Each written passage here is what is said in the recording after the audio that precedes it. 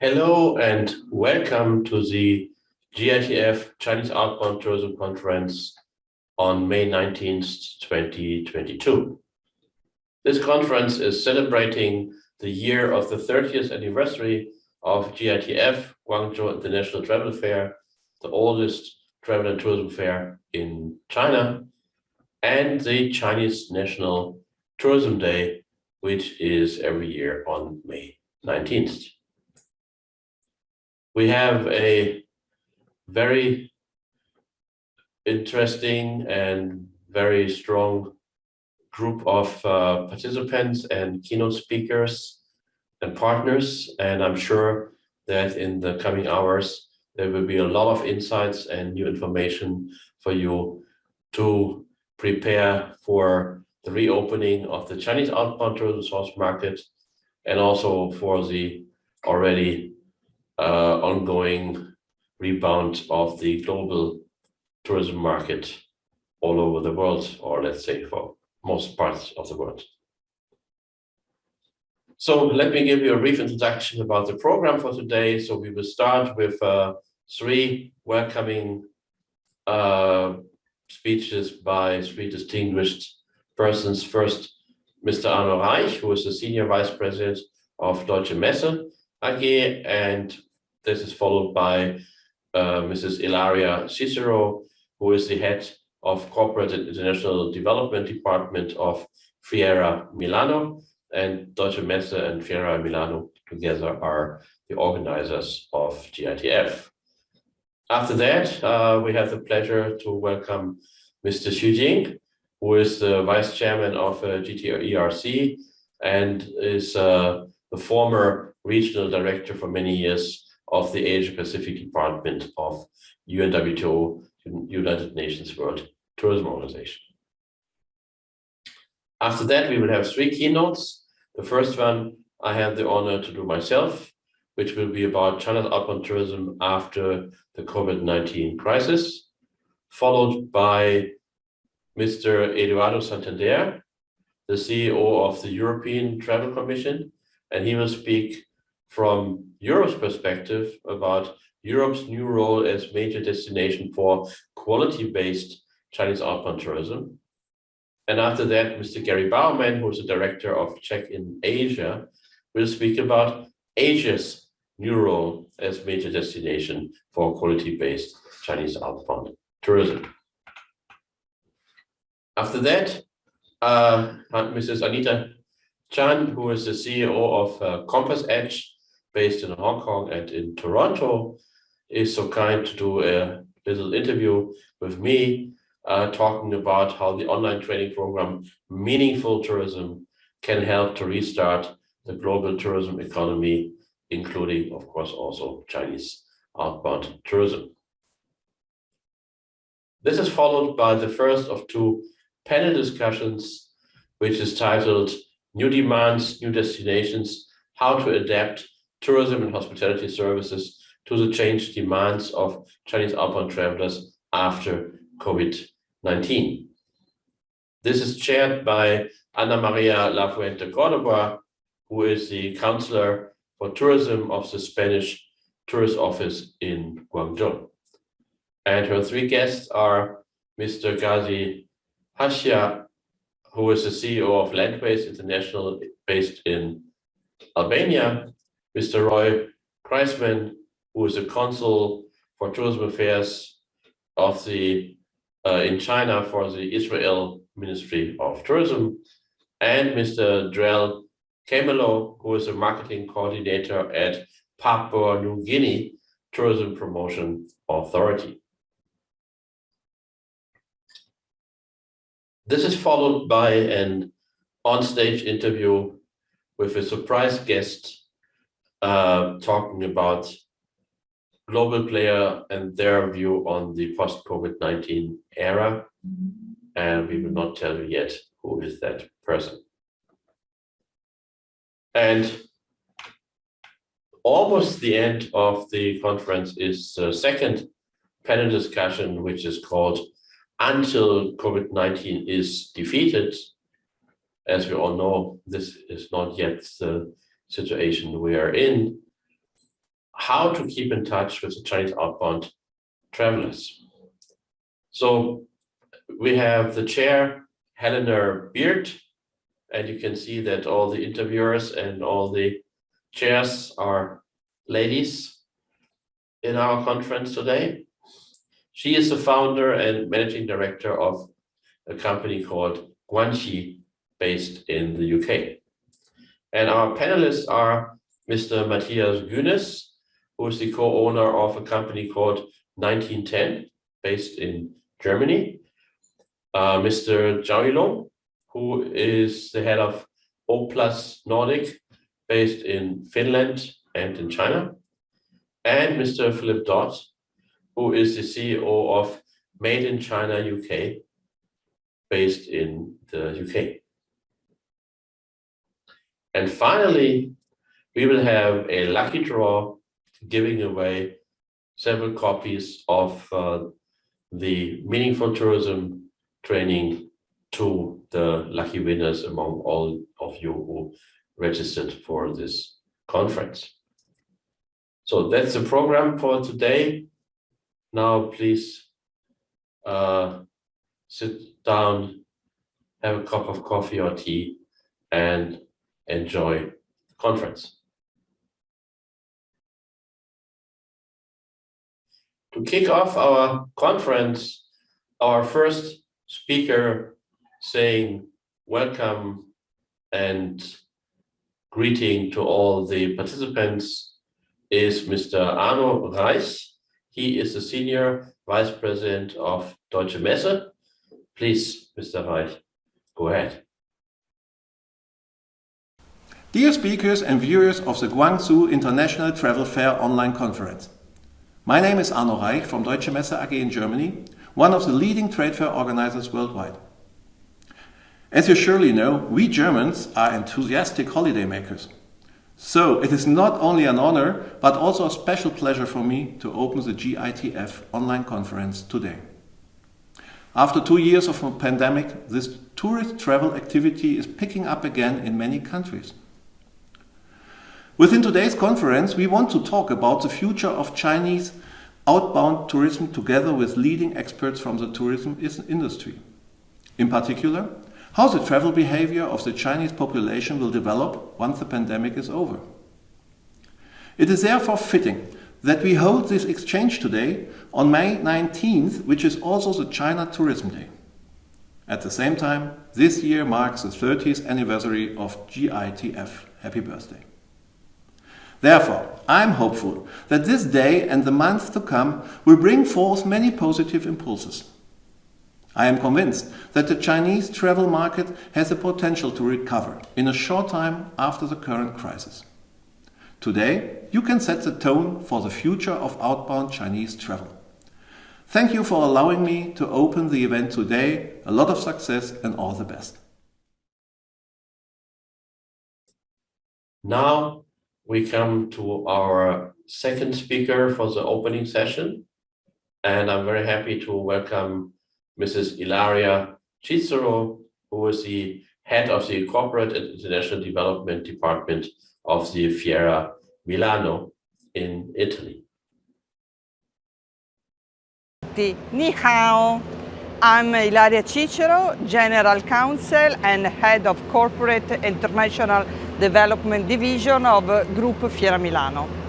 It's my great honor to deliver a speech today on China Outbound Tourism Conference 2022. And I'd like to express my warmest welcome to all the participants today.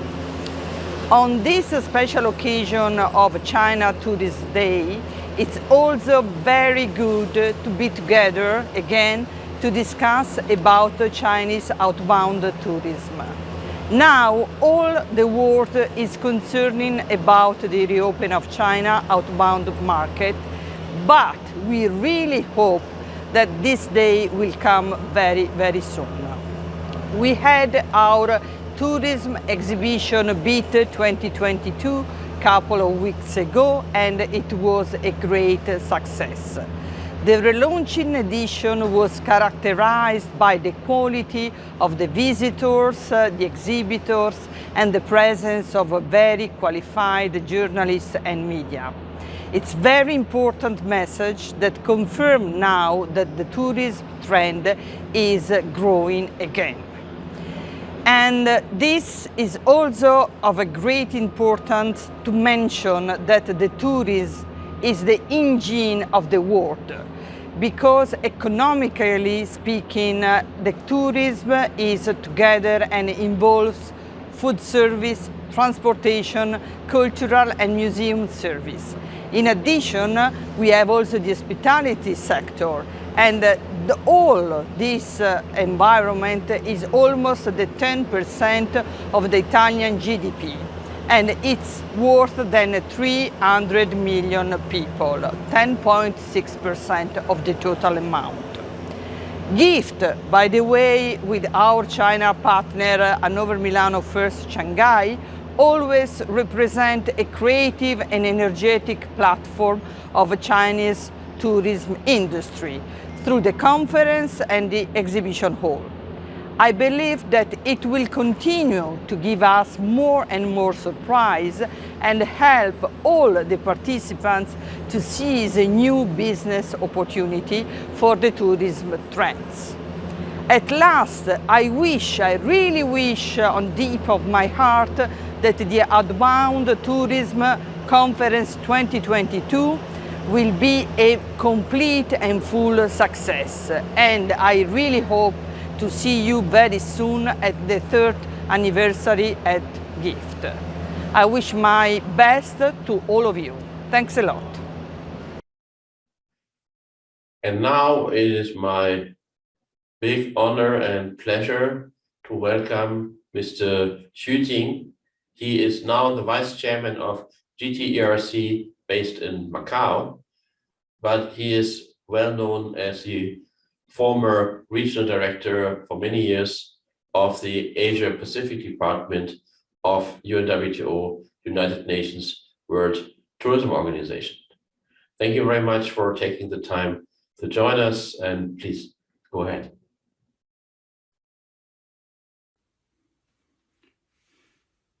Dear colleagues, friends, ladies and gentlemen, first and foremost, I wish to extend my warm greetings to you from the sunny part of Europe, which is Madrid, Spain. I'm pleased to be asked to say a few words of greetings. This event is being held at such an auspicious day of 19 May, which is the China National Tourism Day celebration. It is also within the framework of the Guangzhou International Tourism Fair 2022, which unfortunately had to be postponed till the end of this year. I must congratulate the organizer of this event, because through the organization of this International Tourism Conference, you are sending an important and positive message to the rest of the world during these challenging times. Yes, there are still many uncertainties in front of us. Yes, we cannot start the reopening yet immediately as far as the Chinese outbound market is concerned. But our hope is there and our confidence is there for the eventual recovery of our dear travel and tourism industry. It is this industry that will play an important role in recovering millions of jobs for our society that are badly needed as we speak. It is this industry that will play an important role to bring down the adverse impact as a result of the pandemic. It is still this industry that will tell the world that tourism will be an important tool for peacekeeping and for conflict healing, and for most importantly, for better understanding of peoples.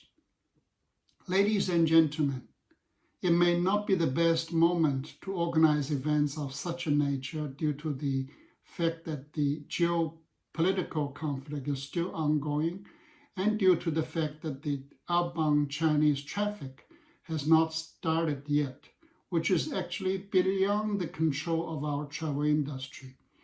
But we must raise our flags high in order to see as soon as possible the light at the end of the tunnel.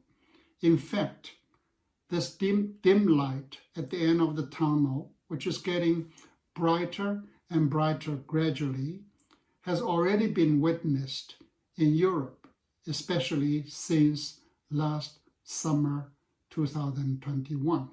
We have witnessed indeed some increasing traffic flow in places like coastal destinations as well as in mountain areas of Europe.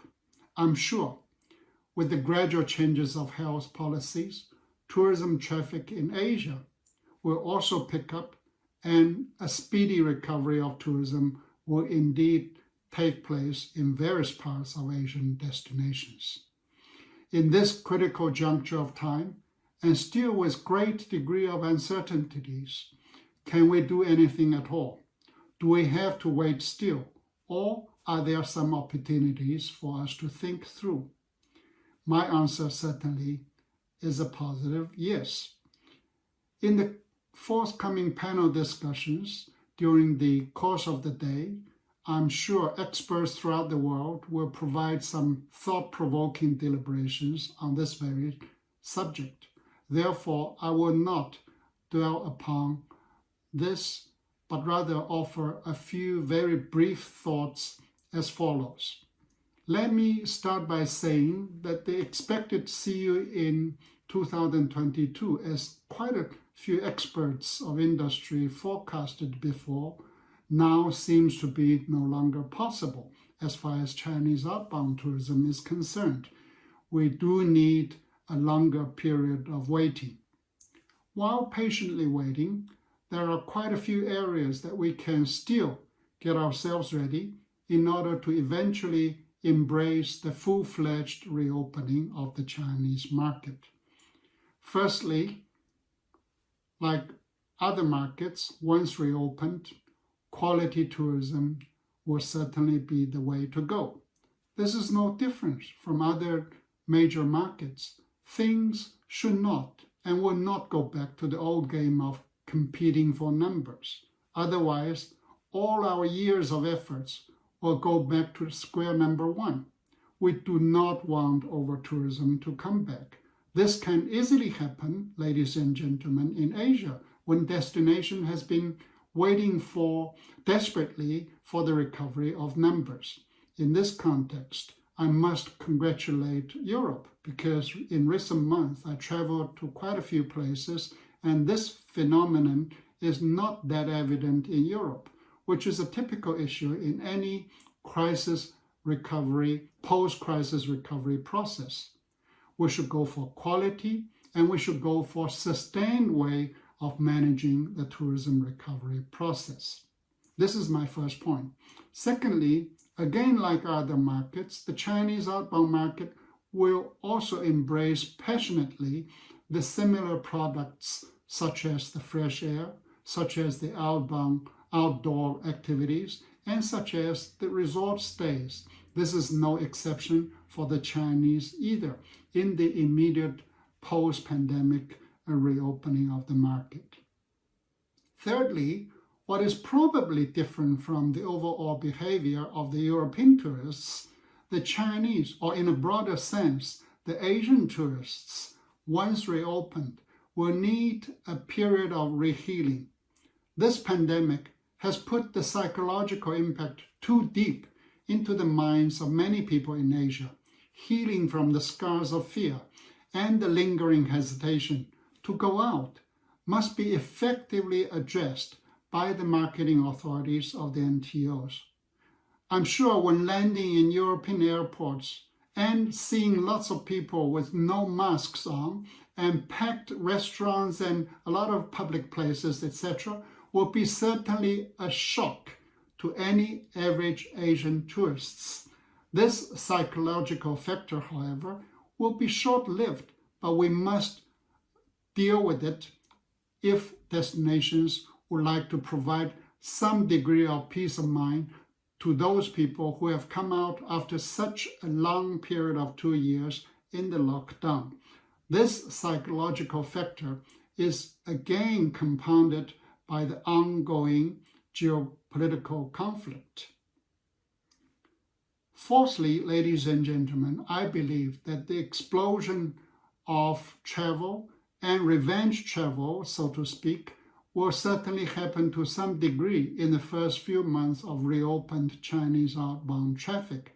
But as a pattern, the first patch of traffic will certainly go first to the nearby places such as Hong Kong, Macau, and most of these ASEAN destinations, as well as to South Asian destinations.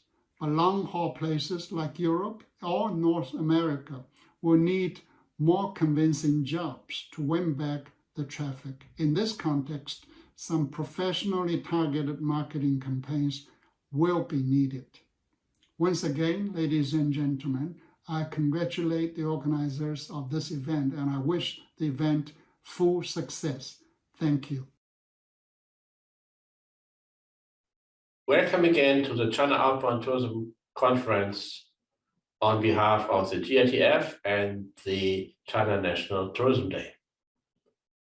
It is my honor to give the first keynote with the topic China's outbound tourism after the COVID-19 crisis, looking as good as possible into the future.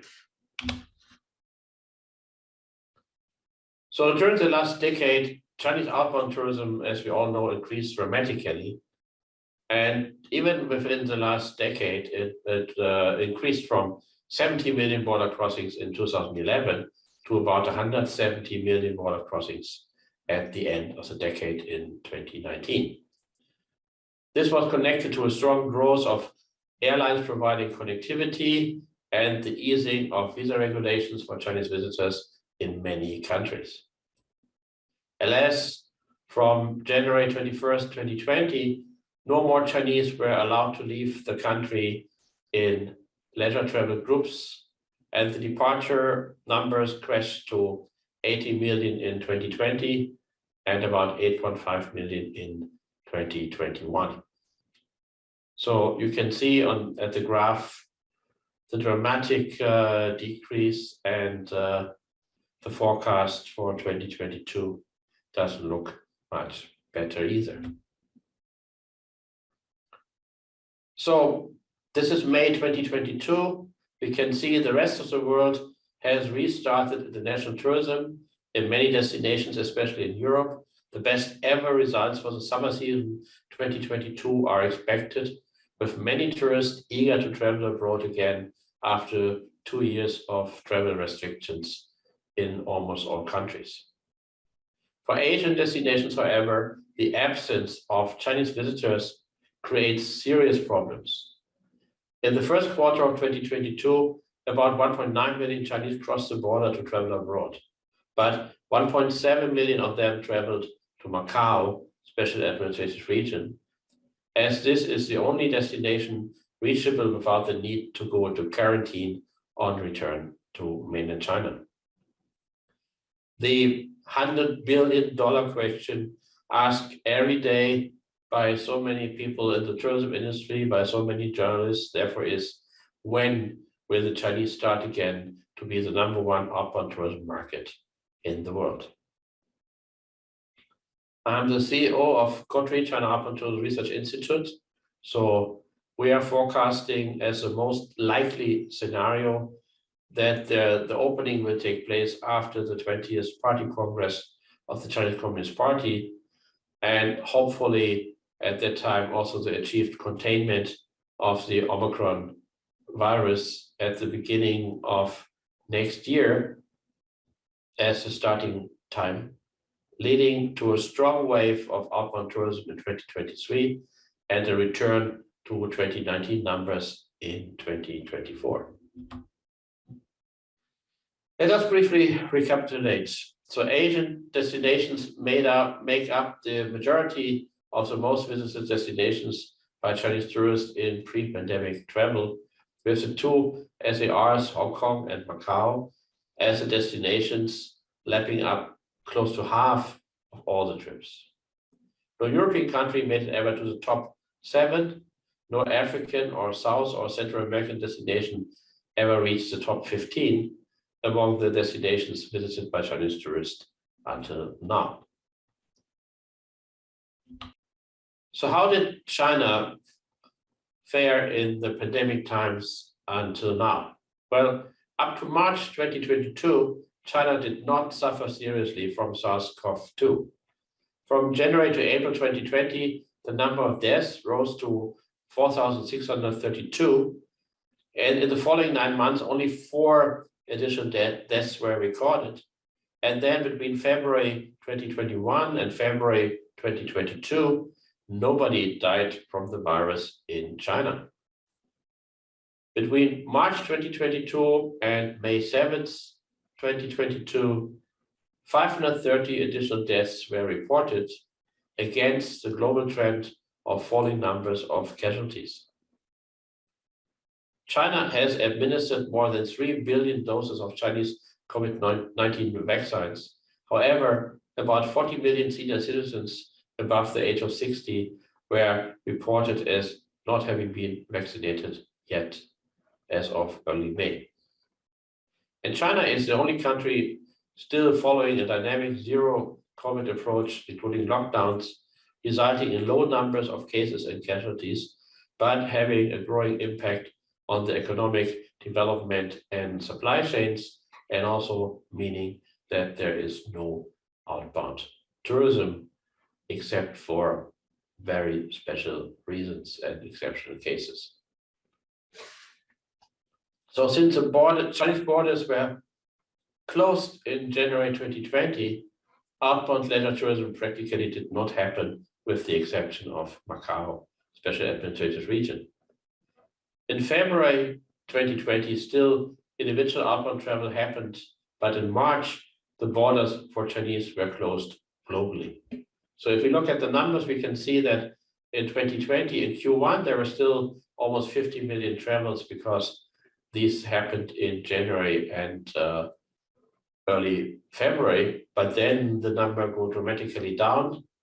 And for 2021, we can see that the numbers are very low, and that travel which is happening is mostly traveling to Macau. And the latest figures we have for the first quarter of 2022, again, we have about 1.9 million border crossings, out of which 1.7 million are just going to Macau. And this development also can be seen in the May holidays, and so the numbers of trips taken there.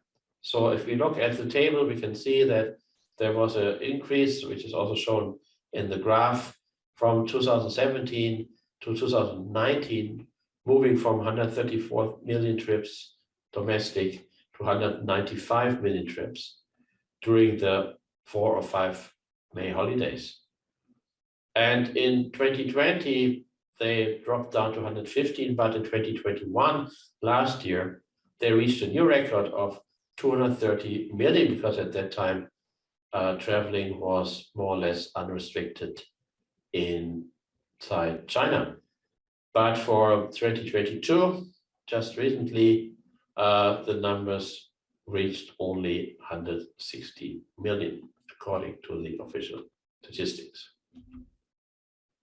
And also we can see the number of domestic air trips starting from the beginning of this year, stayed around 70% more or less during the first 2 months of the year, but then started to drop, and in April went down to just 20% of where they had been for the same days of booking on 2019.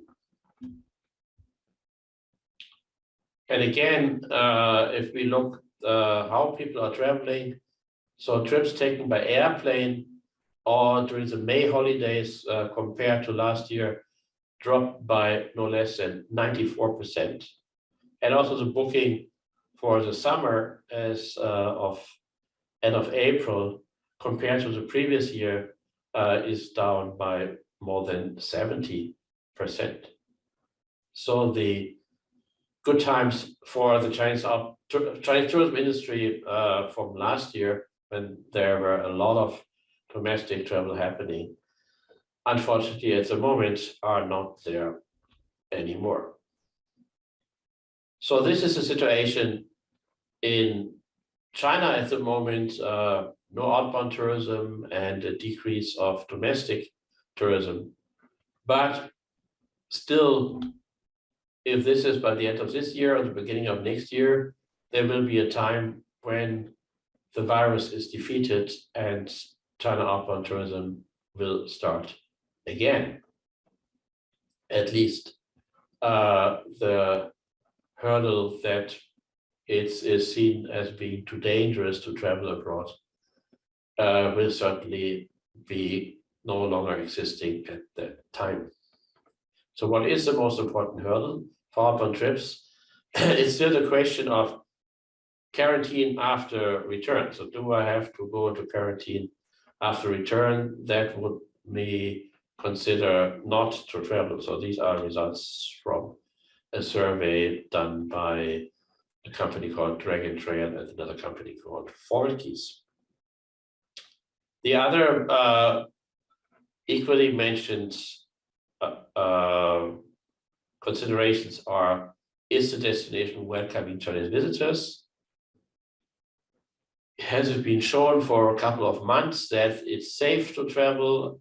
And is it affordable again? Because obviously at the moment, international air tickets are not only hard to get, but they're also very expensive. And the survey also clearly shows that the traditional form of traveling in large mass market package tours is going out of fashion. Less than 10% still prefer that kind of traveling. So 90% want to do it in a different way. And that's based on the growing experience and the growing levels of information, which let the majority to prefer individually organized or customized travel in different forms. And you can see there was a survey in September last year and a new one in March. And the idea of traveling by yourself or in small groups has been gaining further attraction. So what we see, what happened in China during the pandemic, which has also then consequences for the outbound tourism, is that we can see there was a lot of new forms and new demands evolving in the last 2 years. We had the idea of staycation, so a mixture of staying at home or close to home and having a vacation for the first time becoming popular in China. More nature and outdoor activities, we will come back to that. More self-drive trips into the surrounding areas with your own car or caravan. More traveling with family members or friends. So celebrating and enjoying the closeness with your family or with your friends, which was rediscovered in some cases in the difficult times of the pandemic. The wish to visit new and smaller destinations, so not to go to the big cities, and also an increase of prestige for domestic tourism. So finding out how many wonderful places there are in the country, and so no longer seeing this that you travel abroad because you're not rich enough or not educated enough to dare to go abroad, but that this was something rather that you were clever, and also of course you were supporting the domestic tourism industry if you were traveling within your country. So this will be a point which of course will also stay in the mind of the people once the borders reopen. So to give one example for nature and outdoor activities, camping is one of the trends which have developed in China during the time of the closed borders, which is lasting now for almost 28 months. So we can see that 30,000 companies are serving this industry. Half of them were started only last year. The turnover of the camping industry quadrupled from 2014 to 2021, from 7.7 billion renminbi, which is about a little bit more than 1 billion euro, to 30 billion renminbi, which is about 4.3 billion euro. Of course, and this is China, high-tech gadgets, the limited appeal of physical activities and hardship, and the preference for group activities create a different form of camping in China compared to Western countries. Glamping, so glamorous camping, is becoming more and more popular with rather luxurious, easy to set up tents built up together in camps rather than looking for the lonely place at the lakeside or in the forest, as you might see in Western countries. Caravanning with leisure vehicles is also on the rise, reflecting the new interest in activities closer to nature and more self-controlled. So already before the pandemic started, there were changes in the demand side. So there was a growing sophistication of travelers, and this was, of course, based on their growing experiences. There was a growing interest into special interest trips beyond checking the bucket list. And we saw that there were more young and more old travelers joining the middle-aged cohort, which before had dominated outbound tourism. Also, we saw already before the pandemic struck that there were more travelers from second and lower tier cities joining the pioneers from the first tier inhabitants. And more information from fellow outbound travelers and provided by the destination marketing organizations became available. And finally, more technical gadgets became available to overcome language barriers, so automatic translation machines or apps for the smartphone. So when we look at the demand after the crisis, the basic needs and interests remain the same. So the wish to see the world with your own eyes, to sample new experiences, the wish to gain social prestige, confirming your status and your self-image, following serious leisure interests that might be playing golf or photography or architecture or whatever, and also following the examples of peers and of celebrities, of idols. But new ones were added during the pandemic, and we mentioned already more interest in nature, but also in health-related activities, more interest in traveling with other family members or friends in small groups, and more interest not only in new destinations, but in destinations without too many other Chinese tourists. That's an answer we got very often in surveys. And more interest in smaller destinations, and very important change, more interest than before in contact with local culture, authenticity, and sustainability. So we can see that the pandemic has accelerated the change towards a further increase in interest in independent travel rather than package tours. Furthermore, exclusivity like luxury hotels, gourmet private groups, interest in adventure, diving and paragliding, and nature in the form also of outdoor hiking, of diving, of bird photography. All these find interest with different Chinese market segments. So what we call meaningful tourism, tourism which is not just rushing around, taking photos and shopping, will play a greater role in the 2020s, also for the Chinese outbound market as it will for the global market. So who will travel first when the borders open? Well, there will be business travelers, and there will be what is called high net value individuals, so very rich people, and students who are happy to join the universities. So they will probably be the first to dare to travel internationally again. The first Chinese outbound post-COVID-19 travelers will therefore be motivated by business, by family, and by education. And while Greater China and the neighboring countries will benefit from the Chinese travelers' pent-up travel desire, many will actually opt for more exotic destinations.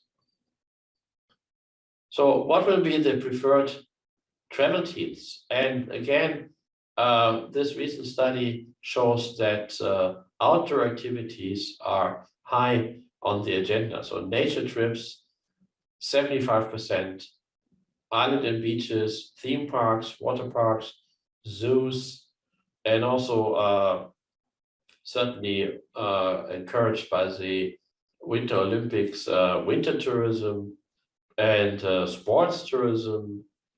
They all are high on the list, and as you can see, shopping is not even mentioned in these preferred travel themes anymore. Also, it's interesting to see that female travelers are more adventurous than male travelers, and they are more willing to start outbound travel again once it becomes possible, and are more willing to try out new activities like staying on the beach or rural tourism. And also they're more daring when it is about trying out new local food. So there are several factors we have to take into account. One of them is the Chinese travelers got richer. So within the last 10 years, from 2012 to 2022, the number of affluent persons in China, which is defined as a income above 34,000 US dollars, increased from 8 million households to 32 million households. So, which is when we look at long distance trips or transcontinental trips, there were about 50 million trips in 2019.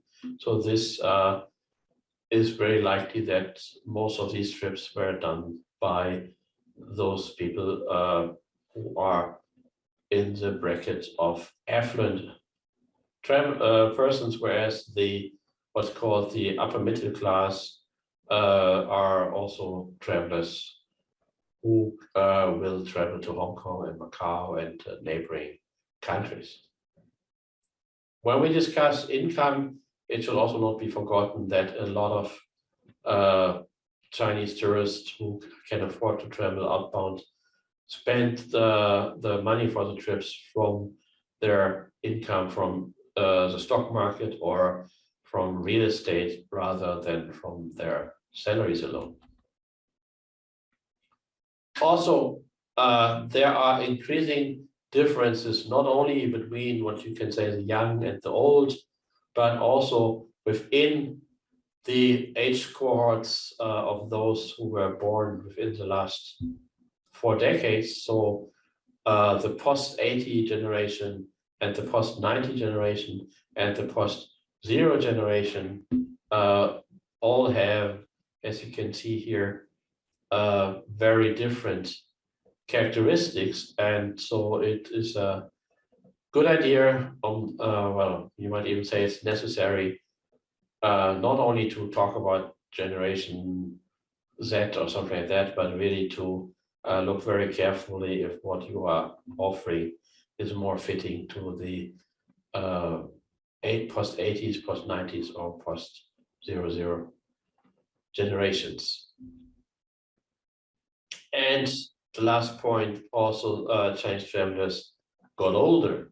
So you can see that thanks to the increased standard of living, the average age of Chinese their life expectancy has increased dramatically, combined with the fact that for a long period of time, families were asked to have only one child, has led to the situation now that we have a growing number of older persons, so persons which are born, let's say, between 1947 and 1962, who are now between 55 and 70 years old. So many of them have still a preference for a frugal lifestyle and will not want to spend lots of money for something like leisure trips. But in many cases, their affluent child is spending money for them on health and culture-oriented trips, or the older people belong to the first generation of successful business persons, which have the opportunity to study overseas and maybe coming back to China and start a business. So people born in the 1960s who now already have passed the 60th birthday. To sum up, what we see is the development of Chinese outbound tourism 3.0. So in 2015, 7 years ago, there was a book published with the title Chinese Outbound Tourism 2.0, and I had the honor to contribute the opening chapter to that. And next month in June, a new book will be published called Chinese Outbound Tourist Behavior, of which I had the honor to contribute the final chapter, which will talk already about Chinese outbound tourism 3.0. So 7 years after 2.0. And that's because the development of China's tourism is so fast. And also, as hopefully we have seen, the situation has been dramatically changed during the pandemic. So the 3.0 wave of Chinese outbound tourists will be eager to travel again abroad. But with 3 years worth of information collected from the internet and social media sources, from talking to friends and exchanging information about lesser known destinations, they will come very well informed and with a very good idea of what they actually want. So the 3.0 wave of Chinese outbound tourists will look for better and more bespoke and more adapted service for products and services which are made to fit their demand and their interest, and this will be different for different Chinese market segments. The 3.0 wave of Chinese outbound tourists will compare international destinations with the destinations back in China they visited during the years of closed borders. Outbound destinations will not be seen as anymore as automatically superior to Chinese destinations. So competition is growing. And the 3.0 wave of Chinese outbound tourists offers chances for new providers and new destinations to enter the Chinese market.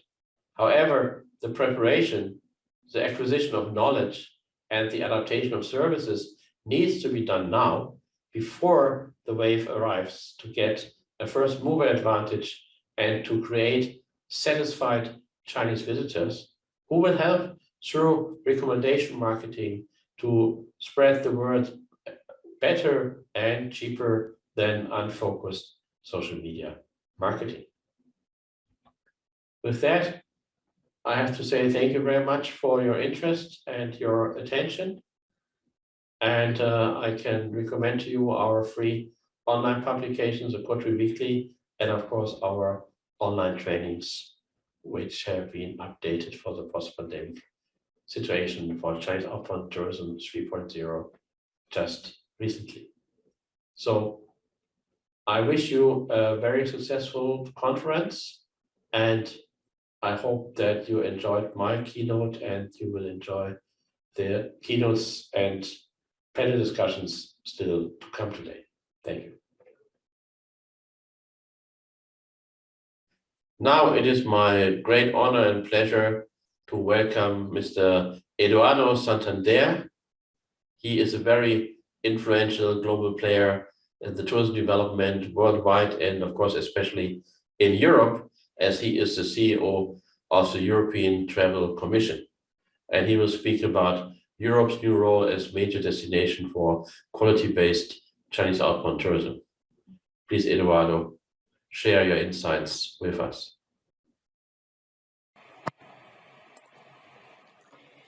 Distinguished guests, dear colleagues, ladies and gentlemen. My name is Eduardo Santander, and I am the Executive Director of the European Travel Commission, representing the national tourism organizations of Europe. On behalf of the European Travel Commission, it is my honor to give a keynote address today at the GITF China Outbound Tourism Conference 2022. First of all, I would like to congratulate you on China's National Tourism Day. Warm wishes from Europe. China remains Europe's major tourism partner, and we cannot wait to welcome Chinese travelers back to our destinations once the epidemiological situation allows. Despite the GITF Guangzhou International Travel Fair being another victim of COVID-19 and postponed until later this year, the conference is still a great occasion for us to discuss the current situation and especially what can be done today to prepare the post-pandemic wave of outbound tourism from China. Many thanks to Kotri and dear Professor Dr. Wolfgang Georg Artl for inviting the European Travel Commission and gathering so many distinguished experts here together. Let me give you a couple of information about the European Travel Commission. We were established back in 1948. Its mission is to strengthen the sustainable development of Europe as a tourist destination and to promote in third markets. Europe encompasses many destinations. Our 34 members tourism boards from all over Europe work together to build the value of tourism for all the diverse European destinations through cooperation in sharing best practice, market intelligence, and promotion. In 2021, ETC celebrated our 10th anniversary since the launch of Travel Destination Europe, visiteurope.com, and its marketing activities in China. Among many activities conducted in China, we're especially proud of the 2018 EU-China Tourism Year, ECTY, which presented a unique opportunity to attract more Chinese travelers to European destinations and off the beaten path. Agreed by the Chinese Prime Minister and the President of the European Commission, ETC played a pivotal role from the outset of the ECTY campaign, complementing the work of the European Commission and the Ministry of Tourism and Culture in China. We roll out a 16-month program of cooperative marketing activities designed to increase the appetite of Chinese free independent travelers, FITs, for discovering new European destinations. Of course, we have to talk about a pre and after COVID-19. Since the beginning of our active presence in China, the last 2 COVID years have been, of course, the most challenging for European-Chinese tourism cooperation. However, our team in China, the ETC China chapter, has been working hard to keep Europe on top of mind. We understand that the recovery of travel from China to Europe will depend on numerous factors from COVID-19 developments, the resumption of air activity between the regions, mutual vaccine recognition, and state travel advice. Now, we also face more challenges to tourism resumption with Russia-Ukrainian conflict. The closure of Russian, Ukrainian, Moldovan, and Belarusian airspace to most European carriers will also impact European-Chinese air connectivity and cause wider economic implications from the sector. Nevertheless, the results of our latest long-haul travel barometer for the first quarter of 2022 from the beginning of this year show that Chinese eagerness for overseas travel to resume, with 57% of respondents enthusiastic to travel abroad. At the same time, based on travelers' understanding of current travel restrictions, the hesitance of whether this would be possible is obviously still very stronger. Despite the current circumstances, the Chinese market remains of huge importance to all European destinations.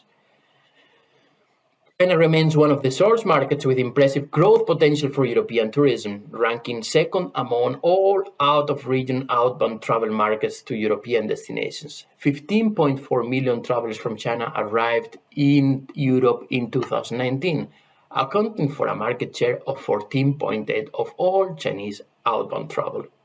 And despite the decline of Chinese outbound travel in 2020 and 2021 due to the COVID-19 pandemic, we expect Chinese arrivals to Europe to recover at an average of 42.1% annually until 2026. Northern Europe, with an increase of 77.9%, will see the largest growth, albeit from a small base. Well, now, our role is not to forecast the future, but to shape it. So looking out into the future, we have to adapt to new trends. Looking towards the future travel resumption, we believe now is the time to invest into deep market and customer behavior research and actively prepare for the recovery of Chinese outbound travel. China was at the front of international travel and it is expected to gradually reclaim its position. European destinations and the ETC China chapter keep working to monitor the market and identify challenges and opportunities to contribute to the strong position of Europe as a favorite travel destination for Chinese tourists. First of all, now we need to prepare to the Chinese post-COVID traveler, especially free independent travelers returning to Europe. We can see there are some habits that we were more influenced by the pandemic and some that persisted despite the ongoing crisis. Chinese tourists always valued travel safety.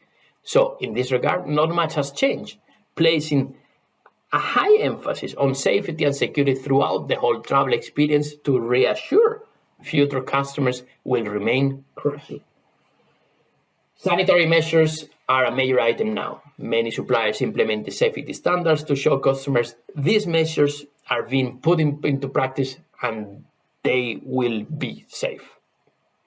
The most important trend we're seeing in the shift from group travel aiming at visiting as many countries at once as possible towards FIT and semi-customized travel focusing on more in-depth experiences.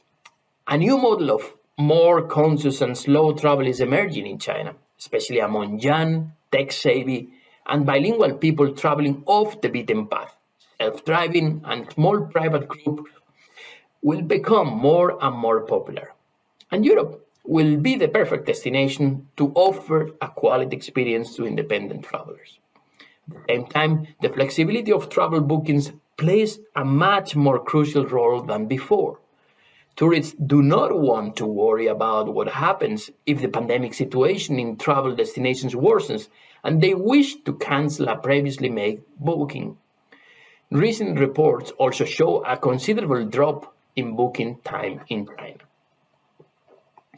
Additionally, Chinese tourists will also want to incorporate natural beauty and remote wilderness into their itineraries. There is a strong development of rural tourism as well. The months of isolation at home and the fear of the virus spreading again will make the possibility to relax in nature and lesser-known destinations cherished even more. There is a clear trend on the Chinese domestic market toward travel to more remote cities, located inland to the west of the coastline, like Chengdu, Xinjiang. When compared to previous years, there is a strong development of rural tourism as well, which is further supported by governmental initiatives aiming at poverty alleviation. Trip.com reported that by March 2021, there was a 300% year-on-year increase in rural tourism trips in China, a huge, massive trend. We, as tourism organizations and hospitality industry representatives, have to catch up with the market and quickly. At ETC, we are working with our members, NTOs, to ensure that Europe is well prepared to welcome back Chinese tourists and cater to these trends. Our global marketing strategy, Horizon 2022, was created exactly with this new type of travel in mind. It focuses on promoting Europe through three passions: creative cities, nature and the outdoors, and history. As opposed to traditional geographic segmentation, a thematic approach means that product and experience rather than destination will come first. The strategy aims at attracting individual tourists willing to immerse themselves in the authentic atmosphere of Europe and experience once in a lifetime adventure. Nevertheless, the European travel industry will have to do its own preparations to better cater to the new needs of Chinese travelers and adjust their strategies. As mentioned before, the changes in travel patterns of Chinese tourists accelerating along during the pandemic, and hospitality representatives from Europe have to first gain a deeper understanding of those developments to then prepare for them accordingly. Travel companies have to come up with itineraries that combine city tourism, traditionally preferred by Chinese, with experiences in nature, allowing for slowing down and taking care of one's health. They will need to adapt their business model to smaller groups, traveling preferably in vans or in private cars, accompanied by a local guide. They will need to be more flexible with their booking policies when cooperating with Chinese partners as well. This is also a time when the lesser-known brands can reposition themselves. What is important for the companies is to be flexible with their activities, listening closely to the market and changes in customer needs, and be bold when introducing innovative marketing strategies. This is a perfect time to experiment with new solutions and see what works for your brand the best. In anticipation of long-awaited arrivals of Chinese tourists, we should all make good use of this time and make sure we are ready to offer them unforgettable memories as usual. This is one of the reasons ETC hosted its first Europe virtual travel trade show last April, to give European companies the opportunity to exchange thoughts with Chinese partners and gain in-depth insights on new travel attitudes. We brought together 126 European destinations and their local suppliers with 274 pre-qualified Chinese buyers for one-on-one meetings to start planning the revival of travel between China and Europe. The entirely virtual B2B event featured industry experts from China and Europe who discuss the future of tourism. We also keep carrying out a series of promotional campaigns in cooperation with our partners, destination and travel brands to keep Europe top of mind of Chinese travelers and tailored to their latest demands. For instance, last year, ETC ran the Wanderlust Wander Europe campaign to promote natural and creative experiences to Chinese independent travelers online. Over 60 Chinese influencers were engaged during the campaign, with their content reaching a total of 165 million page views.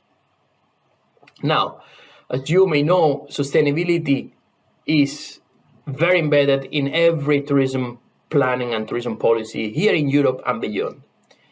Another major aspect we have to focus now is, of course, the sustainable transformation of the industry. Big crises like the one that the travel industry is facing presently usually also bring great opportunities for new business growth and change of paradigm. ETC firmly believes that business as usual is not an option after COVID-19. Reinvention and innovation will be key in the new travel normal. Now is the time to revise our business models and encourage sustainable practices such as focusing on nature conservation efforts or working with local businesses and communities.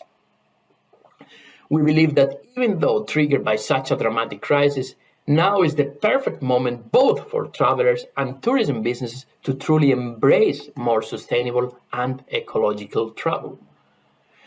Notably, there is also a demand for sustainable travel offers by Chinese travelers. A survey of 30,000 adults in every EU country, the UK, China, and the United States, conducted by the European Investment Bank in 2020, found that 84% of Chinese respondents believe that their own behavior can make a difference in tackling climate change. Notably, a higher percentage than only 72% of European and American respondents. Very remarkable number. Since the COVID-19 pandemic emerged, the percentage of respondents who believed that their behavior could make a difference increased across all groups of respondents. More broadly, consumers are reporting that they are increasingly influenced by ethical, sustainable issues in their purchase decisions. This applies to travel and tourism too, where a number of consumer-driven trends are demonstrating consumers' increasing interest to embrace sustainable tourism practices. Also, according to another research from Booking.com with regard to travel, China is among the leading countries where consumers want to travel more sustainable in the future, 67%, and to support recovery efforts at the destination of their choice.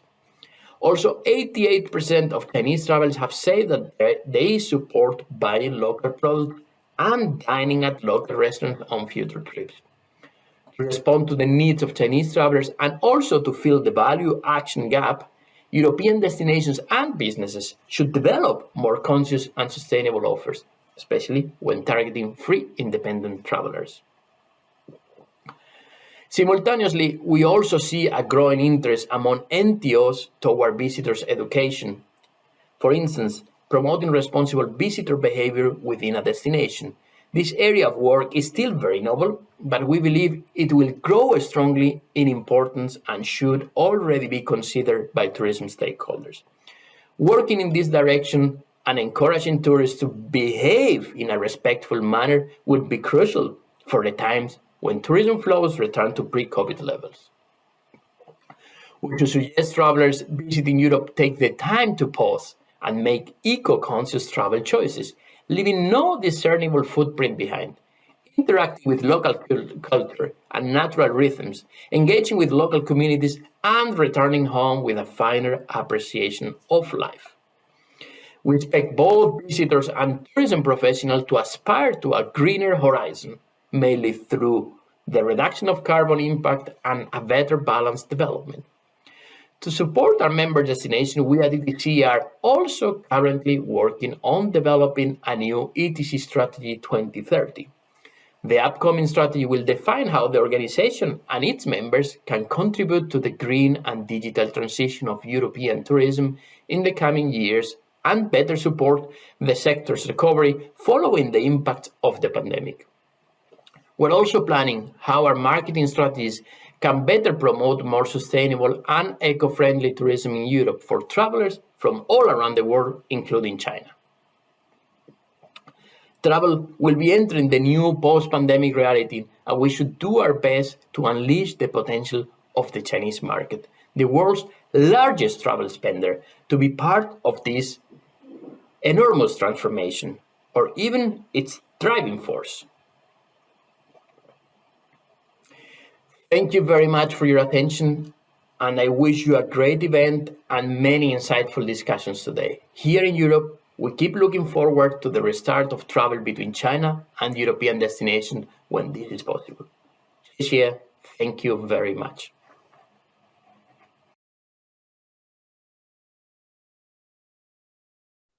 Now we come to the third and last of our keynotes in the GITF Chinese Outbound Tourism Conference held today on May 19th, 2022. And I'm happy to welcome Gary Bowerman. He is the director of Check-in Asia based in Hong Kong, Shanghai, and Kuala Lumpur. And he will have and share with us the Asian view in looking at Asia's new role as major destination for quality-based Chinese outbound tourism. Gary, please go ahead.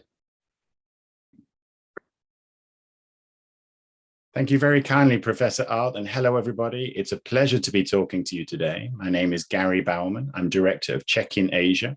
We're a travel and tourism consultancy and intelligence business. We have bases in Kuala Lumpur, in Hong Kong, and in Shanghai. I've worked in travel and tourism in China and across Asia for almost 2 decades. I'm an advisor for the Center of Chinese Tourism Studies in Madrid, and I'm the author of the book, The New Chinese Traveler, Business Opportunities from the Chinese Travel Revolution, which was published back in 2014. So I'm going to talk to you today about the opportunities for travel and tourism for Chinese travelers in Southeast Asia as we enter this new and exciting era of travel after the COVID pandemic. So let me just quickly share with you my presentation.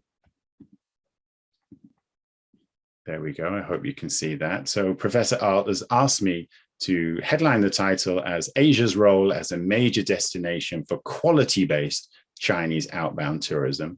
And I said I'm going to focus on Southeast Asia. Now, Southeast Asia is a collection of 10 countries, and together they are marketed under the brand Southeast Asia Feel the Warmth. Good reason for that. We're a tropical destination. We are 10 tropical countries in the southeast part of the continent. Beautiful countries, amazing destinations, incredible diversity. But one thing that the 10 countries have in common is that whenever visitors come to any of the countries, you're guaranteed a very warm welcome. And there you have it. Those are the 10 countries of Southeast Asia. Now, they include two of the world's largest island nations, archipelagos. Those are Indonesia and the Philippines. Mainland Southeast Asia is comprised of Myanmar, Laos, Vietnam. All of those countries have borders with China, Thailand and Cambodia. Then we move down the peninsula to Malaysia and Singapore. And the final island the final country in the constellation is Brunei, a very, very small, beautiful country on the island of Borneo, which is actually the world's third largest island. And it shares that island with Indonesia and also Malaysia. So those are the 10 countries of Southeast Asia. Incredible diversity, magnificent landscapes, incredible wildlife, beautiful cultures, amazing cuisines, so much to see and do for Chinese travelers. And every single one of those 10 countries in the region cannot wait to welcome back Chinese travelers. There you go. There's just a handful of images of some of the things that you can see and experience in our region. Some of those may be familiar. You can see in the bottom right-hand corner, the magnificent modern architecture of Marina Bay Sands in Singapore. In the left-hand corner, you can see the dazzling twin towers of Kuala Lumpur. You can see ancient history there, two beautiful archaeological ruin sites, Angkor Wat in Cambodia and Bagan in Myanmar, but then also shows you the landscapes and diversity. Look at that conical volcano in Indonesia and that reclining Buddha statue. What a magnificent statue that is. Just shows you again, just when you come to Southeast Asia, wherever you turn, there's something different to see and something different to do. A little bit of history, let's go back 2 years. Now, Southeast Asia is not a region that is unfamiliar to Chinese travelers. Over the past decade, it's become incredibly popular. And you look at those figures there, you look at that round pie chart that shows you in 2019, the 10 countries of Southeast Asia received 32.3 million visitors from China. Now that's incredible. Across the region, those 10 countries welcomed 143 million visitors in 2019, and 32.3 million of those came from China. Now you can see that on the graph on the left-hand side, China was by far the largest supplier of travelers to the region, 32.3 million visitors. The second largest was Singapore with 13.79 million visits. The bottom graph is very, very interesting because that shows you just how quickly the arrivals from China into Southeast Asia have grown over the past decade. If you look at 2010, there were around about 15 million arrivals from China into the 10 countries of Southeast Asia, and that's more than doubled in 9 years. So as I said there, 15 million in 2010, 32.3 million in 2019, and that just shows you that Chinese travelers were coming into the region, not just for the first time or the second time, but repeat visits, coming to see once again what the region had to offer. Then there's many good reasons for that. Across the last decade, we saw a huge number of flights by Chinese carriers, by regional carriers, and by low-cost carriers into different parts of Southeast Asia. There were great frequencies. Chinese travelers could come not just from the big tier cities in China, but from cities across the country into different parts of Southeast Asia. The flight times are pretty short, and it's a great region to travel during festive holidays, There's a lot of shared culture, and the region was really experiencing year-round arrivals from China, which is, relatively rare. And, every single country, as I said, is looking forward to the future when Chinese travelers become once again part of the tourism landscape across our region. Now, the COVID-19 pandemic has halted travel like it has in large parts of the world for almost 2 years. Most countries in Southeast Asia had long travel bans. Each government took the COVID pandemic extremely seriously. There were huge public health and wellness campaigns to make sure that the virus was managed as well as possible to contain the exposure of the people, to keep hospitalizations down and try to prevent as many deaths as possible. In the region, everybody has taken the virus itself very seriously. People wear masks. Everybody washes their hands very, very regularly throughout the pandemic. And health and safety I think is going to be a very, very important part of travel and tourism going into the future. When you arrive into the region now, you'll see airports, or you'll see in your hotel, or you'll see in transit, or even in public spaces. You'll see that people still social distance. You see there are strong protocols in place, particularly in hotels and airports, to keep people safe, to make sure that the virus doesn't transmit anymore.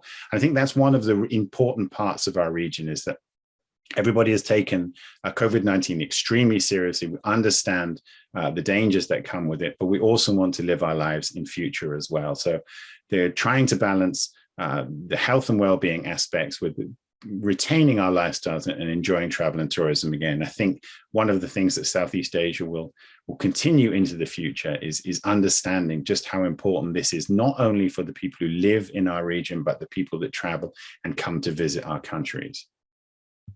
Now, although travel and tourism was on hold, really, we had domestic travel and tourism in most countries, but international travel was really on hold, certainly through most of 2020, most of 2021, and even in some countries into 2022 as well. Now, the region is back open.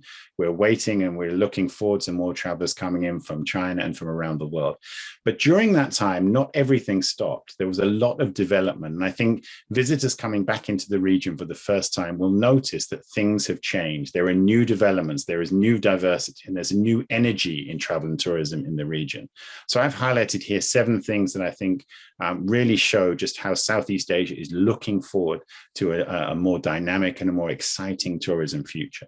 Now, number one of those should be familiar to people in China: the Kunming-Vientiane high-speed railway, the China-Laos railway, which opened at the end of 2021. That travels from the city of Kunming through the north part of Laos, which is a beautiful country, to the capital Vientiane.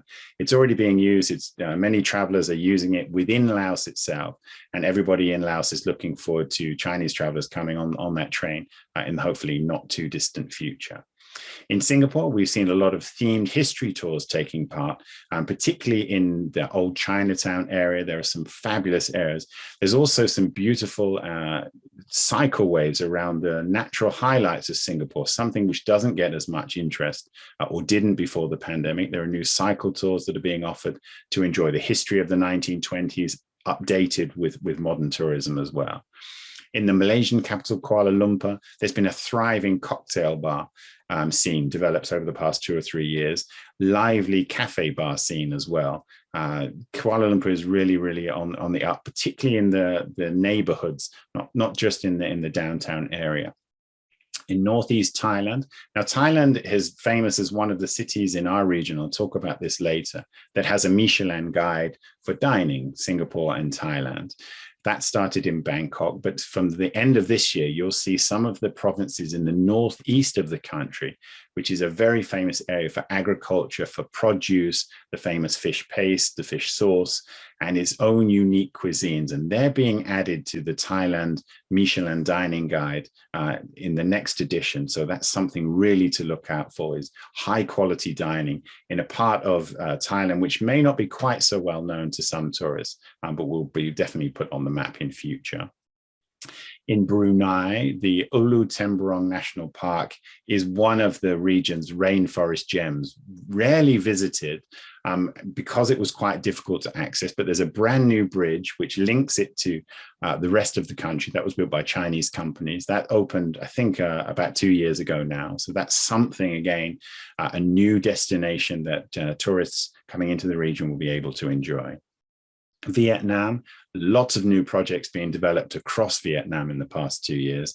And one of those opened at the end of April this year, which Vietnam claims to be the world's longest glass bridge, known as the White Dragon Bridge. That's going to attract travelers from around the world, and no doubt from China too.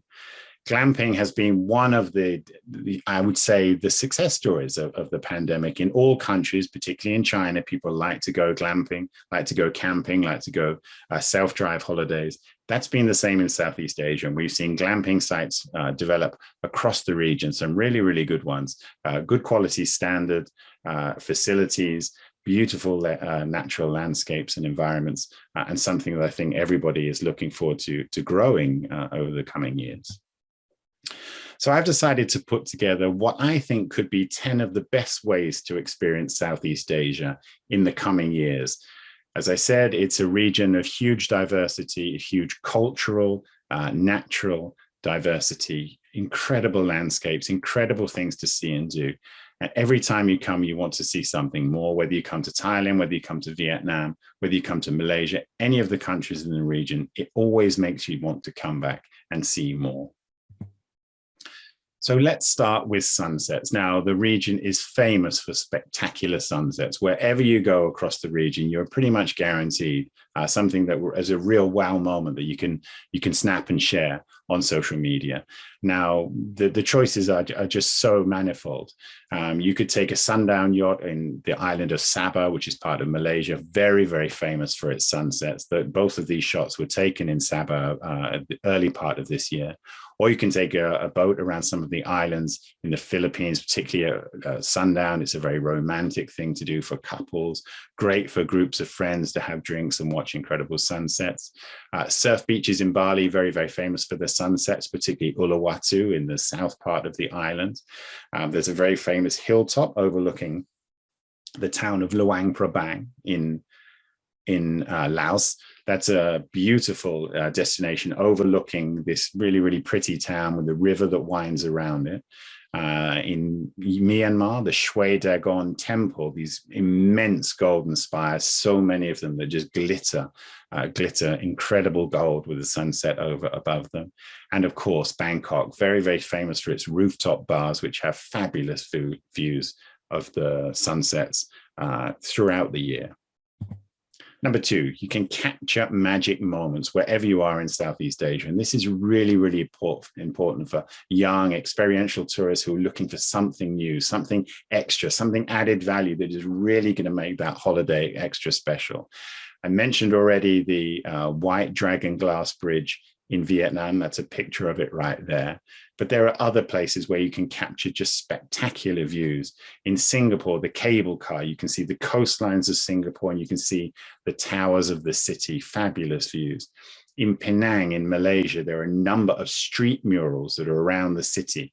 Now, these are fabulous because you can actually, they're great for taking photos with, but they also, each one highlights a unique part of the culture of that city and how it developed, individual roads, individual parts of the city, and the Chinese history there as well. Many Chinese businessmen came to Penang and developed their businesses in the city. And those stories are told on the street walls.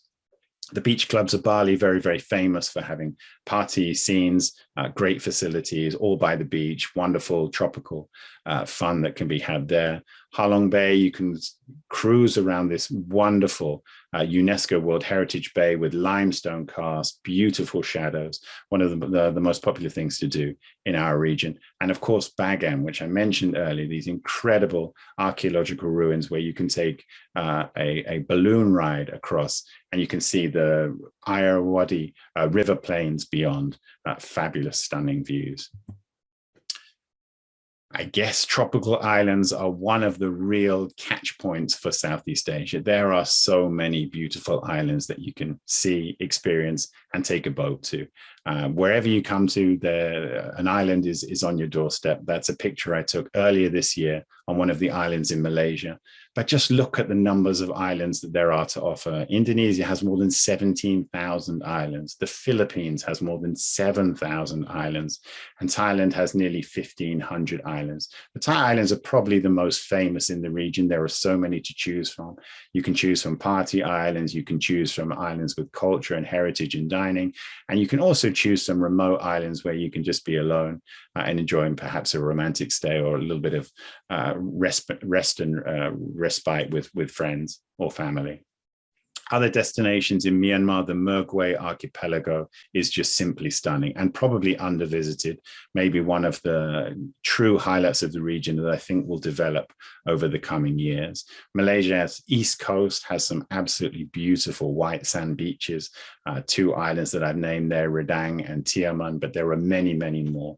The same in Cambodia. Cambodia is not perhaps so well known for its islands, but there are some beautiful offshore destinations that really capture the spirit of the region. Number 4, discover delectable dining. One of the highlights, I guess, whichever country you go to in Southeast Asia, the local people will tell you that their food is the best. That is, the best in the region is the most diverse, it's the most flavorful. In some countries, it may be the most spicy, it may be the most pungent with herbs. Whichever, you take the region as a whole, and it is one of the world's great dining destinations. You can travel from Michelin-starred cities, as I mentioned earlier, Singapore and Bangkok. Street foods are everywhere. You can have snacks in small roadside kiosks. You can find them in towns. You can find them even by lakesides and also in the cities as well. Amazing street foods, such diversity from Thailand to Vietnam to Malaysia to Singapore to the Philippines to Indonesia. Just incredible food. And very popular, of course, with Chinese travelers is the super fresh seafood. Wherever there is a beach, wherever there is a coastline in Southeast Asia, there is absolutely super fresh seafood, cooked fresh, usually in the place that it's caught. Incredible. And that's the reason that it's so popular, not just with Chinese tourists, but with travelers within those own countries as well, and from around the world. And because of that, travel and tourism, gastronomic tourism has become a real highlight. It's been something that countries are really trying to promote, to make their destinations, to add value to them. Vietnam is one of those. In the past few months, it's developed a culinary map, an interactive culinary map, which is available online. And Vietnam invites people from around the world to snap and to share videos and photos of the street snacks or the meals that they enjoy in Vietnam, and to help create this interactive culinary map, which is going to be shared with people around the world. Cambodia as well. Cambodian cuisine, perhaps not quite as famous as Thai cuisine or maybe Vietnamese cuisine, but absolutely stunning, incredible herbs, incredible spices. And the Cambodian Tourism Board, just before it reopened earlier this year, commissioned a series of videos called Taste of Cambodia, where they take different ingredients from different parts of the country and highlight not just the flavors that are created in those parts of the country, but also some of the things that you can see and do, whether you're in Phnom Penh, whether you're in Siem Reap, or whether you're in the northeast of the country, Tonle Sap Lake area. Just incredible fresh food in Cambodia. Get active amid stunning nature. Again, one of the most interesting things about this region is there's always something new to see and do, and most of it is in a spectacular setting. So whatever it is that you want to do, I think that picture really captures, there's some zip lining there in just an incredible rainforest destination. There are river valleys where you can go river tubing or kayaking. You can do cycling, particularly in the northern hills of Vietnam is very, very popular. Cycling actually has become one of a very, very popular pursuit across the region during the pandemic. And you're seeing new cycle tours and new cycle routes in most countries. Vietnam, probably one of the most famous. You can trek volcanoes, particularly in Indonesia, some incredible views, beautiful conical volcanoes.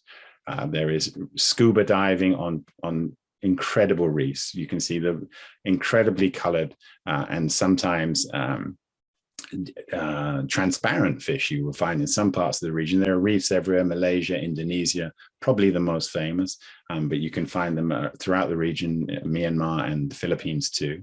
Zip lining, as I mentioned there, kayaking, very, very popular. Surfing, obviously, is usually connected with Bali. It's one of the world's greatest surf spots, but kite surfing also very interesting. And that's developed recently in Vietnam, and that's actually been very popular with Chinese tourists before the pandemic. Drive your own adventure. Now, self-drive tourism has become part of the landscape around the world, really, when we've been traveling in our own countries domestically because of the pandemic. Chinese tourists before the pandemic were known for being popular self-drive tourists in countries like Australia, in New Zealand, in the UK, in the United States. And I think in future, we'll see more self-drive tourism in Southeast Asia. It's not really been promoted very much by destinations in the region. Huge opportunities, huge numbers of roadways, highways, and coastal freeways are being built across the region. And in future, these will offer new opportunities for travelers, domestic travelers, international travelers, and people who want to get off track, create their own itineraries, and drive into the wilderness and make their own memories. Some of the opportunities, well, Thailand has announced that over the next 10 years, it's going to create a whole network of self-drive tourism routes along the Gulf of Thailand, across the Mekong River, and in the Khao Yai Mountains. There's the China-Laos Highway, which enables travelers to drive through much of the beautiful country of Laos. Vietnam is also building out roads, particularly in the highland areas. There are some stunning views that go right down across the coastal plains, beautiful country. And Cambodia too is also accelerating its build out of roads to make self-drive tourism more amenable, more accessible, and perhaps more popular with travelers coming to the country after the pandemic. Engage with local cultures. Another real highlight for coming into our region is just the diversity of different peoples that you will find in every corner, in every part of these 10 countries that make up Southeast Asia. There are great ways to actually engage with communities as well, and particularly in slow tourism and meaningful tourism ways. So you will find that there are new community tourism initiatives. These have been developed to help local cultures to preserve their own heritage, but also to make economic value out of tourism, and also to protect and support environmental growth as well. Some of the parts of the region where ethnic minorities live are extremely beautiful, quite inaccessible as well. So trying to find new ways to make tourism available and beneficial for everybody, whether that's the local communities, whether that's the environment, and whether that's, of course, the travelers themselves, trying to make things more meaningful, more experiential, but also sharing the benefits as well. We've seen a growth of farm tourism, agricultural tourism across the region. It is known for growing everything from tea to rice to tropical fruits, incredible vegetables, spices, and herbs. There's so much agriculture across the region. You can see these incredible rice paddy fields in Indonesia, in the Philippines, of course. A great way to experience that is to go and hands-on experience of learning local cooking techniques, how ingredients are actually prepared, and actually see where they're nurtured and cultivated as well. In countries like Malaysia and Thailand, durians, the king of fruits, popular with Chinese tourists as well. Some of the plantations open up their plantations during part of the year for tours, so you can actually see how durians are grown, how they're cultivated, and also how they're packed and shipped to other countries around the world, of course, including China. And an interesting new asset that came over recent months is eco-bombing. Now, this hasn't really taken off yet as a tourism activity, but in parts of Vietnam, young people are working as volunteers to help reseed areas of the country in the highlands that have been deforested. So they are throwing these seed bombs of organic fertilizer and organic material, seed bombing and throwing them into areas that need to be regenerated. to try and help the reforestation of parts of the country. Now, although this has so far only been for NGOs and volunteer groups, there were talk towards the end of last year that this could be something that would be developed for small tour groups in future. And that is a real great way to explore and to see different parts of a country that you probably wouldn't otherwise be able to get and visit, and also to help protect the environment. Learn from local influencers. Now, we know before the pandemic that local influencers, key opinion consumers, were very, very important in growing tourism, not just from China, but from other countries around the world. And during the pandemic, what we've seen as travelers in each country have been really only traveling domestically, we have seen a rise of influencers. We have seen young people exploring their own countries in different ways that they didn't do before. Perhaps they were traveling overseas more before the pandemic, but now they've had the opportunities to go and see their own countries, and they're sharing their experiences, and they're influencing younger people and people of all ages, actually, to go and follow in their footsteps and see different parts of their own countries. Here are just 4 examples. The Purple Top Hill, which you can see there in Vietnam. It's famous each year for these beautiful purple blooms that come out once a year. But this year it became a real destination for selfie shots of young friends, weddings, also proposals, marriage proposals, and also family shots as well. Very, very picturesque. Sekin Chan in Malaysia is an area very famous for. There's a part of the sea there is very, very flat. It's like a lake, and it's like a mirror. So people go there and take images of Sekin Chan because it basically reflects their image almost like a flatboard mirror. Very, very popular with influencers. Photographer trails in Laos, there were a group of photographers and videographers did this incredible, I think it was 9 or 10-day trip into the wilderness of Laos. They traveled by 4-wheel drives and by off-road motorbikes, and they documented their travels, saw some incredible things that normally are inaccessible, beautiful parts of the country, incredible, spectacular wilderness, and really, really rare wildlife that they encountered. And I think, some of those destinations that they visited will be promoted in future as tourism destinations. Vegan dining in nature in Vietnam is quite interesting. It's a small paddy field. There's a very, very small kiosk there. An elderly couple who actually have been serving vegan food for several years. But during the pandemic, when more people were visiting, it became a real hotspot for enjoying nature, enjoying local organic and healthy foods, and also taking shots of some stunning backgrounds as well. Number 9 in our reasons to visit Southeast Asia are just the vibrant cities. We have some incredible cities for people to come and enjoy. These cities were popular before the pandemic, and they'll be very, very popular again in future. So the city names like Bangkok, Singapore, Hanoi, Kuala Lumpur, Phnom Penh, Yangon, they have developed and changed over time. We've seen new scenes and creative culture, particularly among young people in all of those cities. And those are just the kind of principal cities in each country. There are many, many more cities across our region that are diversifying, that are flourishing, and are really, really enjoying the way that they've developed tourism for domestic tourists. And they want to share that with Chinese tourists and travelers from around the world now that Southeast Asia is reopened once again. And our final reason to visit Southeast Asia, well, that's to see history come alive.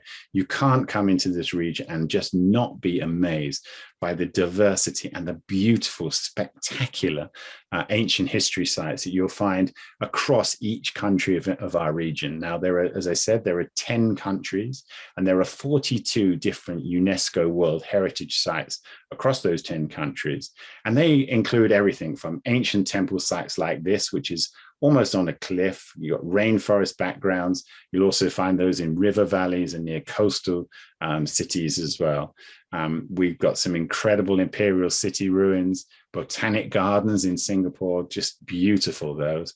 Rice terraces in the Philippines, just stunning. One of the most incredible photographic shots you'll get. And limestone casts as well, as I mentioned earlier, in Ha Long Bay. Taken together, you will just see history come alive in front of your eyes.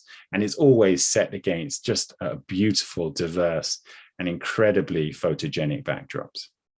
So just before I finish, those are my 10 reasons to visit Southeast Asia in the coming months. And I think Southeast Asia will welcome back Chinese tourists to all of those different opportunities as Chinese travel comes back into the region. But there are two countries I just want to highlight because I think they are less known than some of the more popular destinations such as Singapore, Thailand, Indonesia, maybe Malaysia as well.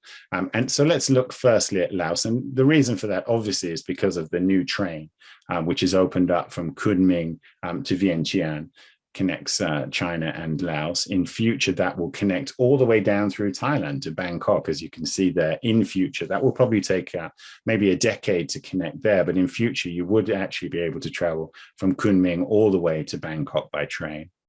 But this northern part of Laos that you can see there, from Vientiane through Luang Prabang, Vang Vieng, right up to Boten on the border, there are some stunning situations and landscapes to see. There are several stops along the way. Travelers can enjoy so much on that route. There's also a highway, as I mentioned earlier, through that part of the country as well. And this is really going to open up Laos, which is a spectacular landlocked country, to offer new tourism opportunities for people from China, but also tourists coming into the country from other countries will definitely take this train.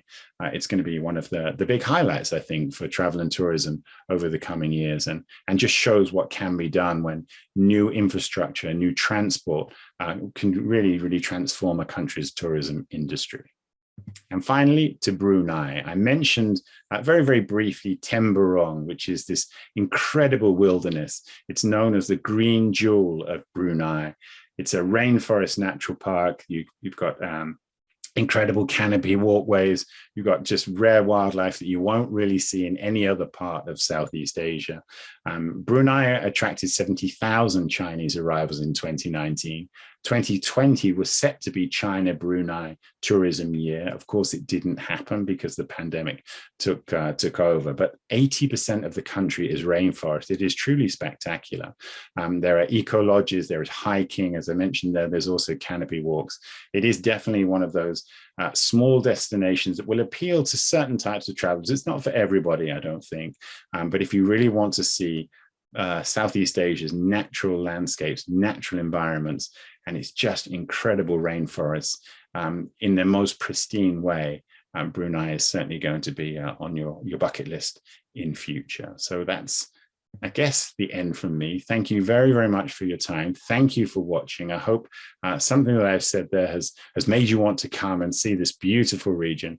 If by any reason you want to learn more about any of the countries in the region, please feel free to drop me a line, drop me an email, and I'd be happy to tell you more about what there is for Southeast Asia, for Chinese tourists and from travelers around the world.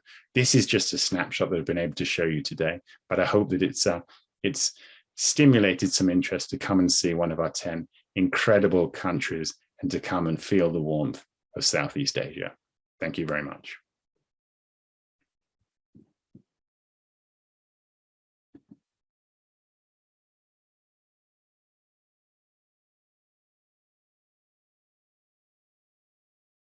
Hello, everyone. This is Anita Chan, CEO of Compass Edge. Compass Edge is an award-winning MarTech agency providing online branding and marketing solution to hotels and overseas tourism operators worldwide. And today, I have Professor Withgen here with me. Professor Withgen is the CEO of COTRI, China Outbound Tourism Research Institute. Hi, Professor Withgen. It is my honor to switch seats and to be on the interviewer side to interview you this time. I remember, Anita. So I'm happy that you find the time and to do this little interview with me. You're welcome. I remember we met in June of 2019 in Hong Kong, before you took the fast-speed train to Guangzhou at the time. We had a great conversation, and then, suddenly you proposed me and say, oh, why don't you write an article and make some predictions on China outbound tourism trends for 2022? So, like me, okay, I would do it. And then God only knows at the time how wrong I can be, because, COVID hits in 2020 and now we're in 2022. So we all know what it is today. So, but when I look back at my article, one prediction that I made is still quite true. is the way that people travel, the lifestyle type, the meaningful type of wellness travel. So, but at that time, I'm still focusing very much on the customer side, more like responsible travel and sustainable travel. How does meaningful travel different from responsible travel and sustainable travel? Yes, so I can remember very well that meeting in 2019, and of course, well, everybody has been wrong, and nobody saw this coming. Yes, so from our side, of course, so one of the reasons why we were developing this meaningful tourism paradigm is that well, in the last 2 years, of course, there have been lots of discussions and lots of people saying we need a new form of tourism. And of course, they are right. 2019 was the year where everyone was discussing over tourism and stuff like that. So it was not perfect times, and climate change is a big issue, and so on. And so, for instance, Dr. Taleb Rifai, the former Secretary General of UNWTO, he also said, well, we have to move towards a new form, a better form of tourism. But two things. One thing is, well, if we look at the development today, it seems everybody's happy to go back to where we were. So I see advertisements, you can fly. I'm here in Hamburg, you can fly from Hamburg to Mallorca, where all the Germans are traveling to for 25 euros. And you see the cruise ships again, bringing thousands of people and onto small places without spending much there, but well, overwhelming the local population. So and there is not much new things happening, and as you said, the idea of sustainable tourism and responsible tourism is very good and very valuable and necessary. And we're not saying that meaningful tourism is instead of that, but that meaningful tourism has a broader perspective, because a lot of these discussions were always about we are the travelers, so we are the responsible persons. We know how to behave, and we try to have a smaller ecological footprint and to respect the local culture and so on. And then over there are the tourists. So these are the bad guys, the stupid guys. And if only the tourists would understand how they should behave, then the world would be a better place. So that's why we talk not about meaningful travel, which is again the customer's perspective. How can I have a nice experience when I'm traveling? And that might be volunteering to help the local people, but it's still something for you. So meaningful tourism is the idea. This is something for all the stakeholders involved. And that is, of course, the guests, the host communities, but also, and they're very important, the employees working in the industry, which have not been much looked at before. The companies which need to earn money to survive and to reinvest. The governments who can use this as create jobs and also get taxes and maybe use this for regional development. And of course, the environment, so the future generations, that they can still enjoy what we have today. And so that's the idea, is that it is not only by telling people that is how you should behave, or telling them you're a bad person if you do something else, but also clearly saying, what are the benefits? So how can you organize this in a way that everybody from a quality approach gets higher satisfaction, higher benefits, so that people are saying, okay, I understand that I have to change my behavior, or I have to spend more money, or something like that. But that all the people working in the industry say, okay, I like my job. I'm not just doing it for the money.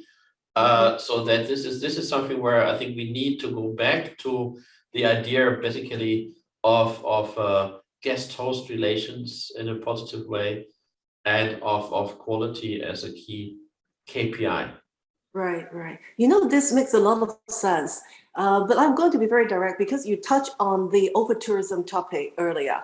I hate to hear over tourism, from a lot of people, even cab drivers on the street and say, oh, I do not like that type of tourist because, it's causing problem, da, da, da, da, da. So, now it seems like, right now nobody cares because everyone wants business back, everyone wants the money. But if, everyone start traveling, like you say, the revenge travel really takes off. And especially when China borders reopen, that the floodgate open and everyone's beginning to travel again. That over tourism issue is going to come back. How can meaningful tourism get us out of this loop and get us ahead? Because I really don't like to hear people talking about, oh, Chinese tourists, I don't like them because they are causing problem. They are over tourism issue. This is exactly the key point we have to look at. And this is connected to one topic, which is the elephant in the room in tourism, has been for a long time, which is seasonality. So as long as people are accepting that there is seasonality, there is, you have in many areas, tourism only for 6, 7, 8 months a year, and the rest of the year, the hotels are empty, the people have no jobs, so you can't keep your employees for 12 months, and you can't train them and develop them because they're only there for a period of time. And and this is based on the idea that we have one product, which might be the beach or something related to the weather, to the seasons, and that's it. And also on a spatial level, we have the tourism hotspots, the places which are worthy to look at. So in German, the word for site is Sehenswürdigkeit, which means a place worthy to look at. so that is exactly this idea. Whereas of course there is something interesting everywhere, and so if you look, what can you offer, and that can be also events and learning something and trying something out of the local culture in many different ways, and you look at the right customer group who is interested in that, then you can get out, or at least go to much lower levels of seasonality, and this will solve a lot of the problems. So because if you look at Barcelona, already now people are complaining, Las Ramblas are fuller than ever. But if you look at Spain, Spain is not full. So you in the summer at the beach, people can't find a place for their 2 feet. But you go 20 kilometers inland, it's empty. So therefore, if you can, so you need to have a better distribution in time and in space of the tourist. And you can do this when you say, okay, Northern Europeans, maybe they go to Spain or to some beach in Malaysia or Thailand, because they want to have the sunshine in the summer. But there will be other people, if you say, okay, you can learn a local arts and crafts stuff, you don't need sunshine for that necessarily. You can do it. You don't need to be directly at the beach for that. So and in many places, those people who are not living in tourist hotspots have more been able to conserve the traditional culture and not yet so much disneyfied, and so probably you find the more authentic experiences there. And this is I think this is a key point where it is I would say partly it's laziness. So the tourism industry has been growing and people have been earning money with their main customer group. But they have not been looking very carefully, okay, what exactly do they want and what other people might want, where I can sell some other parts of my country of the year. And of course, it's also the chance is better now because we have, you mentioned the Chinese visitors, of course, our main topic. You have more tourists from different source markets. It's not only Europe and North America and maybe Japan, but a quarter of all the international travelers are now non-Western people. And this has been growing and will continue to grow. So for this, for somebody living in Hong Kong, sunshine is not an issue. You have enough sunshine in Hong Kong. So it is rather some local culture, which is different from what you have in Hong Kong, which is what is drawing you. And this can be at different parts of the year. So that is something where the idea give benefits to everybody involved, to the whole country, so to the whole destination, not just to a few places.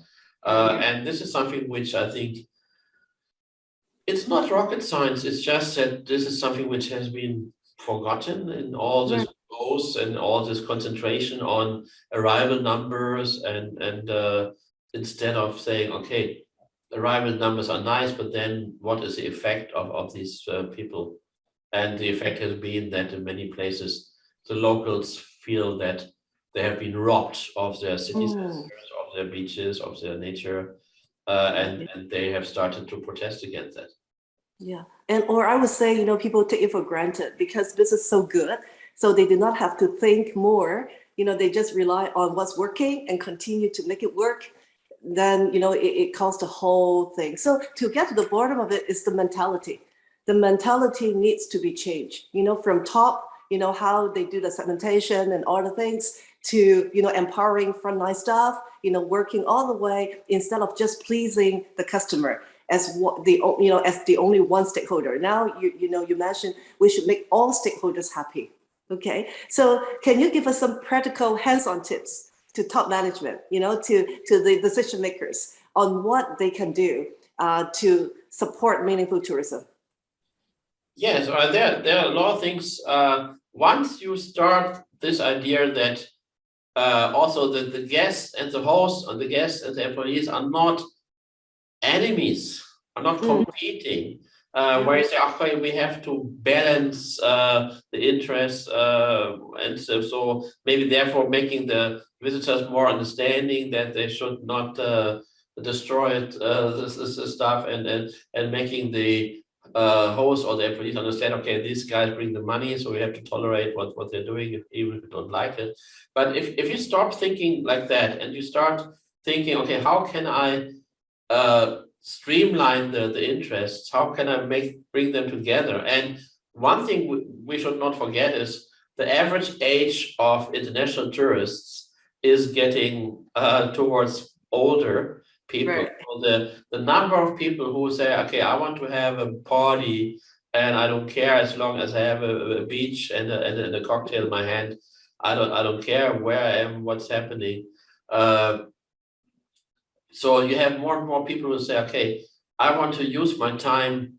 And the pandemic has helped, of course, people to understand life is very precarious and fragile. It can be, things can happen very fast. So you better use your time well. And therefore, I think combined with simply average age going up. So people are more interested to go and learn about the local culture, and that means meet local people. So if you and that can also include meet the employees. So it also the people working in the industry feel again that they are hosts, that they're helping visitors to be happy, and they're not just slaves or servants. Right. So that will also help. Of course, you also will have probably to pay them a bit more money. But also, this is something where you have been saying mentality, and that is right. So you just have to start thinking, okay, my job is as the boss of a tourism company, of an airline, of an attraction, whatever, or the destination manager, or the government. Our job is to make sure that everybody is happy. So also not criticizing people for earning money. I mean, this is we are living in an economy where everybody has to make money, if you like it or not. So that when you start this, and of course for employees, my experience is if you appreciate the work of your employees, and that can be little things. You have a poster on the wall, the employee of the month, the employee who has been giving the highest number of votes by our visitors or our guests, that this person was the friendliest or whatever.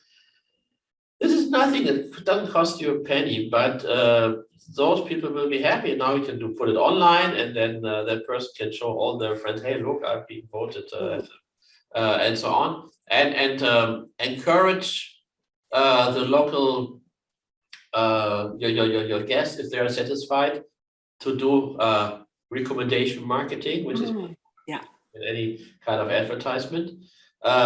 So and try to think about, okay, how can I make everybody happy? And the environment is a part of it. Of course, you should also do things where you use less plastic and all this. Right. But my experience is that as long as sustainability is saving money, everybody is happy about that. So you don't have the honey in little plastic 10-gram packages, but you have them in a glass jar. So that is more sustainable, but also, of course, it's cheaper. So everybody's happy. As soon as it's something where you have to spend money, people are much more reluctant. But that is what you have to do, because I think, fortunately, the pressure from the demand side, to people are getting interested. Okay, what does it do to the environment? What I'm doing is growing. So it is also in the economic interest of the companies to not do some little bit of greenwashing and saying, so some put the towel on the rack again. So, but to do more than that, because people are really getting more interested in that, and then they are willing to be your customer. So, but and there are a lot of examples. So we have in our online training, we have 6 interviews with 6 experts. And for instance, we have one with Nicole Häusler, who has been working for, I don't know, 30 years in helping the development of destinations. And so she quoted one company, for instance, where when they in Southeast Asia, before they start to build a new resort somewhere, they go there 1 or 2 years before and talk to the local people to get explained, okay, this tree is our holy tree, so don't cut down this tree, so plan around that tree. And also to look, okay, we will educate people so that they can get jobs with us. So because in many cases people say, well, we can't employ local people, they don't have the qualification. Well, help them to get the qualification, to get the skills. And they even pay a few people to go for a year to a university, or now they do online courses on university, so they even have some management people already there. But when they build and when they open the resort already, they made sure that they will have the majority of the employees are local people, and they will have made sure that they're sourcing vegetables and stuff from the region. So, and then the local people will be very happy about the tourists who are coming, and will be very friendly to them, and will keep their natural hospitality you have in almost all cases, especially in Asia. And then, of course, they have the goal, okay, we want within, I don't know, 5 years, 7 years, the top manager not to be a Swiss guy or Australian guy, or a Hong Kong guy, but a local. So this is our goal we are working towards. And I think there are many companies who have been starting to move along this way. And of course we have the SDGs, the Sustainable Development Goals, helping in this process. But I think it is the key point is that you really say it is not only customers king, or the other end. Now people also, you can read some academics saying people should put the interest of the host community and the environment ahead of their own interests. And well, the question is why? Why should they do that? So they say, well, I pay for it, so so that is, it's neither one nor the other. It is but you say, okay, tourism per se is something good. Tourism is people meeting people and have interesting experiences and see new things. And I think this is you have to go back to that. Yeah. And you're working mostly in hotels, and I think my experience is that it used to be that you would go to a hotel and you were Mr. Smith, and then it changed that you were Mr. Smith from room 705, and now you are room 705. so you disappeared as a person. You're just a point in the cash flow, and I think this is something where you have to go away from, and which is also good business if you do that. Yeah, this is very interesting because I agree totally. My company did a survey with some key Chinese influencers amid of COVID in 2021. We asked them questions like, which destination will you travel to when the border reopens?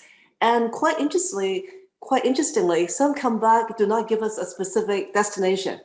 It's not a specific country or city, but rather they say, oh, I would prefer to go to a destination that we feel welcome, that we feel we can travel to learn something. So, that's exactly what you say. The destination may not be, what they are shooting for, like right now, but rather than with, like local people, how they interact with local people, how they feel welcome. And the feeling of welcome has to be authentic from the local people, not just a fake smile or thank you, right?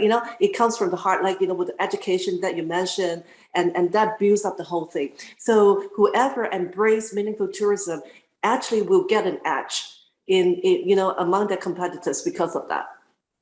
Yes, and that is the idea. So what we have done for this is so I've been writing some book chapters and some articles which are published step by step, and also we have a very brief and not very expensive online training program. People can get a start. We have a starter pack for companies for some quick and consultancy, and so first step into that, and so that is hopefully a way for many people to help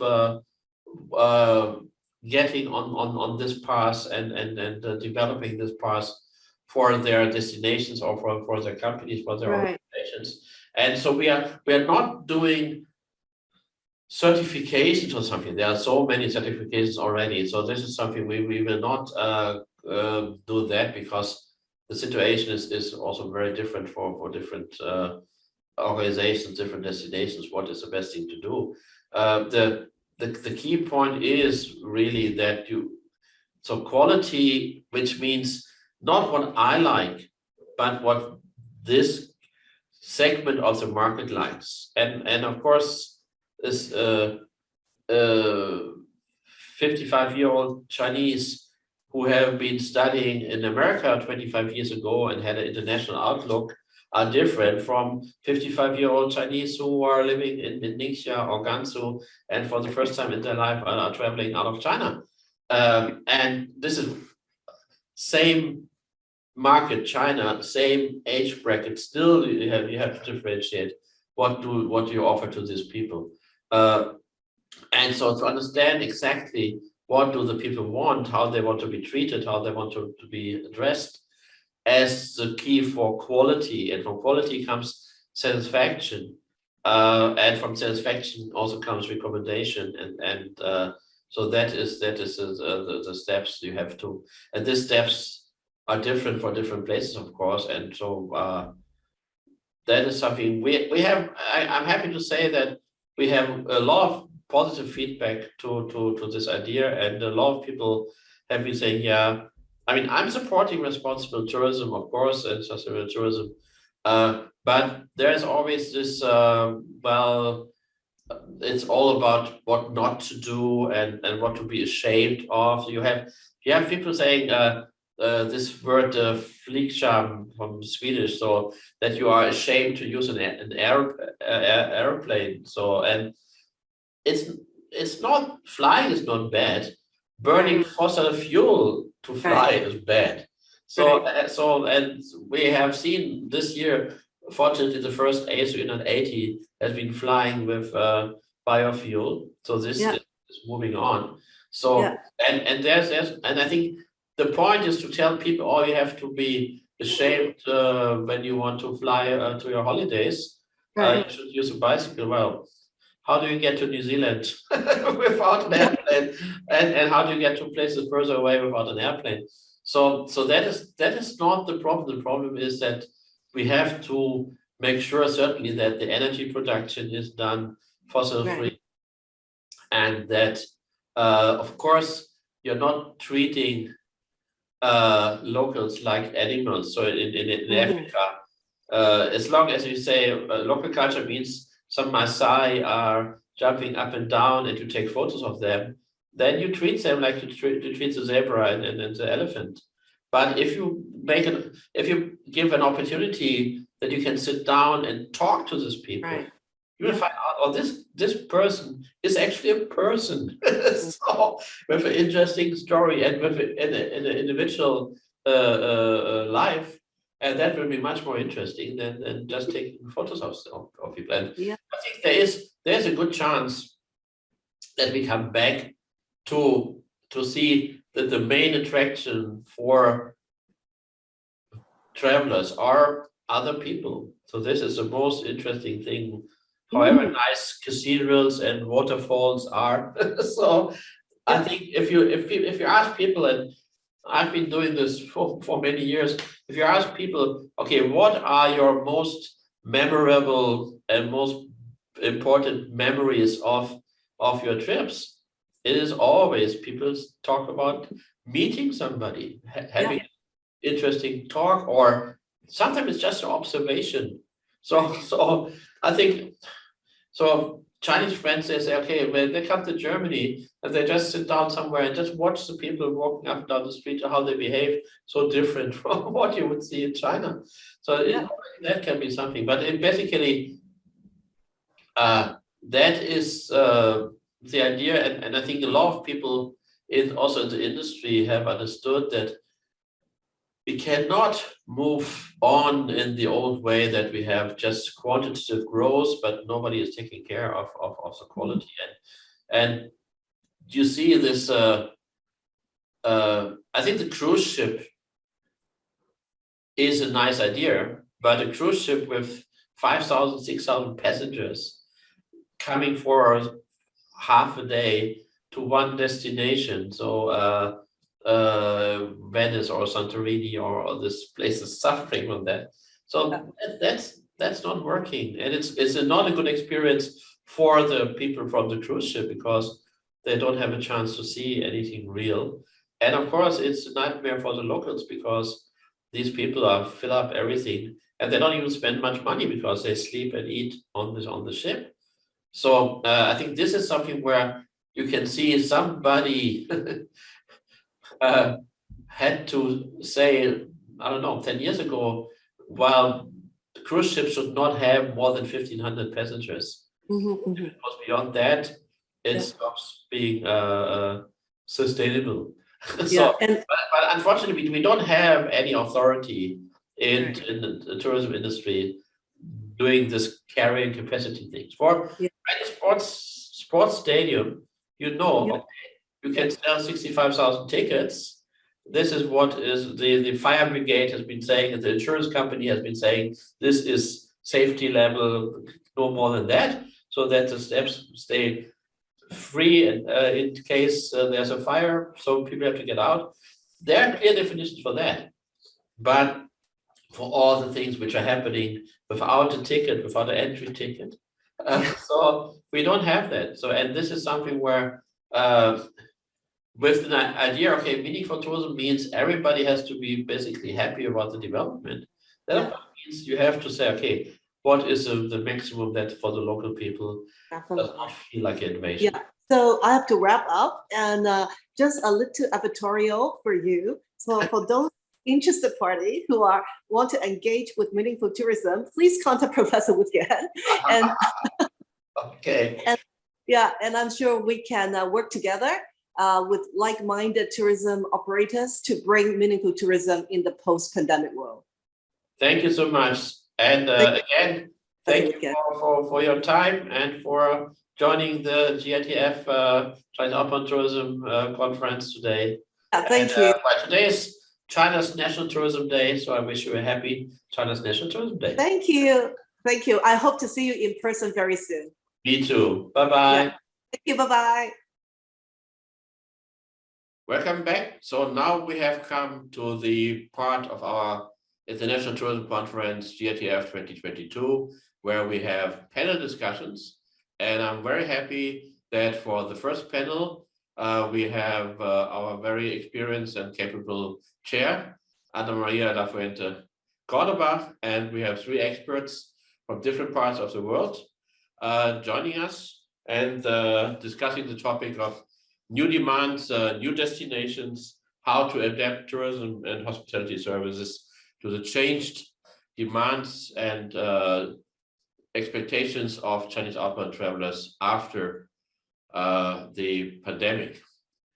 And so we have been talking before in the conference about meaningful tourism as one concept to look at different ways how to do this in the future in global tourism, and of course also in China.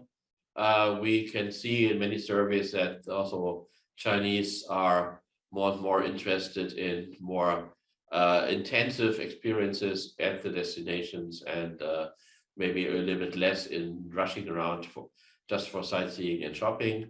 But it's not for me to say that we have a lot of experts in the panel, so let them discuss that. And with that, I hand over to Anna in Guangzhou, where also GITF, of course, is based. And again, thank you everybody for participating.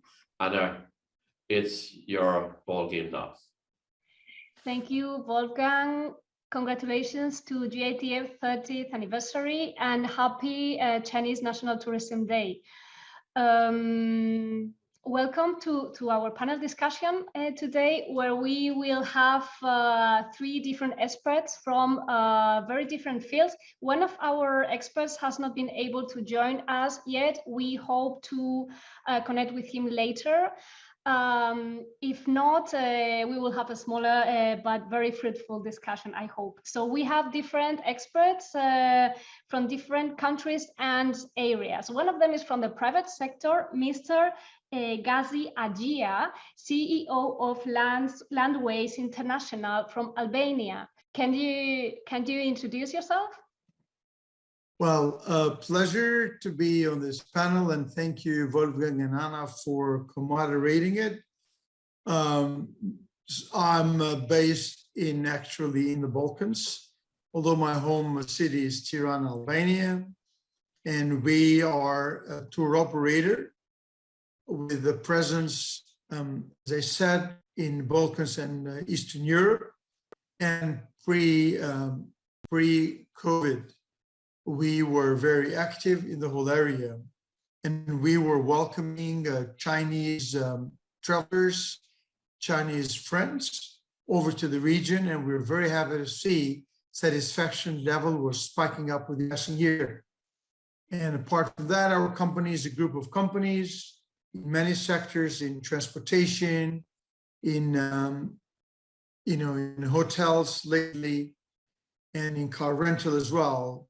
And we are very happy to see that they all contribute as part of the ecosystem. And I'm very happy to be in this panel, and I think I will take the view of the private sector and what we look into the Chinese market and what we expect to happen to our markets once the world opens up pretty soon. Thank you, Anna. Thank you very much, Gazi. Let's say hello. Let's welcome our second speaker today, Mr. Roy Kreitzman, representative of the Tourism Affairs Office of the Israel Ministry of Tourism, based in Shanghai. Hi, Roy. Hey, Anna. Nice to meet you, and nice to see you also, Gazi, and Professor Wolfgang, and everyone. Thank everyone to watch this panel discussion. As Anna mentioned, I'm located in Shanghai, and I'm the official tourism attaché of the State of Israel to China. In China, we have 2 official representative offices. One is in Beijing, which we opened already 15 years ago. And the second one is in Shanghai, where we just established the office in 2019. I arrived to China for this position in 2019, almost 3 years ago, just I would say half a year prior to the pandemic, where we saw a really huge numbers of Chinese tourists to Israel, a 50% increase year on year since 2016, 2017, 18, and then 19. We broke the record with more than 150,000 Chinese tourists to Israel. Of course, Israel is a long-haul destination to the Chinese travelers, but still we saw increasing demand by then. We used to have direct flights from Beijing, from Shanghai, from Shenzhen, from Chengdu, Hong Kong, and more operated by Israeli carriers, Chinese carriers, but then of course COVID arrived. The movement stopped, so we have to shift all our marketing strategy, and I will discuss about it later. So later on, if anyone has any questions or want to keep in touch, please feel free to approach, and that's from my side. Thank you, Roy. I'm gonna briefly introduce myself too. My name is Ana Lafuente. I'm also the Spanish Counselor of Tourism for the south of China, Hong Kong, and Macau. The same way as Israel, Spain has 2 tourism offices in China. One is in Beijing, and the other one is in Guangzhou. And I also arrived here in 2019, half a year before the pandemic started. So I guess you and me arrived in China with a lot of energy and wanted to keep on increasing figures of Chinese tourists, which also were going very well for Spain. We received 700,000 Chinese visitors in 2019, and we were expecting to reach the 1 million figure in 2020, but we all know what happened. Since we have been able to, you and me, we have been here throughout the pandemic, so we have been able to witness how tourism trends have changed in China in terms of domestic tourism. We have been able to see what new demands there are arising, what kind of segments are arising, what expectations are changing. So that's what I would like to discuss with you too during our first discussion in this panel. So I'm sure you both have 2 different ways of seeing this demand aspect of tourism. So Gazi, can you share with us what changes in the demand from the Chinese tourism, but also at the global level? Can you expect as a businessman devoted to tourism for so many years? Well, I think this is a very valid question, and the answer could be very open, but I'll try to be as structured as possible.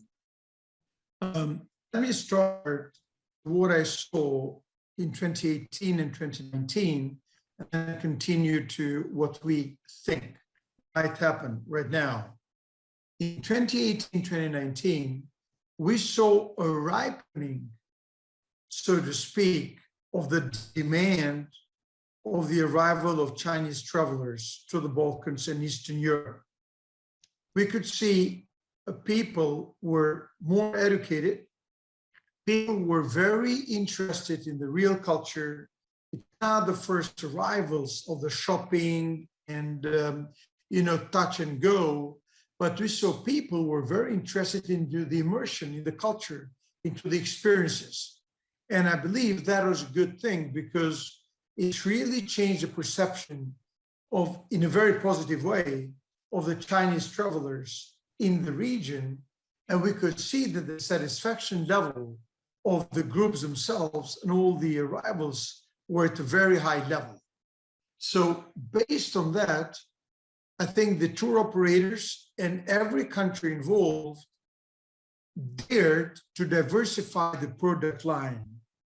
So if before there were like only a few programs, now there were like more elements of intellectual life, of like real life experiences, of like themes, of like concerts. And when I say themes, it's like only architecture tours, people want to know more about architecture, or people want to know more about folk culture or like operas in the region. And you could see a very sophisticated sort of product, which was great because, as I said, it really changed the perception on both sides. And based on that, we as a company, we are the leader in the Balkan part. We saw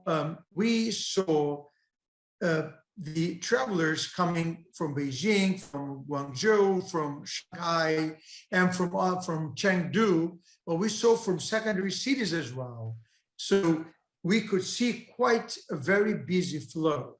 So 2020 in the books was extremely optimistic, where we tried to, let's say, attract them to the region in much bigger numbers than we were expecting. So in the books, we had a very positive, like we had in Spain, close to 1 million, we had a very positive, let's say, forecast for the year. And then we know what happened, but then now we think that what might happen will be a little bit more different. So what I think will happen, there will be smaller groups. I think it will be more families. It will be more like circle of friends, because I think they want to make up the lost time. So people want to travel and they want to enjoy the pleasure of travel, but at the same time, they want to enjoy being very close to each other. We all are very aware of the value system in the Chinese society, and being with family, it's very important. So I see that happening, which will change a little bit the dynamics of the product line. That being said, we know that they're very connected. So when you talk about families and circles, I think it can be the size of group. So in that sense, I think that's still very important, because number-wise, I think they'll make it. And I think they'll be very much concerned, definitely, I think, on history, but I believe they'll be very much concerned on the food type, because being with the family, being in circles who like to enjoy the food, the drinks of the region. So when talking to the providers in the region and our own company experts, we think that that will be an upcoming theme. And at the same time, I see now a new trend. I see it coming of, let's say, MICE business, because so far we've not had the MICE business or event or congress business from China into our part of the world. But because I see the sophistication of the people, because they're looking for new markets, they really want to see new markets, and our markets are new, which I say they're new for the region, but they really have developed so fast that even for us, for somebody who's coming, like I had dinner with friends of my wife who have not come from Paris in the last 5 years, and they said, we cannot recognize Tirana, the capital of Albania, seriously. And this was not a hyperbole. So that being said, I see this difference in the product line, and I see more, I would say, 4 to 5 star accommodation. I see more boutique kind of hotels, which can cater to a group, a special group, to a family. And I see this kind of parties and gatherings, which will be like in more private places, like more, I say, as more of a future to come. I'm not sure whether if things open up in October as expected, will be very fast, but knowing the energy of the Chinese people, I think the outcome can surprise all of us. I can say that the outcome, once countries like Singapore, Malaysia open, we are noticing it. They are rushing to make up for lost time. And clearly there's been an accumulation of money, people which have not spent, combined with the revenge spending.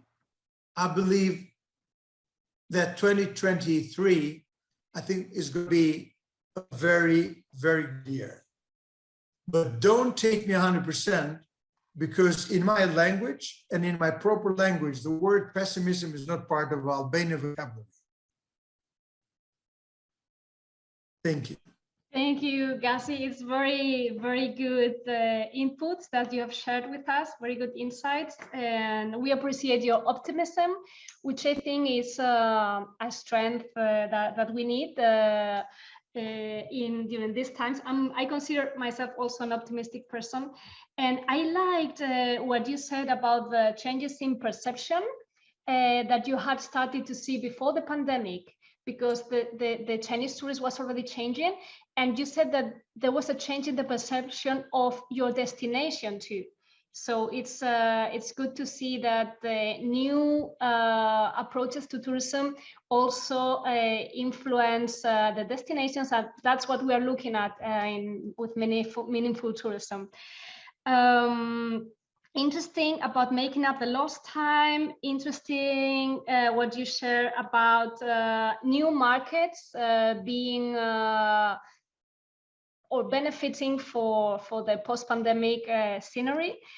We really hope that it works like this for new markets. Thank you, Gassi, and let's talk with Roy. What are your approaches to new demands?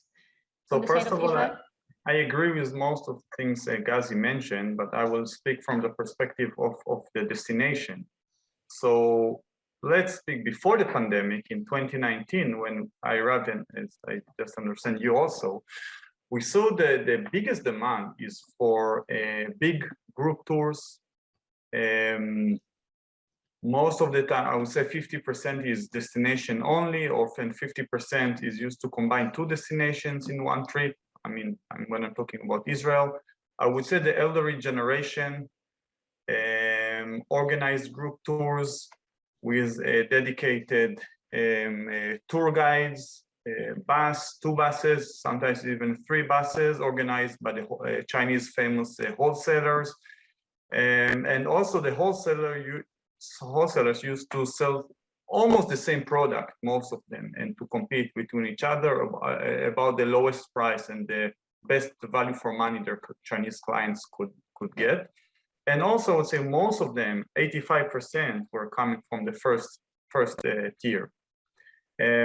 So our expectation, once the borders would be open and the travel movement will be released from China and no need to go back to quarantine, first of all, is as Gassi mentioned, is a family travel or some close friends, small group tours. I would say FITs or semi-FITs. This is what we are expecting to receive. This is how we design our campaigns to attract the people. So because we think that people will more trust the people they know, whether they have COVID or no, whether they have been infected or vaccinated, etc. We also see in China recently, in those 2 years, the rise of renting vans and renting cars for travel, of the domestic travel. So also in Israel, we try to prepare the product where Chinese tourists can land in Israel, or rent their own van or a car, or something just to hang on by themselves, take their private tour guide and discover Israel. And mostly, I would say the Israel-only product, and not combined with other destinations.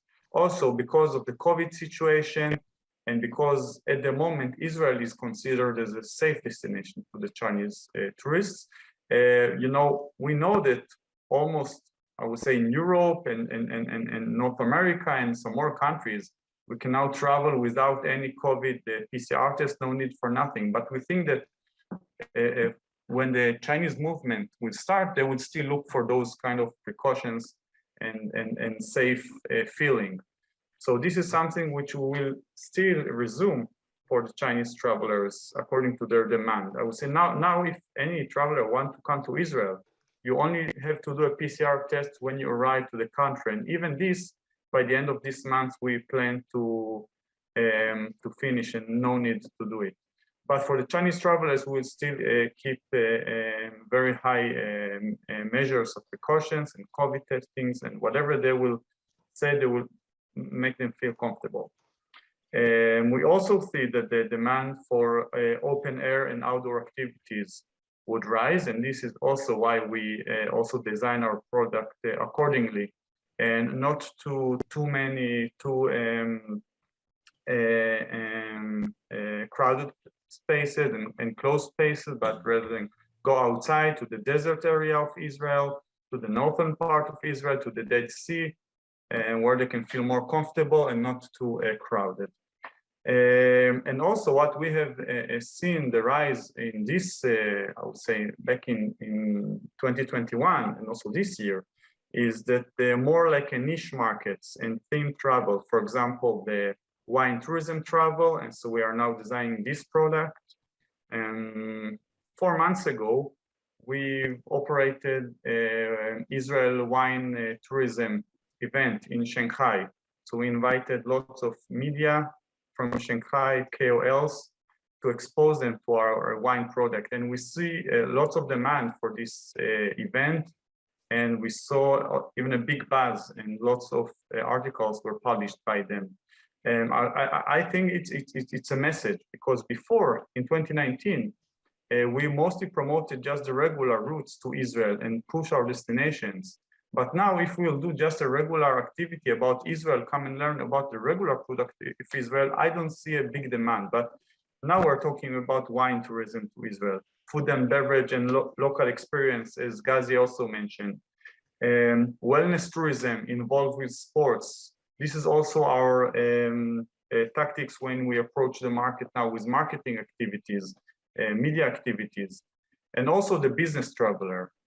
China and Israel still have lots of business relations and commercial relations between our countries. And we still see, I get even on my WeChat private messages from Chinese travelers and Chinese businessmen that are eager to come to Israel to do some more business, to participate in MICE events.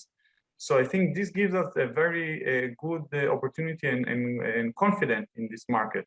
So of course, we're still investing in this market, and we think that the fruits might take some more time until we collect all the fruits, but I'm sure that next year the situation will be very well, hopefully by next GITF conference.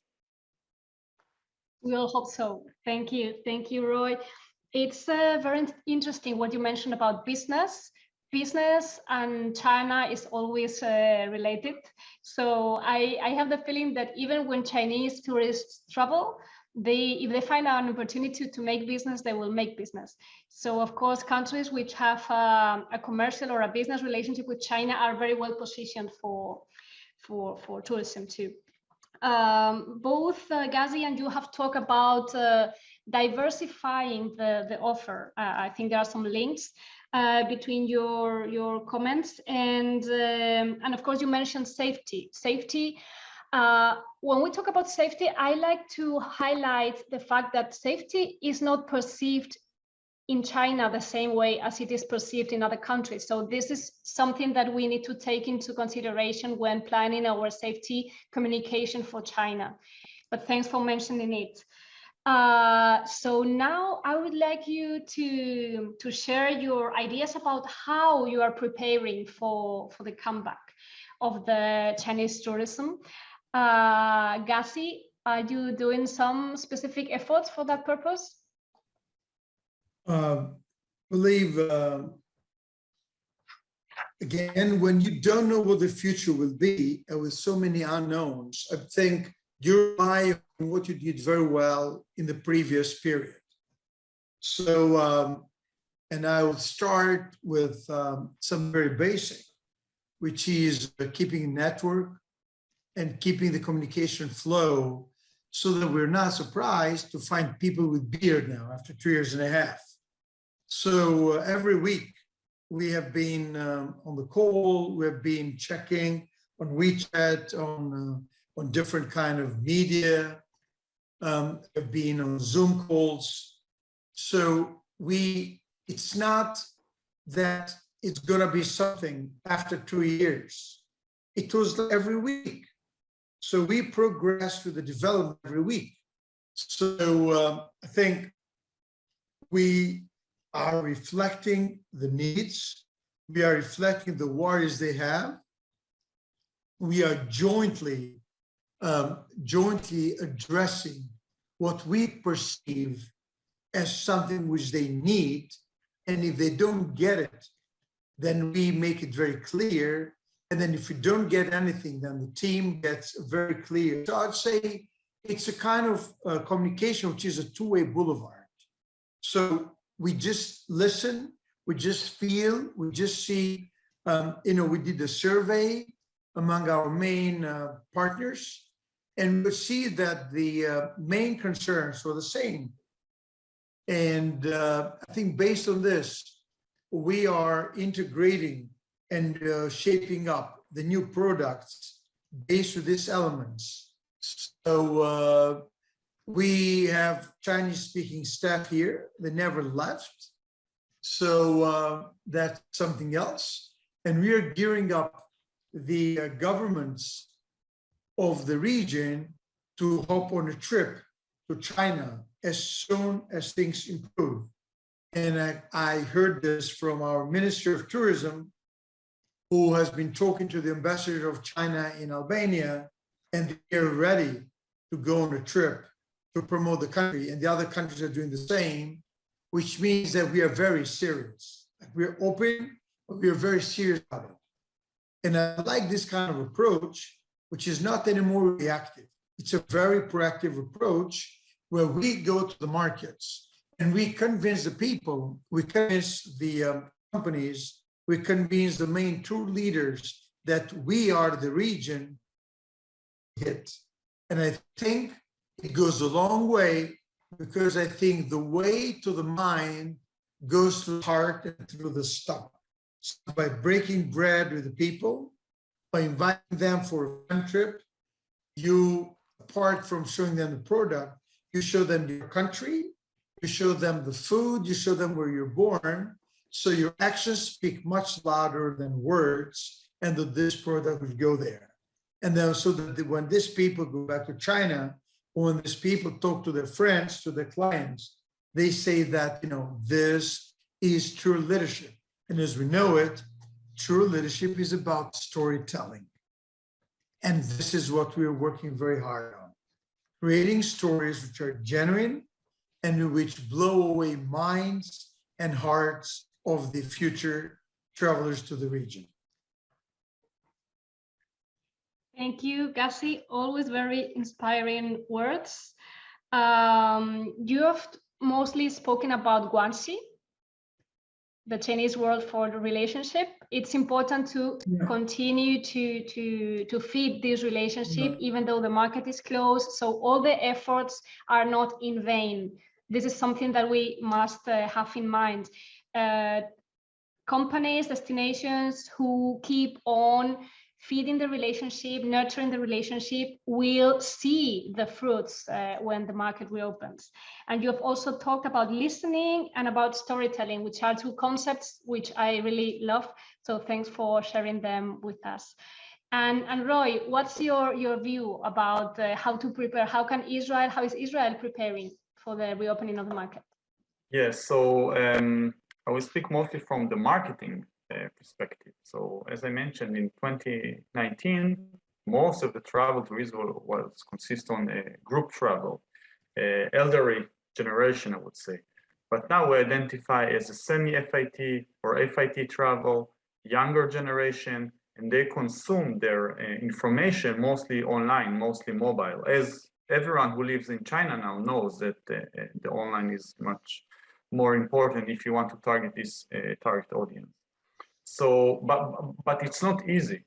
China has so many different platforms you can market and use. You have WeChat, you have WeChat Moments, we have Xiaohongshu, we have Weibo, we have some more platforms of Tencent and Alibaba and OTAs. So otherwise, if when I'm talking to my colleagues in Europe or in the US, they just use, I would say, Facebook, Instagram, and it's like almost it.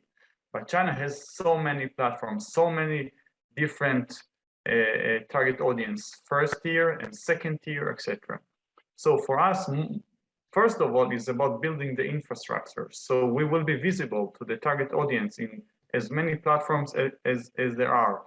So otherwise, instead of having like websites, etc., every destination, I think, first of all, have to prepare the infrastructure, even if it's a Chinese widget mini program, the platforms I just mentioned. I didn't mention Douyin, TikTok, but this is for the even younger generation, but still. And then we need to launch our campaigns to target those target audience and the Chinese visitors. And together, all of this combined with online payments, we need to have the access for the Chinese travelers. As the people haven't been out of China, most of them for 2 years, and maybe it will take even few more months or even 1 year, we have to consider that they are pretty much, they haven't used cash and not USD and other currencies for so long. We will have to give them the best solutions, how they can use their money, which language to speak to them, how can we be visible to them. 2 or 3 years, it's a long time in the marketing world, and of course as a destination marketing.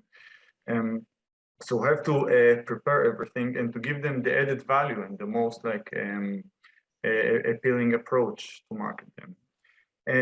For us, for Israel, I would say, we're also all the time we're trying to keep and check the information and the news and trends from China. So what we have identified recently, there was a report launched by the Dragon Trail International, and we saw, according to the report, that 75% of the Chinese tourists will be interested in nature trips.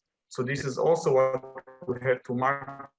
As we mentioned before, not to market the crowded areas and small places, but the more nature, cultural tourism, which we are Israel strong in this kind of segment, and the sports tourism. Those 3 aspects we will try to market and to operate accordingly. Of course, there is a very big issue about the direct flights. As we've seen, the Chinese first-tier citizens, they prefer to take direct flights and not the connecting flights. And this is, in general, what we will prepare to do. And it's a lot, because if we want to launch the campaigns, we need to think about the right message we want to send to the market, etc.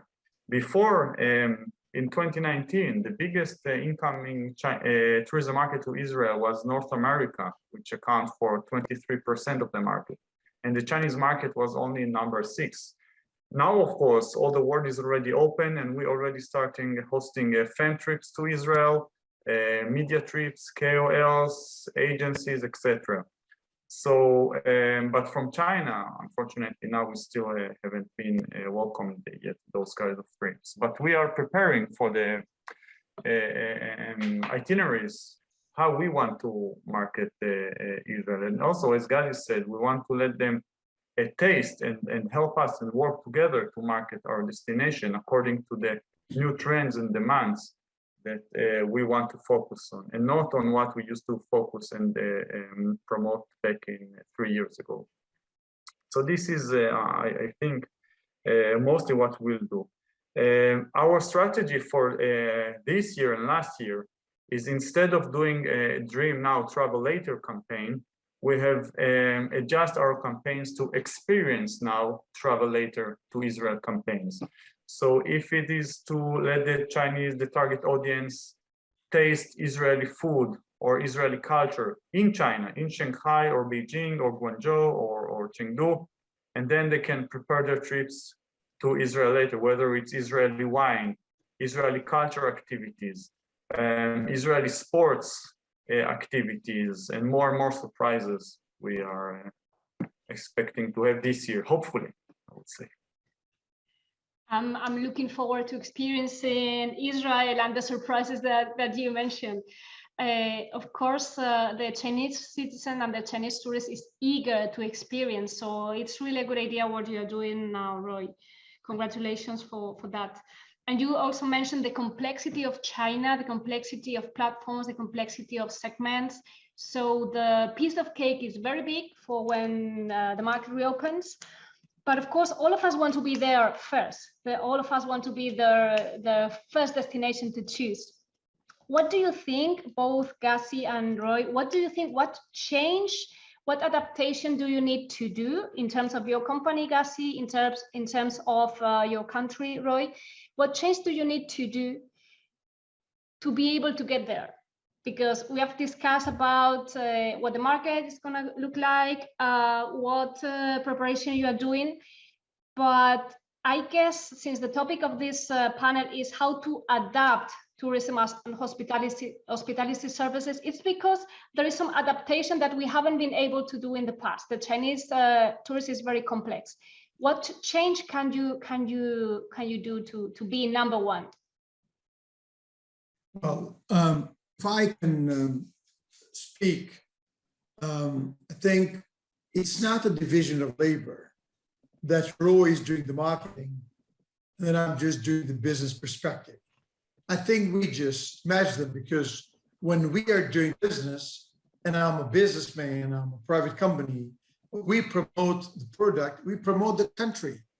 So we do promote the country. And this is for me, and this is for me very important. So we work alongside the governments, we work alongside tourism boards so that what we promise is really delivered to the other end. Now, I would say that the job of all of us is to be in a race, but a race which is friendly and not killing, and a race which is cooperative, where we cooperate with the others in the race. And I think to prepare a standout product, but a standout product which incorporates the elements which are needed by the new mindset of the travelers, because they have different expectations. So a product which incorporates this kind of expectations, I believe, is great, but at the same time, a program which promises on the deliverables. So if we promise to make sure that it all exceeds where they come on the ground, because otherwise it will be a boomerang effect, which will kill us all. And it doesn't matter if it is the Balkans, if it is Israel, if they find out that we will be in this hyper game, we really want to gain more and want to make up for the lost time. And even Spain, I believe that for them, it will be no more Europe, no more Israel. We have to change our game. Let's do domestic. So I think we need to be very careful. While we need to run, we need to make sure that we don't fall on the face and really fail in what we promise. So I believe with this kind of approach, I'd say is very, very critical. And those companies who embrace it, I think will be the companies, the successful companies of the future. Thank you, Gassi. You are talking about a win-win situation where all of us win, and you're totally right in your approach. It's not a fight between countries or between destinations. It's a learning process that we are all doing, and that we hope that can give us the best results for all of us. Thank you, Gassi, for your approach. And Roy, any adaptation? Yes, the big adaptation, I think, is the using of online and offline and the good combination. As mentioned, there are too many platforms in China, and we need to consider who is our target audience. As I had a discussion recently with our HQ, you can have a small budget and use it very carefully to your niche market, to your core target audience, or you can have a massive market, but just spend it without any ROI. So I think ROI and the use of online and offline presence, because recently we saw that most of the media in China and the target audience are interested in offline activities to really feel. But at the end, when they purchase a product, it will be mostly online. This is our approach. So the combination of offline and online and prepare a good reputation for the destination is highly important. In terms of the destination and the hospitality, of course, we already started launching we had a project with Kotri and Professor Wolfgang of accommodation, how to adjust the product of the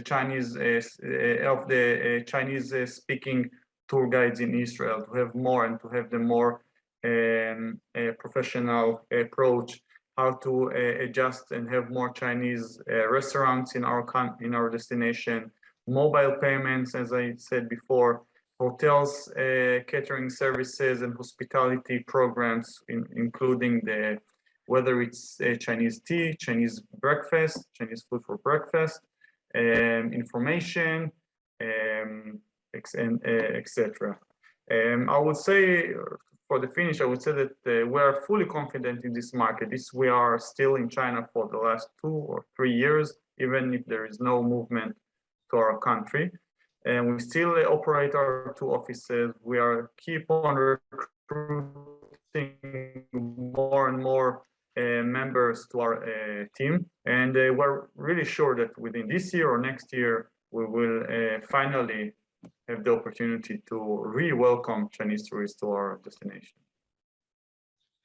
Sure, Roy. Thanks. I'm sure you will be able to welcome them soon.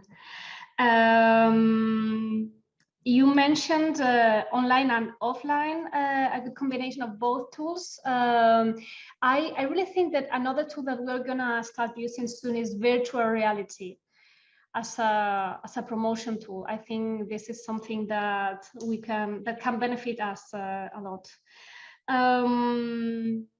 You are confident in the return of the Chinese tourists. We are also, for us, for Spain, China is a very strategic market, and we are working in similar terms to you. We are reaching the end of our panel. Unfortunately, our third participant has not been able to join us. I would like to ask you a final idea, a final approach, something you want to share with the Chinese travel industry. Well, I would just make one comment that what Professor Wolfgang of Kotri and the group he's leading is very crucial nowadays, meaningful tourism. And I believe that all providers should take the concept of meaningful tourism not at face value, but they should go deep and they should understand what it means, meaningful tourism, in a generic term and in their specific conditions, and try to see how they can drive more meaning in what they offer to the to the travelers. And I'm talking about the Chinese this time, but I'm talking about the travelers of the world. So I think that COVID, did a lot of damage, but it did a lot of good as well, because it made us think, it made us reflect, and made us avoid what we did badly before. So I would say that, every supplier, if they want to be for a long trip, for a long journey, a long partnership, I think that's for meaningful tourism being at the core, but it asks for responsibility on the part of all the players. How are we responsible for offering what they need and even going the extra mile, like marketing? How can we wow them? Because we know how it goes, And the moment that we do this, I believe that the game is over. It's a great win-win, and nobody, no money, no better deal, I think, will move the heart of decision makers, which are the people who come, who enjoy it, and want to come again. Thank you, Gassi. You're very right when you say that COVID has made us reflect. Every crisis is a new opportunity, so we have the opportunity now to do things even better. Thank you. And Roy, any last idea that you would like to share? Yes, I would like only to say that it's been almost more than 2 years, and we've been missing the Chinese tourists to Israel. And I think everyone who works in the travel industry must be optimistic, because it's an optimistic industry. And we still believe, and we are looking forward to welcome the Chinese tourists again with a better product, with more niche markets, with more information available online and offline. That's all. Thank you. Thank you, Roy. One last comment from my side. We are, in fact, an optimistic industry. I think we can use this time to learn the Chinese tourists better, to learn the complexities of this market, and to be prepared for the resumption of tourism. So thank you, Professor Art, for organizing this conference, which I think is going to be very helpful for all of us. Thank you very much to both of you for your participation, and I hope to see you soon in Guangzhou. Thank you. Thank Thank you you. very much. Very nice meeting you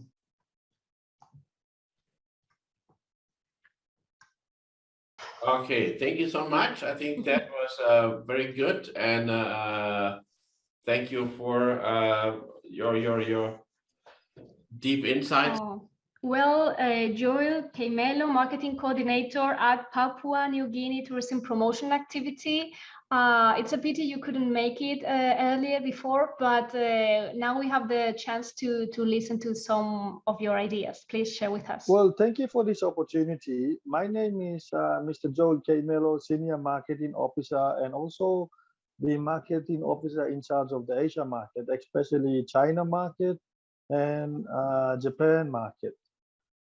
Prior to COVID in 2019, we predicted a year of Chinese market coming into Papua New Guinea in the year of 2020 and onwards.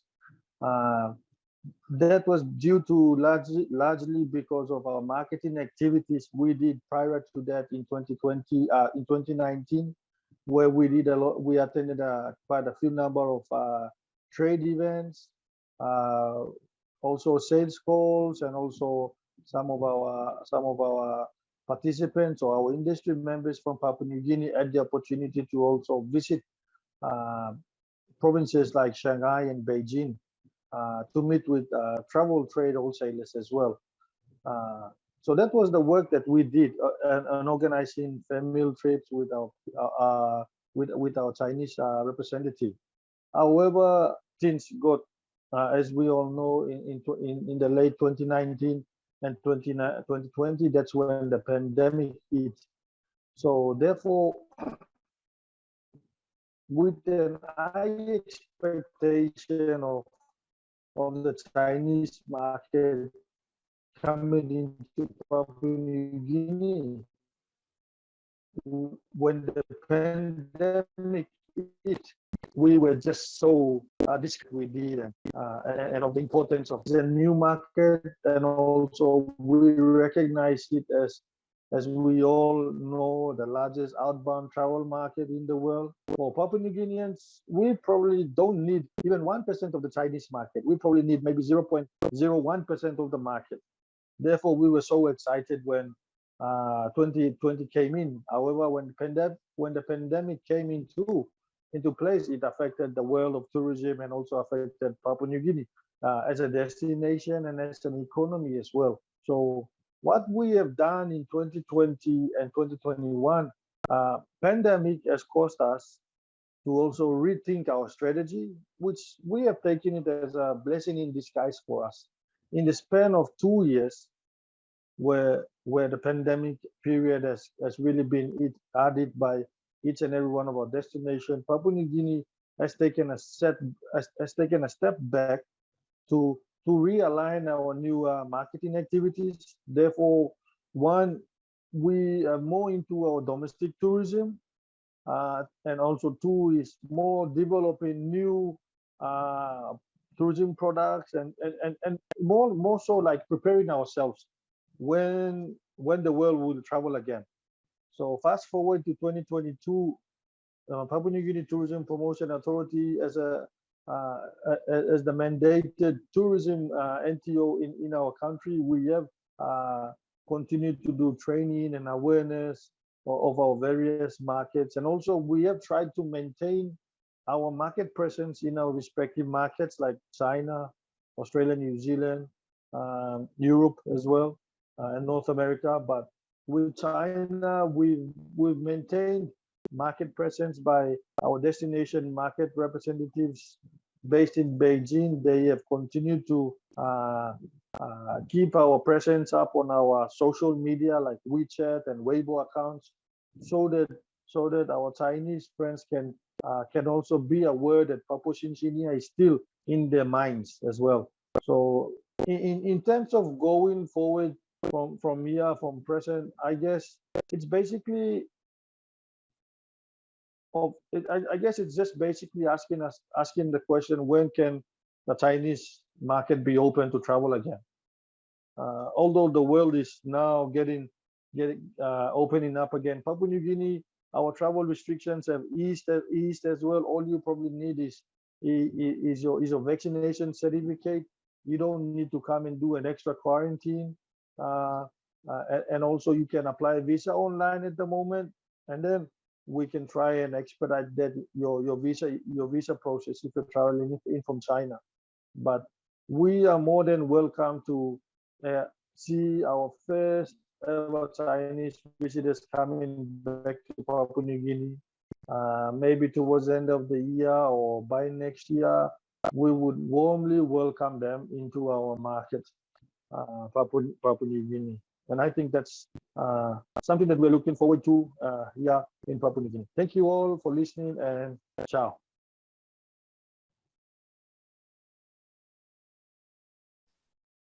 So now, after we had this very interesting panel discussion, we come to our surprise guest. And I'm really very happy that we have somebody who can share with us his insight.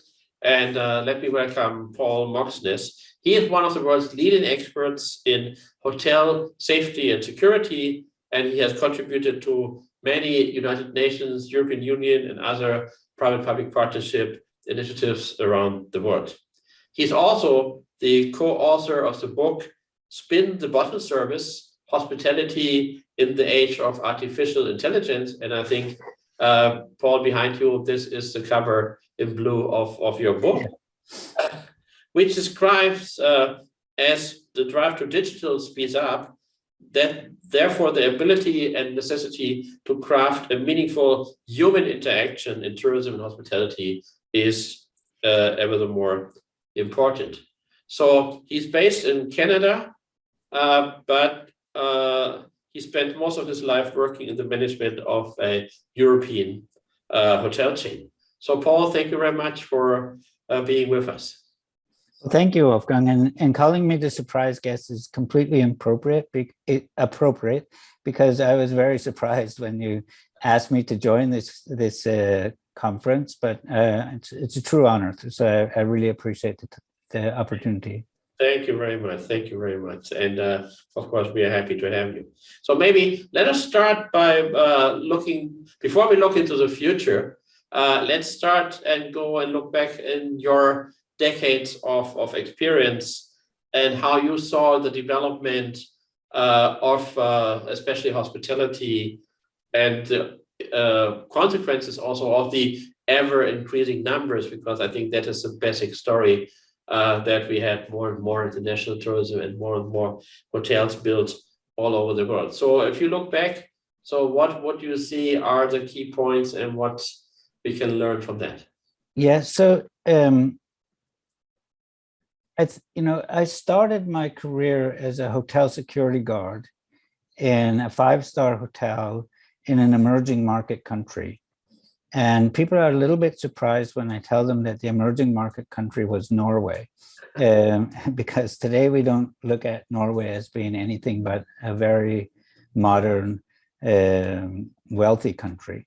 But I started in Oslo in 1987 as a security guard, and it was an emerging market economy and hotel because most of the business people that visited the hotel were affiliated in some way with international companies. We were affiliated with an international brand. And then in the summer, when the tourists came, we were usually too expensive for locals. So most of the tourists were Americans coming to discover their Norwegian heritage or touring around Europe. And so, you know, every evening all summer long, we would have a big buffet, which would be more common at Christmas time in Norway than in the summertime. And staff would dress up in traditional dress and do folk dances and things. And then they would go back to the staff canteen and complain about why they had to do all these silly things just for the American tourist. And so that's where I started. The economy was booming at the time. I think one of the biggest changes since then was that travel became much more affordable for more people from more places around the world. And so the demographics of who was traveling changed. The times when they could travel changed. People weren't stuck, you know, only traveling on business for 10 months of the year and then a little bit of leisure travel for 2 months of the year. It spread itself out much more. More destinations became more reachable for more people, thanks to affordability, as the economy grew in so many places around the world. And so, I mean, funny story from security, we did have a problem for a while with gangs of pickpockets that preyed on the tourists in the summer. And a lot of them were affiliated with organized crime from South America. So it was really easy for us to disrupt that. We not catch them, but disrupt it just by offering good service to anybody who looked like a South American that came into the hotel, because there was not very many of them. And the ones that came were more often than not, they were going to be up to no good. So we could just go, hello, sir, can I help you? And they would leave. But then we started getting South American tour groups, and South American business people made our job in security much more harder because we couldn't profile just using race as a profile. And so I think that's the biggest difference now in travel is that you'll see more people travel, well, especially once we get going again after COVID, but you'll see more people from more places traveling to more places than before. And for me, that's basically a really good thing. Yes. Yeah, of course it is. And I remember we have been talking before, and you mentioned something that you were not so satisfied with the fact that with the growing number of visitors, it was less and less possible to greet them as guests, and they became just hotel beds, as you were saying. Well, exactly. I mean, that, you know, that was the positive side of change is growth and affordability. It's made it more possible for more people to travel to more places. If you want to look at the negative sides, it's how have we as the industry approached this? And we focused on, exactly like you say, more beds at more affordable cost, right? And so I actually left the company that I worked for a few months. They hired me back pretty quickly, but for a few months in 1997, I handed in my resignation because I didn't really like the way things were changing, not in general for the company, but more for the role that I had. And the CEO phoned me up and said, what's going on? Why are you leaving? And one of the things I told him was that when I started in the hotel, every employee was empowered and trained to take care of every guest. So if you could make someone's stay better, you did what you needed to do, and you were empowered to do that. And I said to him now, and remember, this is still 25 years ago, so it's, even worse now. But I said to him, now it feels like we're not in the business of operating hotels and taking care of guests. It feels to me like we're in the business of selling hotel rooms. So the more people we can get through our booking system, the more beds we have to sell, the better for us. But is it really better for the traveler? Is it better for the destinations that we're building hotels in? And, you know, he went dead silent on the other end. And then he finally said, you don't mean that. And unfortunately, at the time, I did mean it. And I really don't think it's become too much better since. Yes. Well, many people say, of course, now the solution is that with digitalization, you can check in with your smartphone. You can even the hotel key for the room will be in your smartphone, and that you can have hotels which are basically without any human interaction. So you can enter your room without talking to anybody, and that this is wonderful because this is making it, of course, again more affordable because you can kick out all these employees, and then you don't have the costs to pay for them, and that therefore this is in the interest of the visitors, of the guests as well. When of course the opposite position to this is that people say, well, tourism is all about meeting other people, and especially international tourism, and that this is part of the experience. So you wrote a book which was published, I think, last year, and which has a rather funny title, Spin the Bottle Service in Hospitality in the Age of Artificial Intelligence. So yes. Therefore, well, that sounds like artificial intelligence is taking over. So are you promoting the idea that everything should be done by machines, or or how? What is the content of your ideas, which is in this book? When we released the book, I had a bunch of IT people reach out and say, hey, way to go, way to go. But they hadn't read the book, of course, because that's not exactly what it's about. What it's about is that, well, my wife and I have traveled a lot during my career in corporate, because in the last decade I had global responsibility for the company, and so we traveled to so many places. We were privileged. We saw so many wonderful things in places that we, you know, pretty much never dreamt of seeing.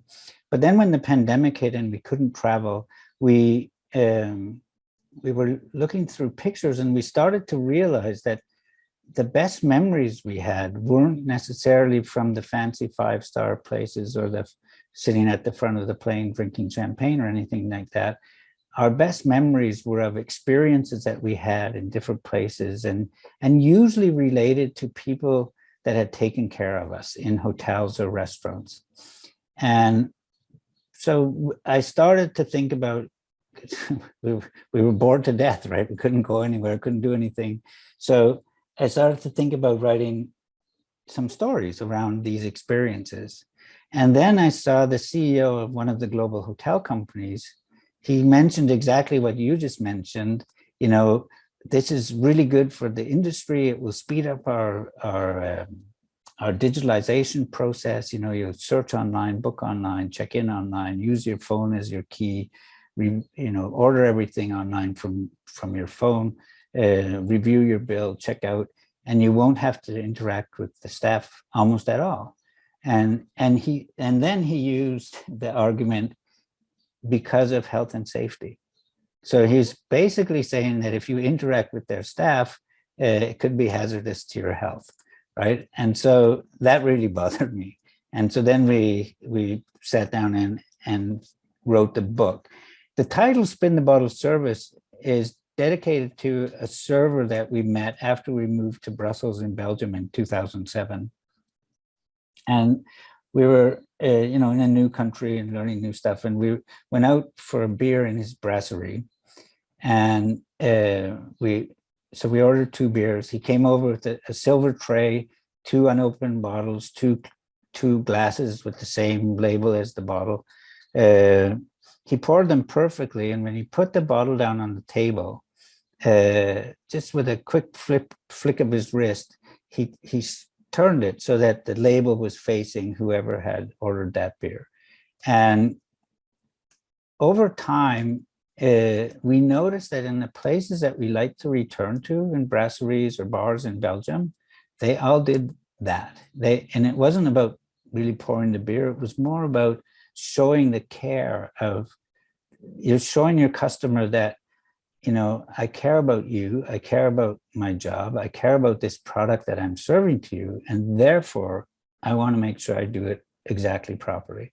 It's not hard, it's not time consuming, it's not costly, but it can be easily done. And so the idea of the book is that digitalization is here to stay for sure, right? We're not going to take away online booking tomorrow or take down the apps, but so the interactions that we have between guest and customer are fewer and further between, and often of shorter duration.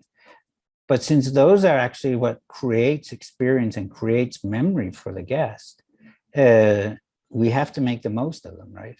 So the book is a collection of stories focused on different aspects of the customer service experience. So from recognition, teamwork, gratitude, and how to incorporate those into a world where we have less time because of digitalization. Yes, that fits very well. That some colleague once told me that people think what we are selling is memorable moments, but actually that's not true. We are selling memories of memorable moments, because exactly. Of course it is a moment when you live through it, but as you just have been saying, I think we can all agree to that. It is those things which stick in your mind and which you remember. And yes, I can tell you that I've been in a very nice hotel, the Hotel Annapurna in Kathmandu in Nepal, and they had a cleaning woman, an elderly lady, and each time she saw me, she was beaming at me and was so happy to see me, as if I was her long lost son. And we didn't have a common language. We were just smiling at each other, but there was such a radiant warmness and motherliness. So especially I stayed there not just for 1 or 2 nights, I stayed a bit longer, so that I felt so much embedded and so part of the family. And I think this is something which is so important, and that with artificial intelligence and with digitalization, of course, you can in a hotel, for instance, remember that what kind of I don't know, fruits which were put in your room before you come, you were eating and not eating, so that you know, okay, the guy, it seems he doesn't like pears, so next time put more bananas. That is very easy to, but I see very few places. Even I have also sometimes the privilege to stay in very nice 5-star properties. I very seldom see that these things are used, and it's not data protection. I mean, you sign that they can use this kind of data when you enter. So, what do you think is the reason why so little of the opportunities of artificial intelligence, of digitalization, which is freeing people from doing repetitive tasks, and which is also giving you so much more information about the customer? What is keeping the people from the companies from using this in a more efficient way? If I can be a little bit cheeky, which I have to be because it's the way I am, but I think it's because we spend too much time trying to make computers and digitalized products be more like humans, and we spend too much time either trying to get rid of humans or trying to make them behave like computers. So that's why if you go to a restaurant, they recite the script, and no matter what time it is, no matter what's happening, it's the same script. Is this your first time dining with us? No, I put it on Open Table and you can see on Open Table that I've booked this restaurant a lot. but you're new, so you don't know that I've been here before. And then they come after they serve the food. 2 minutes later, the system tells them to come over, and they come over and they say, how are those first couple of bites tasting, right? And before you answer, they've almost left because they did their job, right? And so we miss all these opportunities because we're not focused on using the technology to support the guest experience. We're using it almost to take over the guest experience, so you see all kinds of things about, oh, we have robot waiters, or we have, whatever. And there's way better ways to use technology to improve and smooth the operation of a restaurant than have a robot bumping into people. And for me, that kind of stuff becomes a bit of a gimmick. And I think, when you phone someplace, a computer answers and says, thank you for calling, your call's really important to us. And then it keeps you on hold for 2 hours because they don't have any staff to take your call. That's also a big challenge. And, now we're talking about, now there's not enough staff because I think it's in part because of the pandemic, but it was starting way before then. And I think it's in part because we've made it so boring to work in hospitality because we give you the script and we've taken away empowerment and trust and all the things, the memorable moments for us, I'm pretty sure were memorable for the people that we interacted with as well. And I think that's one of the keys to the training program that we've built around our book, is that it's like, let's get rid of these cookie cutters that tell you what to say, when to say it, how to do it, and how to interact with people. And let's structure the way you work so that you take care and pride in how you do things. But let's leave the personal interaction up to you, because people don't join hospitality companies in restaurants and hotels to recite scripts. They would be actors if they wanted to do that. Some of them probably want to be actors, so maybe they're okay with it, but I doubt it. They join because they care about people. They want to interact with people, and then that gets taken away, so they get bored, and then they leave, right?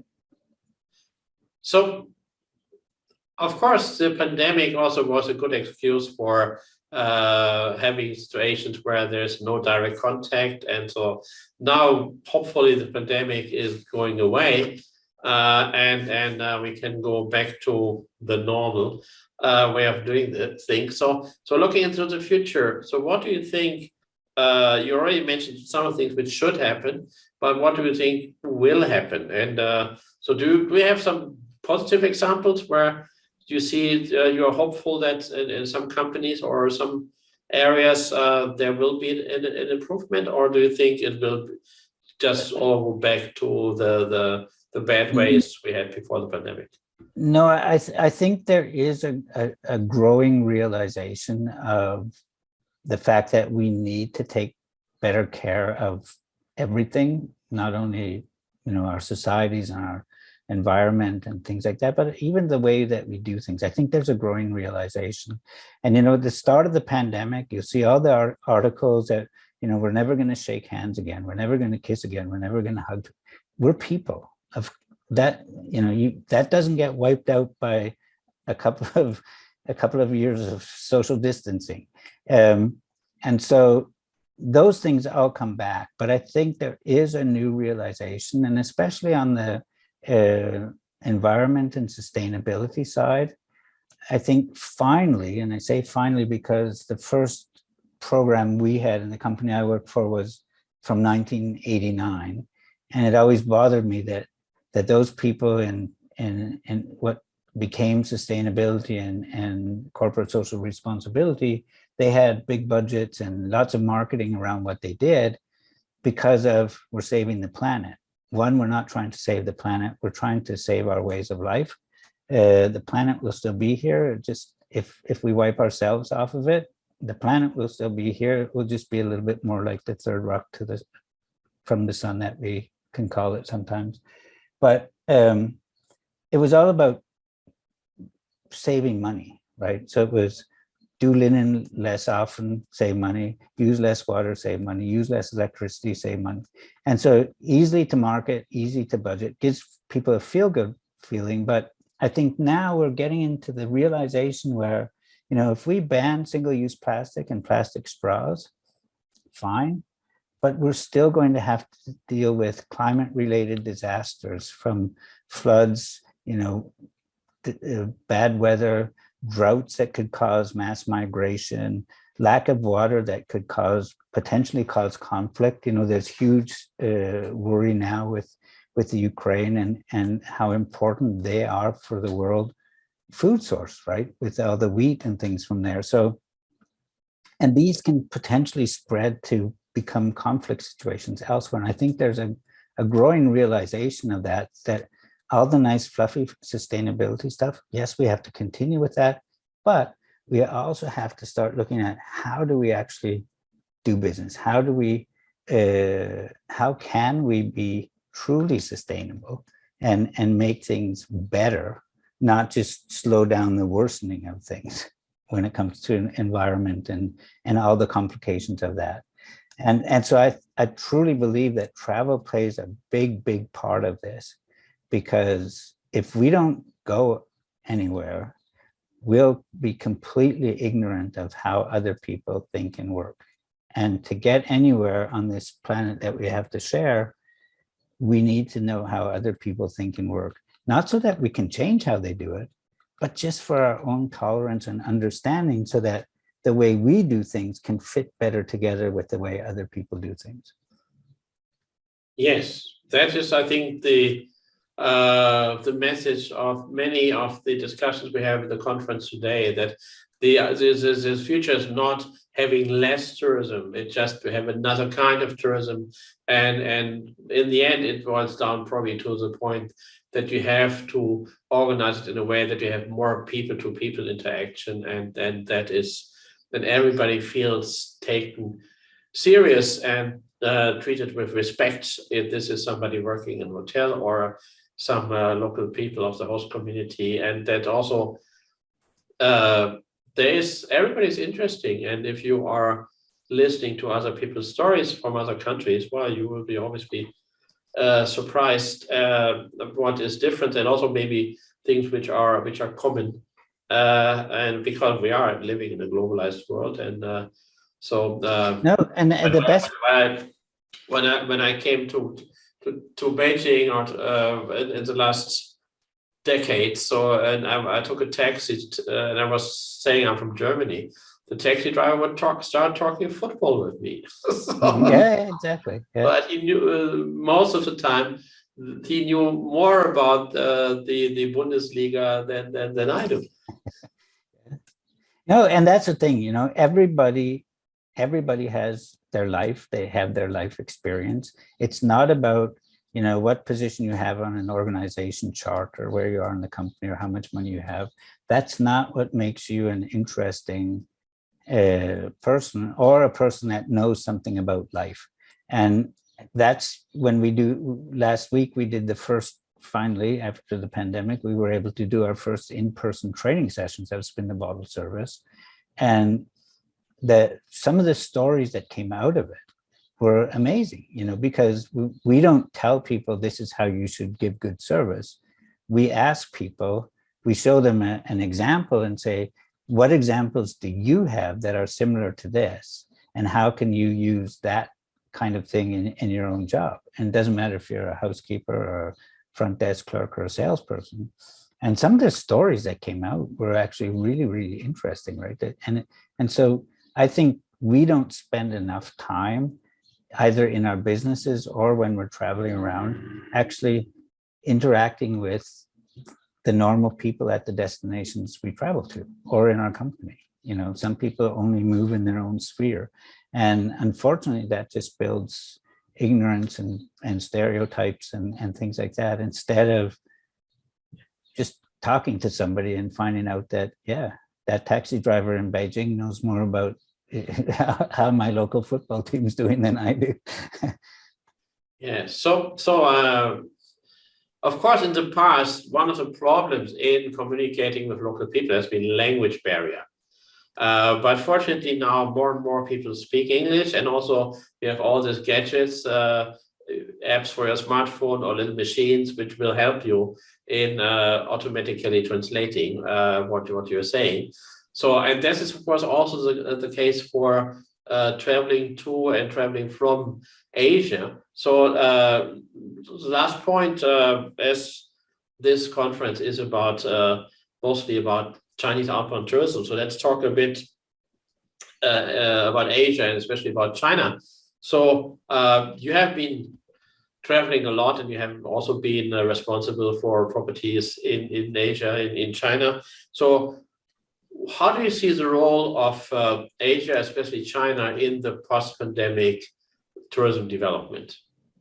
So I see a two-sided thing here. On the one hand, I think as and when China reopens to travel and tourism, both inbound and outbound, I think it will come back really strong, because just like we've seen in a lot of other markets, there is this pent-up demand, right, where people they want to be able to get out and about again.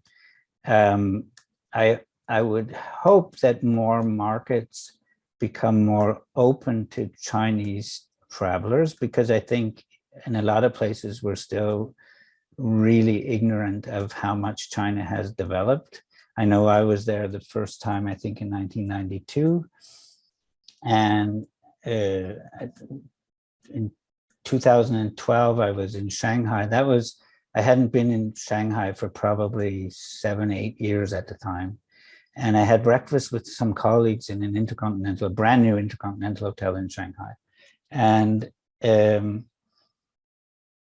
I asked them in the breakfast room, I said, what's different there's one thing that's a big, big difference for me from last time I was in China.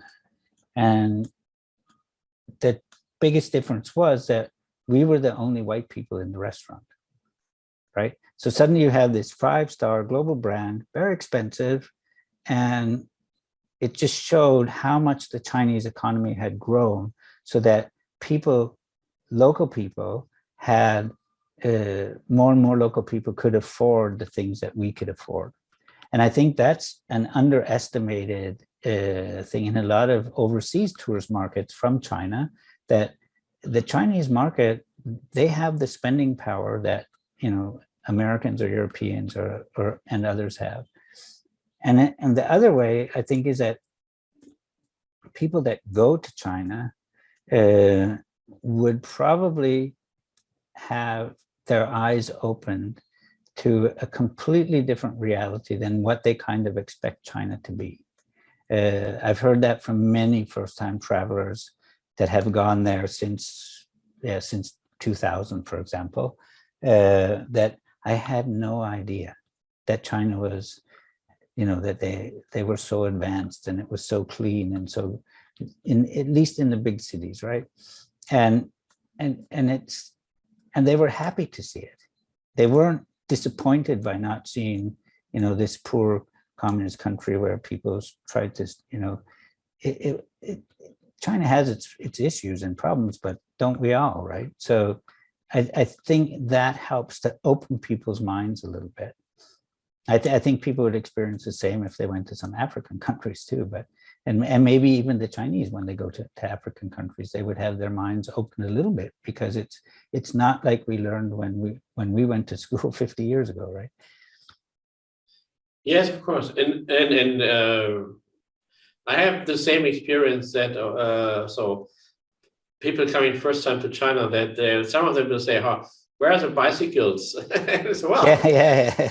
They're forbidden in the city center. You're forbidden on the main streets to have a bicycle. Yeah.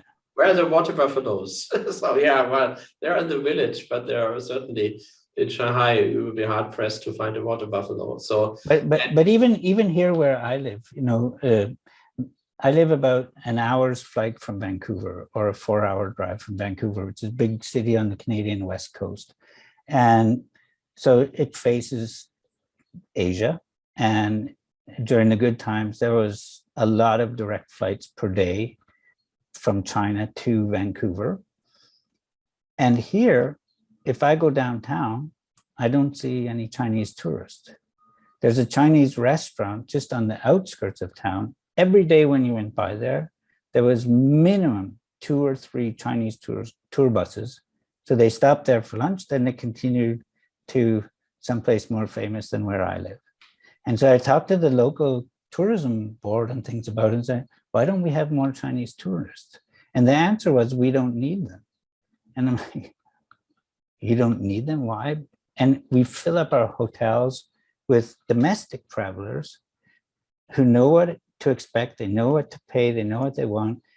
And the people here that don't work in tourism are all upset because these other local people from neighboring provinces, they're noisy, they don't know how to behave, they take up all the parking spots, blah, blah, blah, blah, blah, blah. If we could change that and bring in more international tourists, I think it would open a lot of minds here.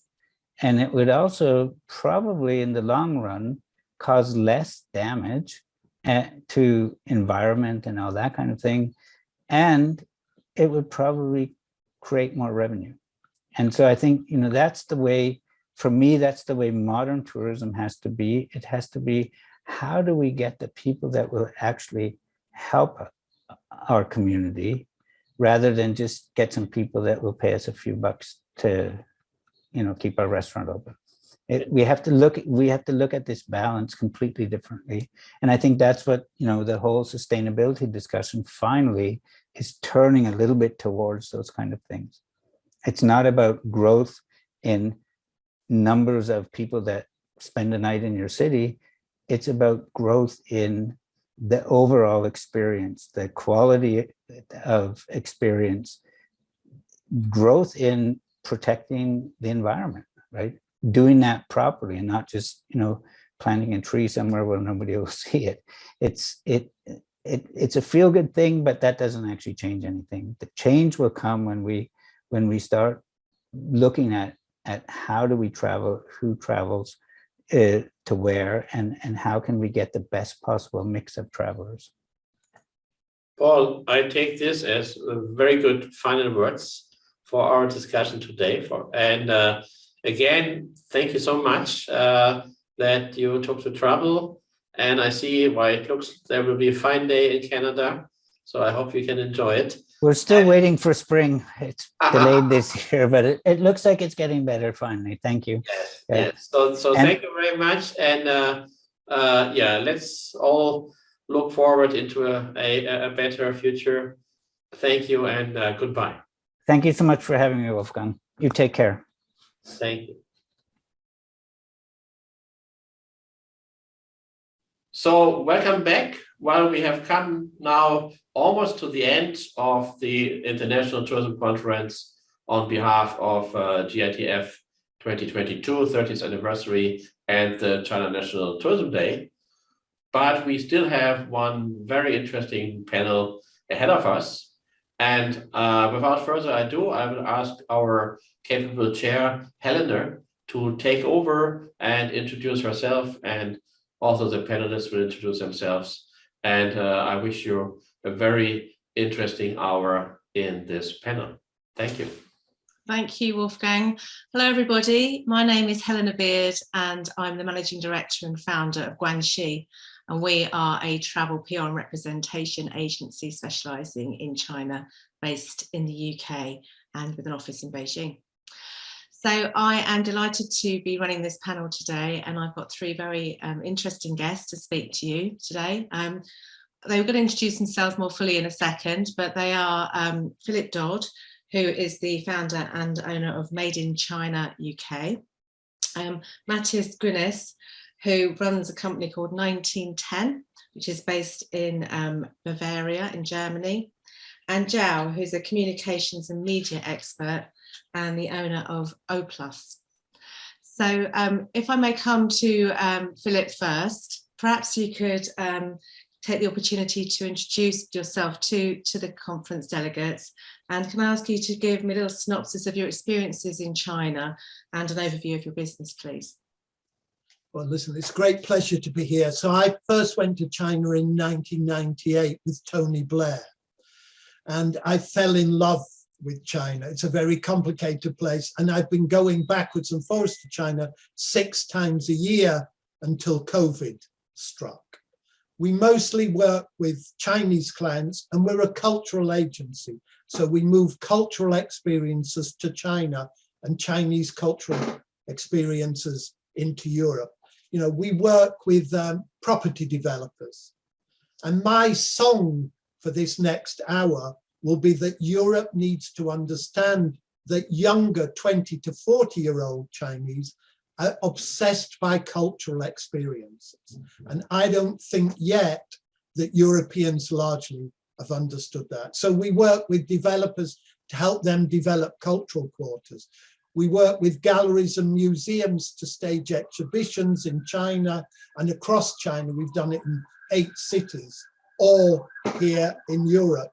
We bring creative industry professionals from China for tutoring, to understand and to network with their European allies. And we work with Chinese students. So in 2010, we set up a club called The Bridge for Chinese students, because there are about 140,000 Chinese students in Britain. And apart from taking their money, nobody really gives them the attention and care they deserve. So as I said, we've been working backwards and forwards, and we just deeply believe, or I deeply believe, for the tourism industry, contemporary culture, the contemporary culture of European cities is critically what there is a great appetite for amongst younger Chinese independent travelers. But we'll talk more about this later. That's from me. Thank you very much, Philip. Okay, if I could come to you now, Matthias. First, would like to say thanks a lot for invitation. Very exciting. Looking forward to hear some interesting news. My name is Matthias Günes, as you told. I work for 1910 company. I'm a co-founder of this company. In the past, we served tourists from all over the world in our region. We are located in Bavaria, directly beneath Castle Neuschwanstein. We have about 400,000 to 500,000 Chinese tourists during our year, during a normal year, let's say like that, until the pandemic started. And we provide services on one hand in accommodation and restaurants, and on the other hand, a lot of services, let's say a round of shopping, try to help to serve all needs Chinese tourists need to have around this shopping experience.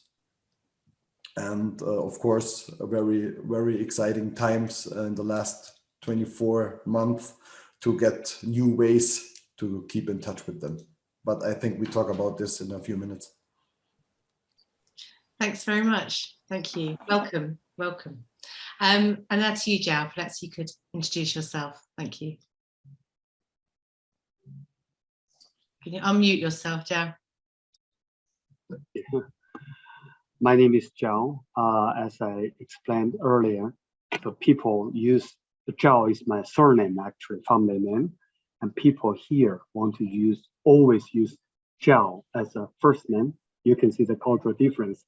It's not cultural, but it's linguistic difficulty and challenge. Because my first name is it's very difficult to talk for most of the Europeans, and so Zhao is more like Italians, so that's why people use this one.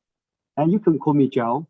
And I have been working in Europe almost more than 20 years, and I have dedicated all my entire business life focusing on the cross-cultural and cross-border communication and business and the commerce. And why I started, and because when I came here as a student at first, and I realized the media exposure about China and are very different from individual Chinese personal experience. And China was somehow, into a certain degree, was pictured a little bit wrong for my opinion. So that's why I feel China need to be communicating better. So since then, it's very simple motivation different from my personal experience. So I want to tell Chinese story. So I start to communicate, and I have been working mainly in cultural sector and in the commerce sector, and organizing, these cultural events mainly in Europe, and also bring Europeans to China. And very interesting, I know that you all work in a similar field. And one example I heard from Philips, and he has been working with a museum. We have alliance and with Yangtze River Economical Belt and the Museum Alliance, and they have over almost 200 museums. They are our partners, and so it's very interesting. And until the pandemic, we have a lots of happening every single years, and also the pandemic and killed most of the business, because our business was based on this human traffic and people traveling from different places. And so that's why we had 3 years almost thinking, reshaping our business. And so I would like to focus on the future, on the trends, and reflecting what we are doing now, and to see what we believe in the business should go, and want to share it with you, and to see if we can work together with you and with the audience in the internet. Thank you. Okay, thanks very much. Thanks everybody for introducing yourself. So I suggest that we start today talking a little bit about social media in China.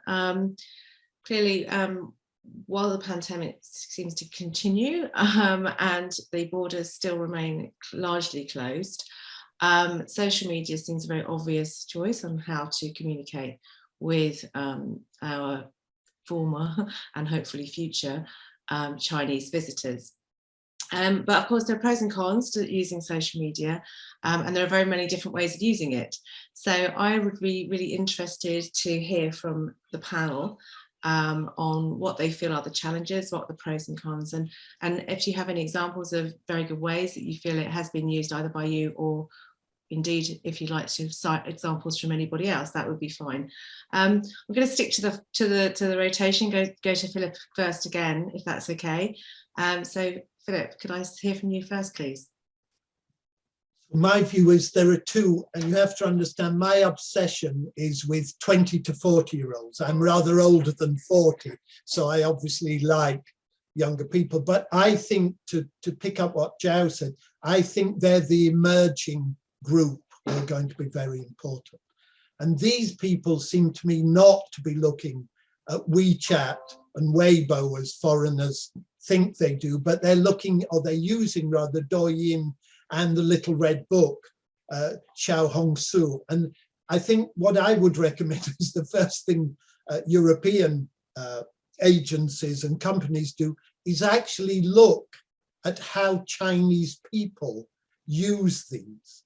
So one of the things that's obviously very important about them is if you go on the Little Red Book, it's full of pictures of people inside immersive exhibitions. They need to be, as it were, to use the old language, WeChatable. So there's a real appetite that I think Europeans need to understand for cultural experiences amongst these people. They want exhibitions, installations, they want fashion brands, they want restaurants, they want clubbing. And I think those are amongst the things that actually, I speak now from London, where there is Big Ben and the Houses of Parliament and Buckingham Palace. I don't mean these aren't important, but I think, to go back to Zhao's point, I don't think they're emerging trends. I think what you have to do is simply look at what these younger people are posting on Douyin and posting on the Little Red Book. Now, it may be that you'll need a Chinese partner to be able to access these, because for me, the real error of Europeans is they think of supply rather than demand. In other words, London thinks about what it can supply. It doesn't think about what, as it were, the population demands. And in my view, there's simply very little understanding, and Joe and I agree about this, of what is happening in China. I've just been working in Chengdu, where Unicorn Island is going to be an island where there's 70,000 new tech professionals working. Everything from intelligent manufacturing to digital entertainment. These are exactly the people you need to target, but you need to target them using the social media that interest them. And don't think of WeChat and Weibo, which for this group, I think are old. The other thing about Douyin, and then I'll be quiet, and the Little Red Book, is they're predominantly visual. And I think that's the other critical thing. You know, only old people like me think in terms of words. You know, the generation that I'm thinking of is driven by visual narratives. And I think that's, again, what Europeans need to think about. So the critical thing, forget the China market, it's too undifferentiated. The critical thing is to identify the different markets in China. And I'm with Zhao, it's important to work out where are the new directions, not the old directions. When you talk about Little Red Book and everything being quite visual, and you talk about the posting, do you feel that it's very important to encourage lots of interaction? Oh, absolutely, interaction. And the other thing that I think is entirely critical is that Europeans help Chinese people to bring Europeans to China. So it really does feel a reciprocal relationship. There's a danger always with Europeans. They're just interested in sell, sell, sell. And it's got to be interactive, not only in terms of Douyin or in terms of the Little Red Book, but in terms of if we work with cities, how do we help those cities to attract European visitors at the same time as we want Munich, for instance, to attract Chinese visitors? Okay, thank you. Thanks very much, Philip. Let's move now to Matthias. What's your views on the subject of social media? Very difficult topic, in my opinion, because the first thing you have to understand from the European side, you need to understand the Chinese mindset concerning social media. It's completely different than, for example, we have it in Germany. If you think about data projection and stuff like that. So the first thing, what is it very important for us is Chinese speaking people working with our potential market from China, keeping in touch with them and talking about topics and matters you understand from both sides. What we're doing on social media, for example, on WeChat, we have Chinese speaking employees.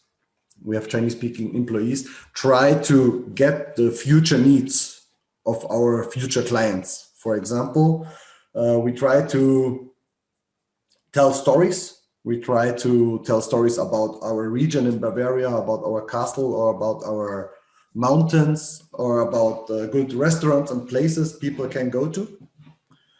And on the other hand, answer questions immediately, because if you talk about, Philip talked about them, 20 to 40, they are very fast.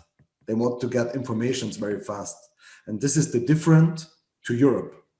In Europe, when we try to inform ourselves, we have time. And I think this is the biggest difference you have to understand when you keep in touch on social media with Chinese clients. And you need good partners. You need good partner who understands this. And if we talk about cons, to be honest, you can spend a lot of money in social media marketing, and you don't know directly if it was worth or not.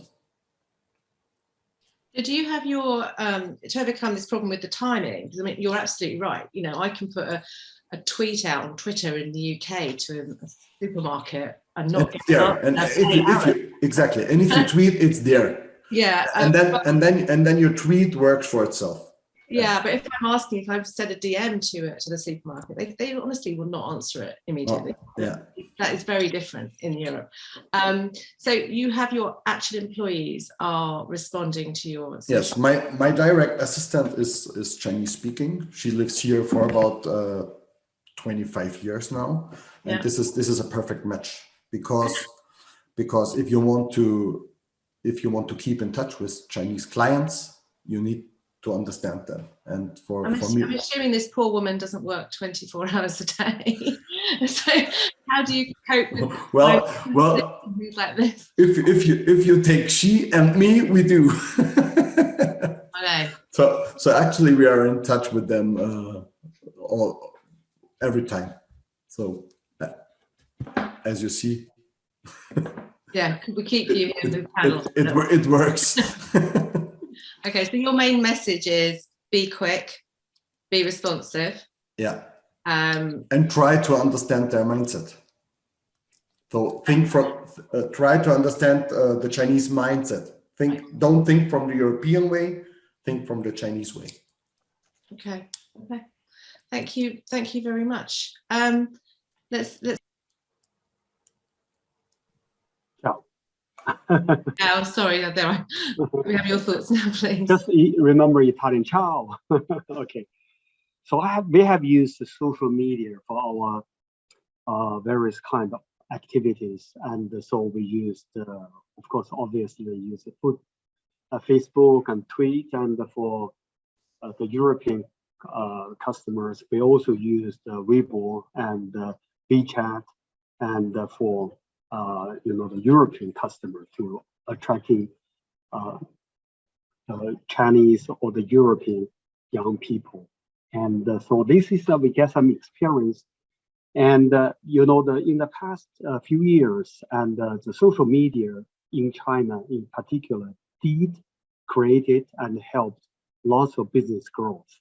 And so imagine the Douyin as one very example, and Xiaohongshu lately, and they are starting from absolutely nothing, and now they become a multi-billion-dollar business and very important. For example, and we have this so-called broadcasting direct sales on the internet practice in China, and the most top sales guys, a young lady, and is Miss Li Wei, and he can make in hours multi-billion RMB sales in 1 hour through basically the social media channel, Douyin, and something like that. So the social media does function greatly, and the same as WeChat and the Weibo.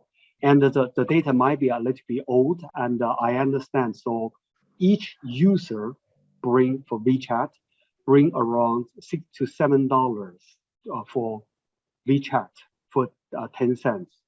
And so that was the figure in 2017. It's a little bit old figures. In comparison, like a tweet and Facebook, so they are only less than $1.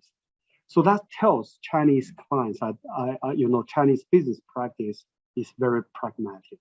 It's totally different from here, and we have a lot of we need a lot of very sophisticated. Obviously, one side they have very strict law, regulation, and so information protection, privacy, and so in China, that part is more flexible. They are building up, and you can do almost many things.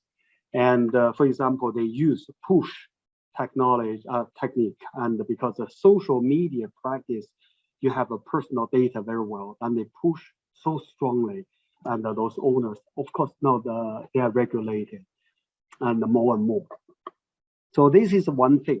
We tried everything, and so social media, how we use them, but we finalized.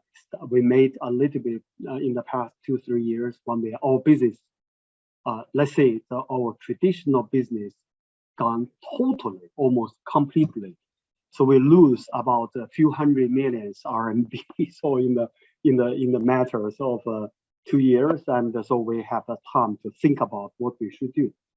Then we actually found that the essence of social media is all about value sharing. This is the most important phenomenon. So we understand. So actually, what happens, and in China among the youngsters, or even among the mature people, and we are talking about 40 or above. So we have called the circle of friends. And so they are all funded with one or another kind of social media to communicating. Actually, what they did is not behind the pictures and video, image, and speech and comment is a value. You see all kinds of circles of friends, they are sharing value with one way or another. So that made us also understand another phenomenon. Don't forget, everything has both sides, good sides and negative sides. Social media also kill lots of business. If give you one very example, this is a British, the Italian brand is Dolce & Gabbana. It's one, from my opinions, I have lived in Europe. I saw their advertisement made concerning this, promoting one brand of Dolce & Gabbana. They used a wrongly pick up of one Chinese girl with very long eyes like that, and use chopsticks as like use knife and forks. To me, it's no problem. It's not at all an issue. But the Chinese social media react. I do not know who made that one, and the social media also promoting the popularism, and they are somehow they don't like it. And the response from Dolce & Gabbana is catastrophic. They start a fighting mood against the thing. You are stupid, you are shit. Then they killed theoretically the whole operation of Dolce & Gabbana in China. Many shops was closed and kicked off. So that was very important. Don't forget, there is both way. Actually, the communication is very important. And I also totally agree with Philip's comments, and also, and this is for Matthias, and it's very important. I know you are mainly receiving Chinese customers, but don't forget the Chinese market. One strong characteristic is also the patriotism. There is a very nationalism movement, and so this is a very important. Chinese people love to work with those, organization and the companies. They are also concerned how to bring another way, and particularly to receiving the international tourism is a big in the top agenda in the ministry or the national states of, or now it's called Ministry of Culture and Tourism. It was they tried, and you do how you do, and to meet this this type of requirements can be very important things. It's up and also helping you to do that one, to do business to receiving the Chinese customer, because this builds your portfolio right. Particularly if you manage to get a message into China, and so you are one of the people concerned about not only one how to sell, but you also want to help them to buy and to help them. And just one very concrete figure: Chinese tourism, inbound tourism, is only about 0.5% of the total tourism. There is a over 6 billion Chinese domestic tourism, and there is only about a little bit more, less than 200 million international. 87%. This is 2019 figures, if I remember right. But anyway, over about 87% of them are from Hong Kong, Macau, and maybe also from Asia, 20 million from Asia, 80 million from Hong Kong, Macau, and Taiwan. So the European is only 6 million something, and from the rest is only a few millions. So this is quite important. And so I would like to say the social media, remember, is a very important thing, is most important. But behind that one, the essence is sharing value. So how to profile you and presenting you in there, it is very important. It sounds very complicated.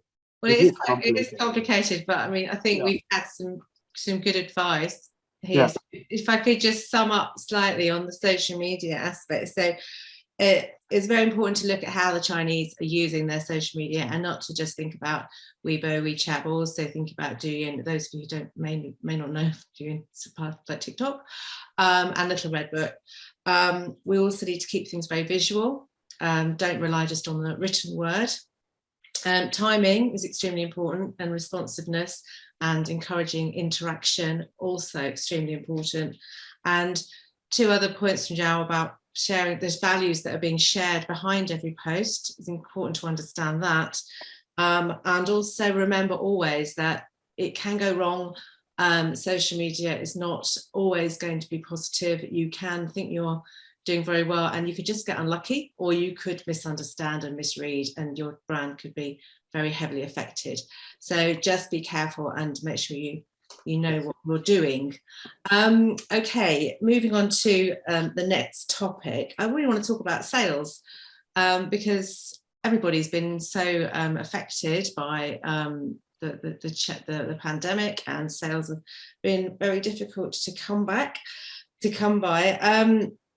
So Philip, you deliver cultural and art projects in China. Can you give me any examples of what you've been doing throughout the pandemic and how you've managed to overcome some of these challenges, please? Truth is, I have lots of friends in China because I've been going to China 6 times a year since 1998. So having friends in China, I think, is extremely important. So we've just got a big piece of work in Shanghai from somebody I have not seen since 2012. And you only get friends if you do things for them as well as they do things for you. This is the critical thing. And, you know, so let me give you an example of how I think the future ought to be. I think the problem at the moment is there's a lot of politics whenever you mention the word China or Europe. These are very difficult moments through which to live. But if we think at a city level, we think of Chengdu and Berlin, or we think of Manchester and Harbin, then the world looks very different. So my suggestion in order to develop sales is that actually you do what I call a city swap. So you move Chengdu into Manchester for 2 weeks. You bring its food, its art, its fashion, its clubbing, and that's a really good way to sell Chengdu to the northwest of England. And then you take Manchester to Chengdu, you take its clubbing, you take its art, its film, its music. So actually it's a reciprocal buying and selling that's going on that doesn't involve necessarily having to deal with central governments. You can deal at business to business. So for me, we need to think of really new ways of thinking of selling. So for instance, if I give you another example, there's a company called Alfilo, which is very much taking merchandise goods from European museums into China. You could piggyback on that, but we need an Alfino that's bringing Chinese merchandise goods from culture into Europe, and that doesn't exist as yet. In Shanghai alone in November, there are 4 fairs, 2 art fairs, 1 design fair and 1 photo fair. If I was a city government in Europe, I would go and attach myself to one of those fairs. in order to sell my tourist offer to the kind of cool people who pack out art fairs across the whole of China. So I think we should get away from the notion, it's easy for me because I sell experiences, but I would not try and sell, I would try and find reciprocal partnerships that are much more of a barter system than they are simply of selling. This is a barter system where I buy, you sell, I buy. It's really important, I think, that we see it as a two-way street. Zhao's right, it's very low the number of Europeans who go to China. That's partly because China is very bad at selling its own contemporary offering. Do you know what I mean? The contemporary culture of Beijing, Shanghai, Chengdu, you know, all these cities, Shenzhen, Guangzhou, is really hip. But the Chinese government still is selling its traditional culture. And in the same way, in my view, Europeans need to sell their contemporary culture, but not by selling it, but by developing partnerships that can run over a long period of time. So my view is selling and buying is finding friends. The Chinese need friends in Europe, the Europeans need friends in China, and business to business partnerships strike me as the way that tourism's got to develop in the future. And one of my ideas, as I said, this city swap idea. So you get a very cold city in Switzerland with Harbin, the great ice city, you know, and you work together on a city to city, business to business connection. We need new models because the old models are not working. And Europe needs to wake up to the nature of China. And China isn't the China of even 10 years ago. It's really transformed itself. You go to Shenzhen, and Shenzhen is the most modern city, you know, in the world. It's way ahead of Silicon Valley. But does anybody pitch Shenzhen to its European clients? No. But has Shenzhen got 22 million people who are exactly the rich Chinese who could come to Europe? We just need to reinvent the tourism model. Thank you. That's really interesting. Thanks very much. I'm going to just move to Matthias now. Presumably your business has been, you know, hit terribly. If you had 5,000 visitors coming a year, how have you survived, and how have you made sales in any other way? Have you managed to do that during the pandemic? Philip mentioned a good point. You need friends. Yeah. Of course, as you told, it hit us very hard the last 24 months, no doubt about this. But we have contacts from the past. We work since the 90s at first with a lot of tourist office agencies from Japan, then from rest of Asia, at the last 10 years, mostly from China. And there were a lot of tourist agencies and tour guides in the past. We worked together regularly. We served their tourists, we served bigger groups or individual tourists, or sometimes families came to our region and spent their holidays there. And of course, we try to use these contacts at the moment in China. So we try to offer our products through them to their friends, to their clients they have over there, because there still are a lot of products they just get here. And for example, if you have somebody spent his holidays in Germany during the last 5 years, and there are some products, some special goods they want to have again, they order them through their tour guides, and we keep in touch with them and try to serve. But of course, to be honest, it's not that among we had when all the tourists came here. And on the other hand, we try to, let's say, through this way, we try to create some needs for future tourists. keep in touch with them, offer our products, offer our goods, maybe to get them through our area and buy the goods here when they are able to come again, hopefully next or at the latest over next year. But Philip, sorry, but Philip's point, he said at the beginning, it's completely my view on this. You need to understand that it has to work both sides. My experience is if you want to do business with Chinese companies, it's a lot.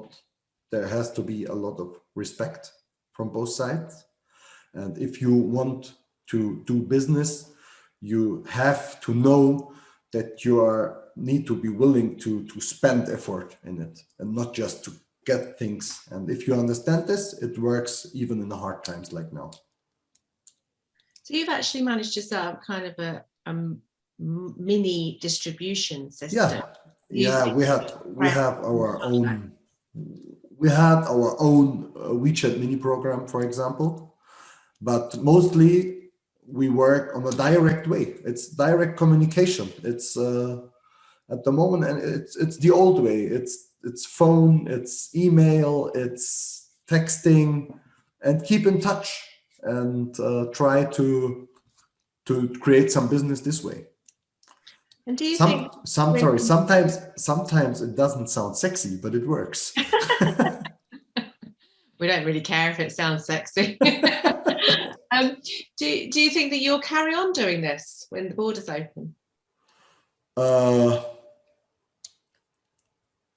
To be honest, I don't know by the moment, because when we look back 24 months, I never expected to do it. And I don't know how it will be when we have tourists. I'm completely Philip's opinion that it will change. The kind of tourism we will have here will be completely different. So I can't give you an answer to what we will do when tourists start to come back, because at the moment we don't know what kind of tourists. Are there groups, or are there just small groups? Are there more individual traveling people? We have to wait for this. There is there is no serious answer I can give on this now.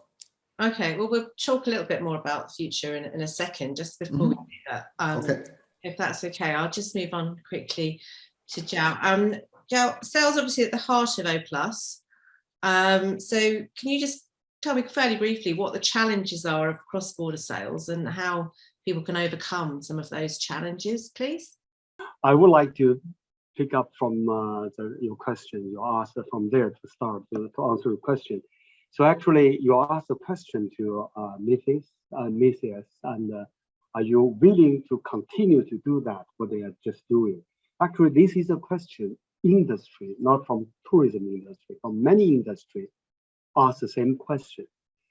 We are in the time, so in this very moment time, the digital technologies, and so they have actually, and the social media practice, in addition, has actually detoured or changed many business models. They do, let's say, disrupted the business, conventional business development. So this is not industry, tourism industry, take a retail industry as very example. If go back 15 years ago, who will imagine Amazon or Taobao can replace the role as a leading figure in retail industry than Walmart, for example? Walmart, we are never even dream, so we can never even in our dream to imagine that.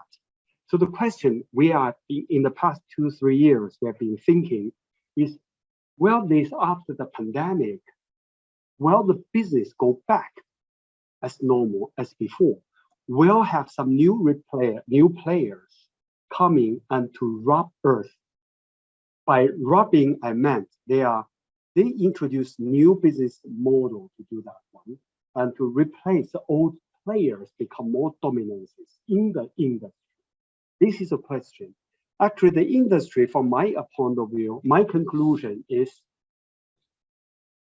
the business will never run as it was, sorry.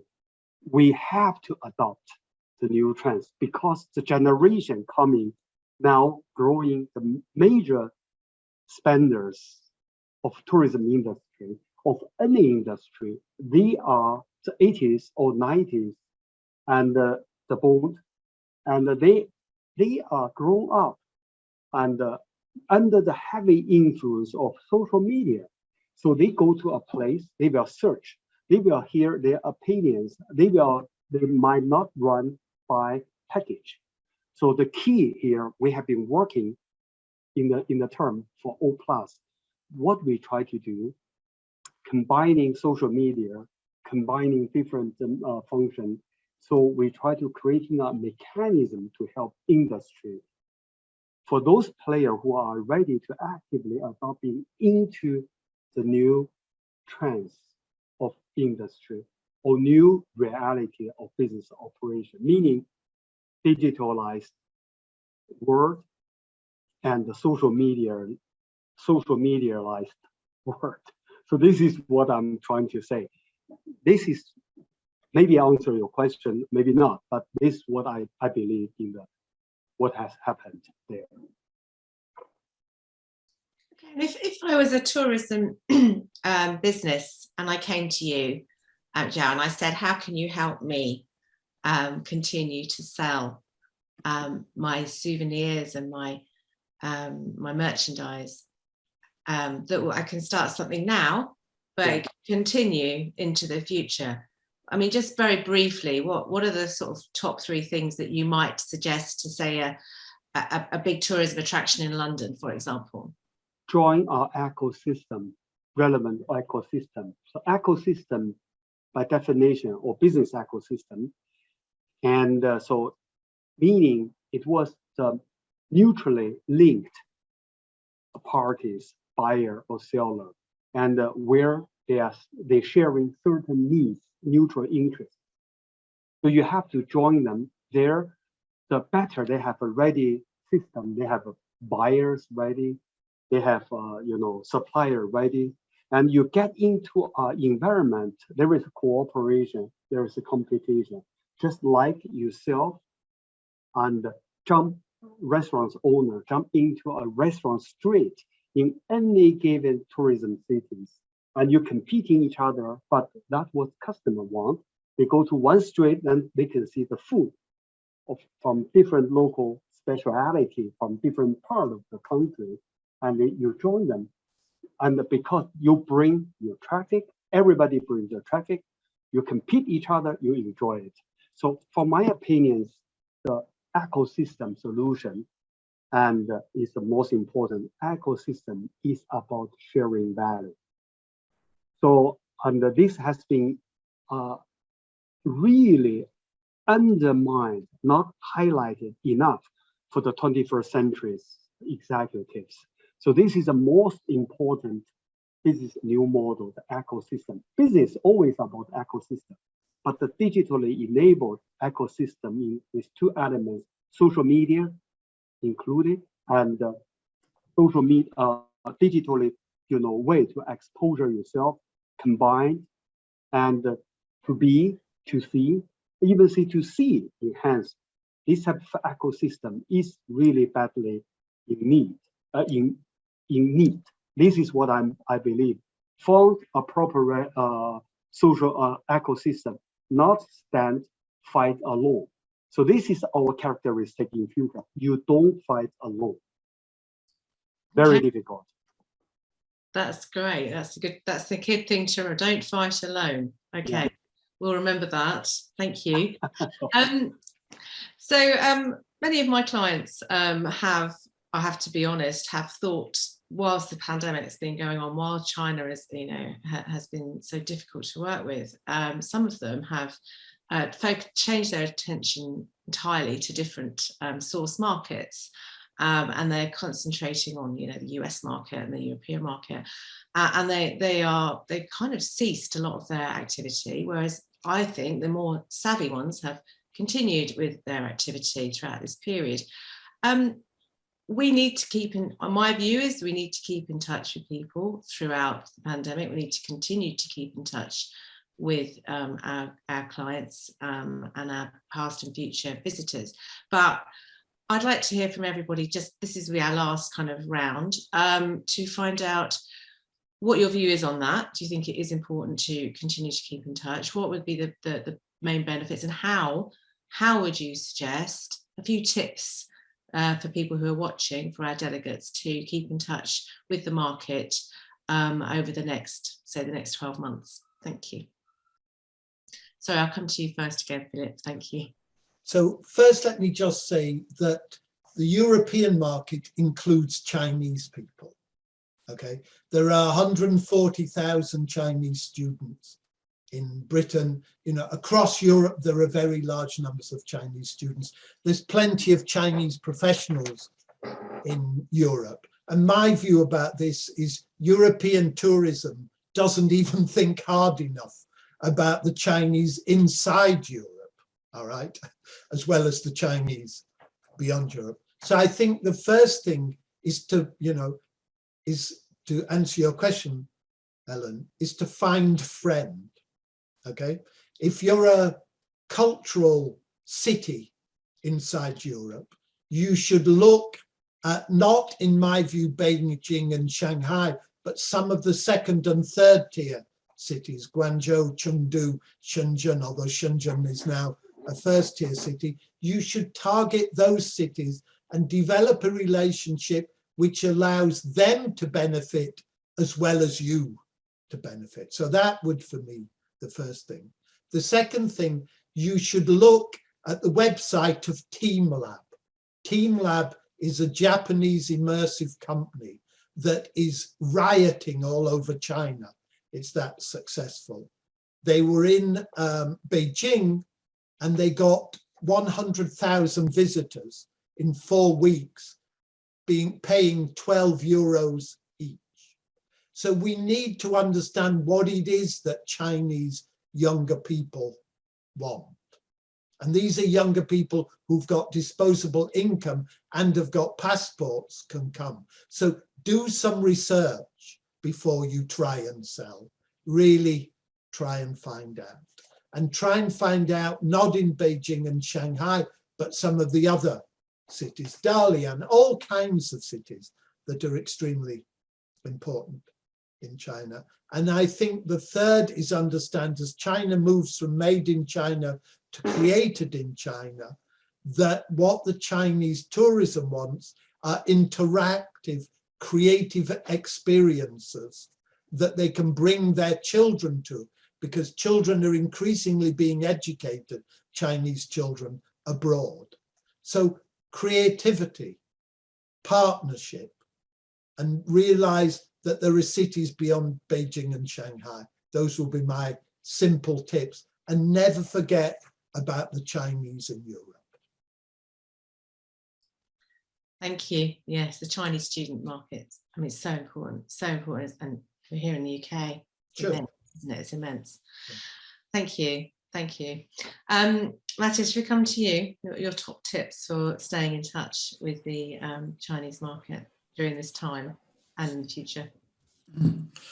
I think I repeat some points, but just for me, the most important points, create needs and wishes for the future. For example, show some good experiences people can have here, people can have at your area.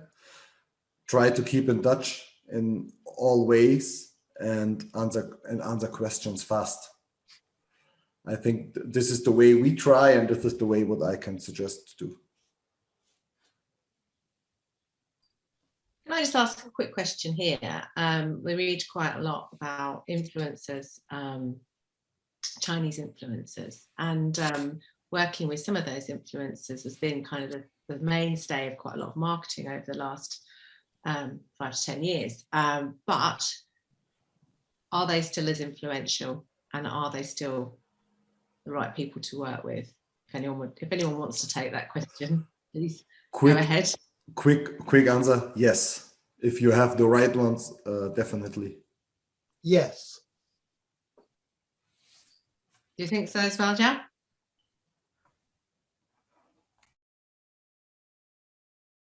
You need to unmute. Thank you. I think yes.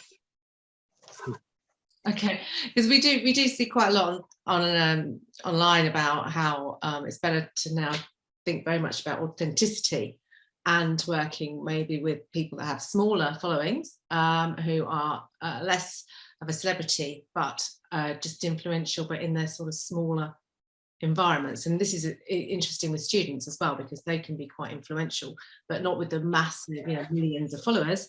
Maybe if hundreds and thousands, a few thousand followers. But that's been some messages that we've been hearing a lot, is that it's good to work with these micro influencers as well as looking for the rather more expensive maybe celebrity KOLs that we've worked with in the past.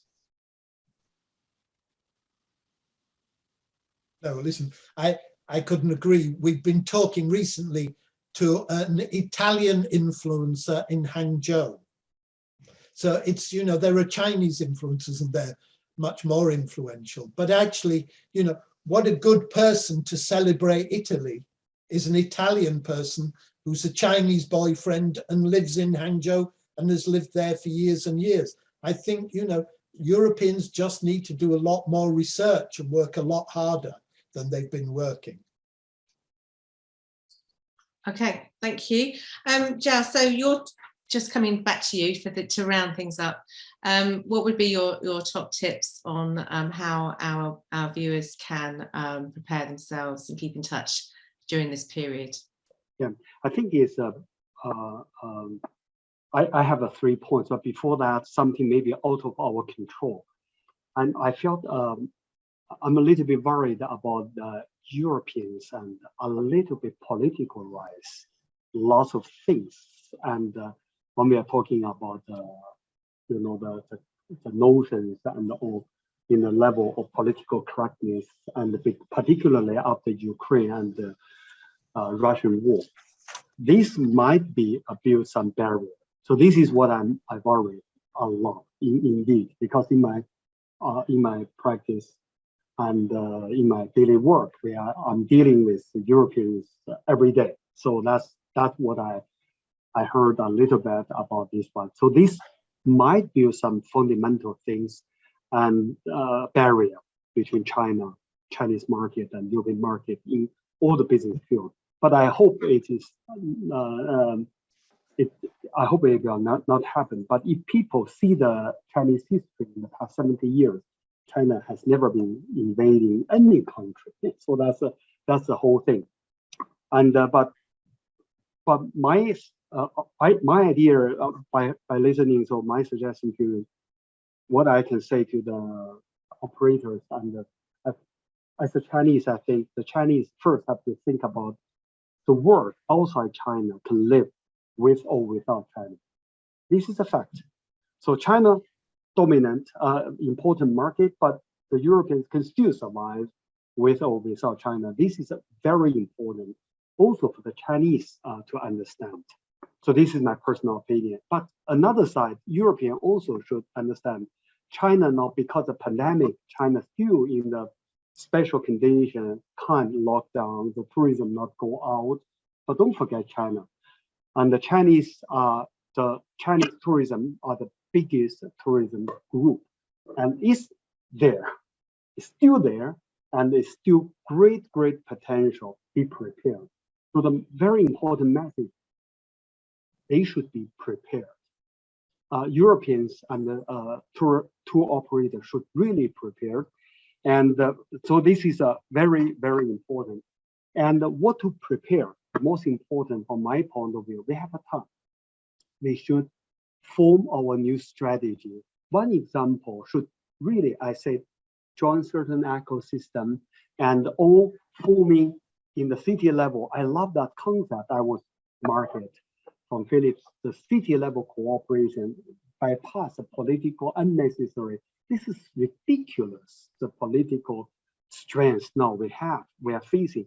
It's unnecessary because European has own interests. European need Chinese market, same as Chinese market need Europe, and the Chinese need European market. So this is unnecessary, but practically through the regional cooperation, city to city level cooperation, that's really a good idea to put some agenda. For example, to make a joint alliance system, joint promotion system through certain ecosystem, and building the, the online presentation room and stuff like that. By the way, that is all O+ is doing. So we are in a very nice things, and of course I would like offer the industry our solutions, and we have been building. So that's what my suggestion. So I don't try to promoting Earth, but this is sincerely thinking, believing, join our ecosystem. Do not fight alone. Particularly, do not let your own business dragged by political agenda. No need. We are business people. We need to make business. The more business we make to each other, the more peace we have. We share interests rather than sharing war arguments. That's perfect. Thank you. So just to sum up, consider building alliances with other cities between Europe and China. Good tip there to look at Team Lab. That sounds like a really interesting thing to do. I'm going to go straight away and do that myself. Thank you for that tip. We need to understand how people work. We need creative experiences for people are going to want to bring their children to Europe. They're going to use travel as a means of education. We need to create needs and wishes and wants for the future. So even though people aren't coming right now, we need to make sure that we are creating that demand and inspiring people to travel, whether it be to Bavaria or any other part of Europe or to London. Come in the future, even if you can't come tomorrow. And I think finally, I'm just going to end on do not fight alone, because what a great soundbite to end this session. So thank you so much to all of you for joining us. It's been fascinating. And I hope that we meet again soon. Thank you. Thank you, Helen. Thank you, everybody. Bye. Thank you. Thank you. Nice Bye. meeting you. Thank you. Bye-bye. Bye. Bye. So now we have come almost to the end of our conference. After my little conclusion, there will still be the lucky draw. So please don't go away, because you have the chance to win 1 out of 3 meaningful tourism online training programs. But before we do that, let me do a short conclusion. We started several hours ago with the opening words of Mr. Reich and Mrs. Cicero, organizers of the GITF in their capacity as working for the Deutsche Messe and the Fiera Milano, the fair companies who are the organizers of GITF. And we had, I think, as a first highlight, the very interesting and very insightful remarks of Mr. Xu Jing, the longtime regional director of Asia Pacific for UNWTO.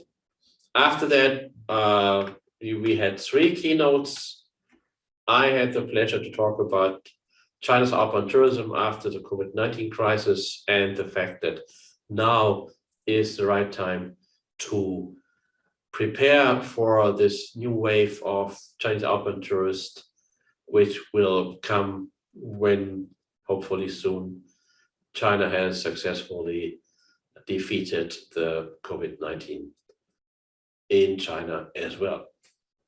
And that was followed by 2 also very insightful keynotes by Eduardo Santander, the CEO of the European Travel Commission, looking at the development of quality-based Chinese outbound tourism from a European point of view, and by Mr. Gary Bowerman, who from his position, as he's based in Kuala Lumpur, he was looking at Asia's role as a destination for quality-based Chinese outbound tourism. After that, Anita Chan, who is based in Canada and in Hong Kong, talked with me about the meaningful tourism approach, and this is the background also to the meaningful tourism online training. So hopefully that was helping to get some new ideas about how future tourism can work. And then we had the first panel discussion with participants from Albania, from Israel, and from Papua New Guinea, and chaired by Ana Maria da Fuente Cordoba from the Guangzhou office of the Spanish Tourist Office. And we discussed how to adapt tourism and hospitality services to the changed demand of Chinese outbound travelers after COVID-19. And I think all participants had a lot of interesting insights from their different perspectives. As a tour operator like Ghazi Hasya, and as people who are promoting their respective destinations, as we heard from Roy Kreisman and Joel Camelo.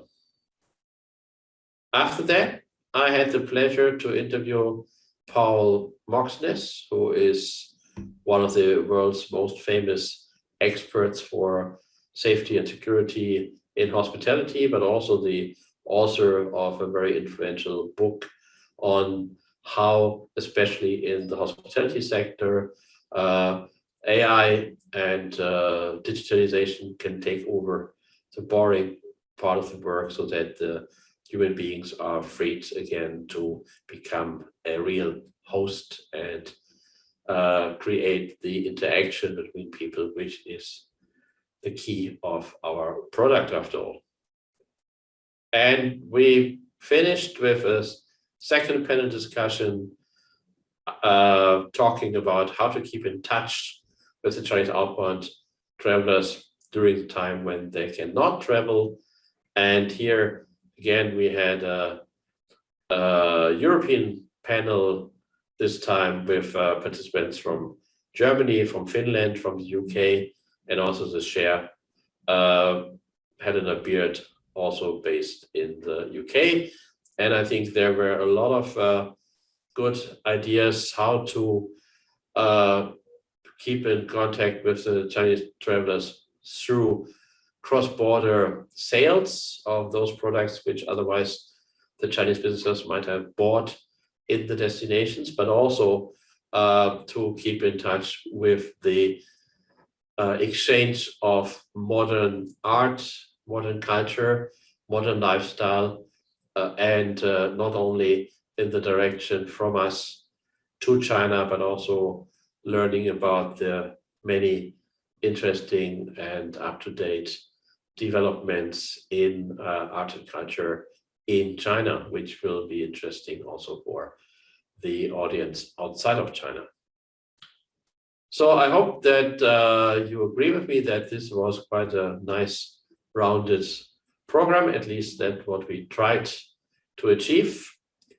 Thank you very much again to Deutsche Messe and Fiera Milano as the organizers. Thank you very much for our colleagues in Guangzhou in the GITF office. Without them, it would not have been possible to have this conference organized.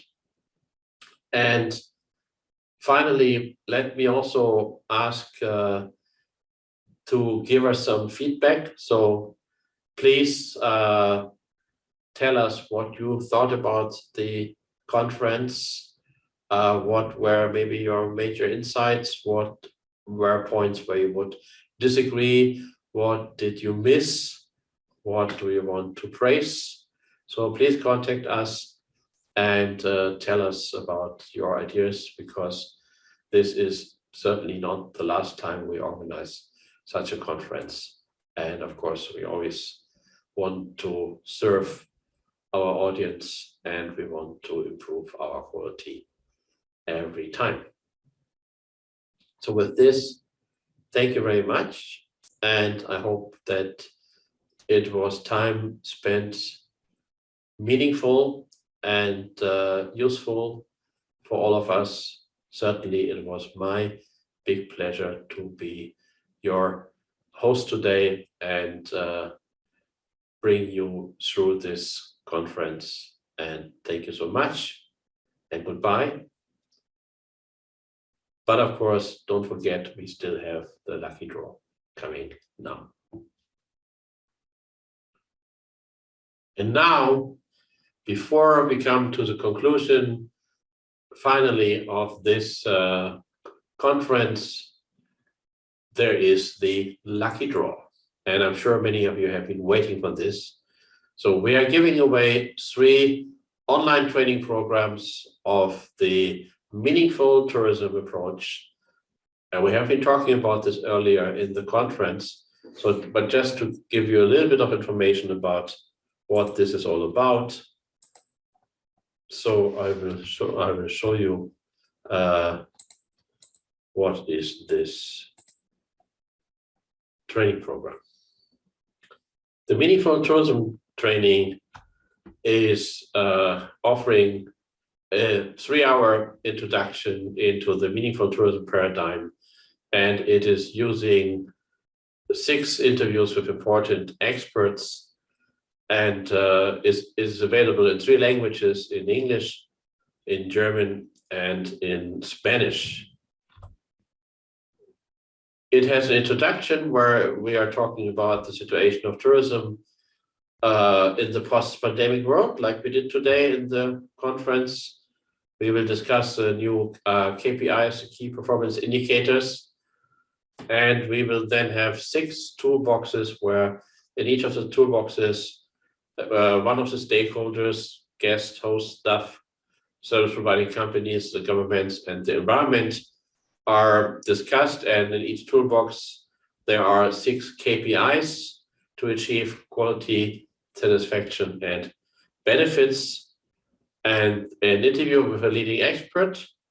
And you may recognize the gentleman, Eduardo Santander, who we also had the pleasure to have in our conference today. And there's also a checklist with 8 activities to implement meaningful tourism directly adaptable for all participants. And at the end, there is a conclusion, of course, with some tips for the usage of the training and a discussion of what will be the next steps. So for the lucky draw, we have been taking out 3 of the participants of today who had registered, and this has been done without me, so there's no interference. And well, thank you very much. I'm handed 3, if you can see that, 3 papers with 3 names on it, and let me tell who are the 3 lucky winners. And of course, we will also inform them by email afterwards. And so the first one is Mrs. Pia Louf from Tenerife. So congratulations, Pia. You are the first winner of a meaningful tourism online training. So here comes the second one. And the second one is a gentleman, I think, Gökhan Ozer from Istanbul. Gökhan, also congratulations to you. The meaningful tourism training is on the way to you. And last but not least, number 3. Aha, Mrs. Keru Feng. That seems to be a Chinese name, but she is based in Stuttgart, Germany, not far from where I am here in Hamburg. So To all three of you, Keru, Gurkhan, and Pia, congratulations. And for all those of you who unfortunately could not win the Meaningful Tourism online training, of course, there is a way to get it. And I hope that you will be inspired from the discussions today to look into this approach. And with this, now really, this is the end of the GITF China Outbound Tourism Conference of May 19th, 2022. For all of you, for all of us, good luck. Hopefully, better times are coming for tourism in China and outside China. And so take care, stay healthy, and be successful in whatever you're doing. And goodbye.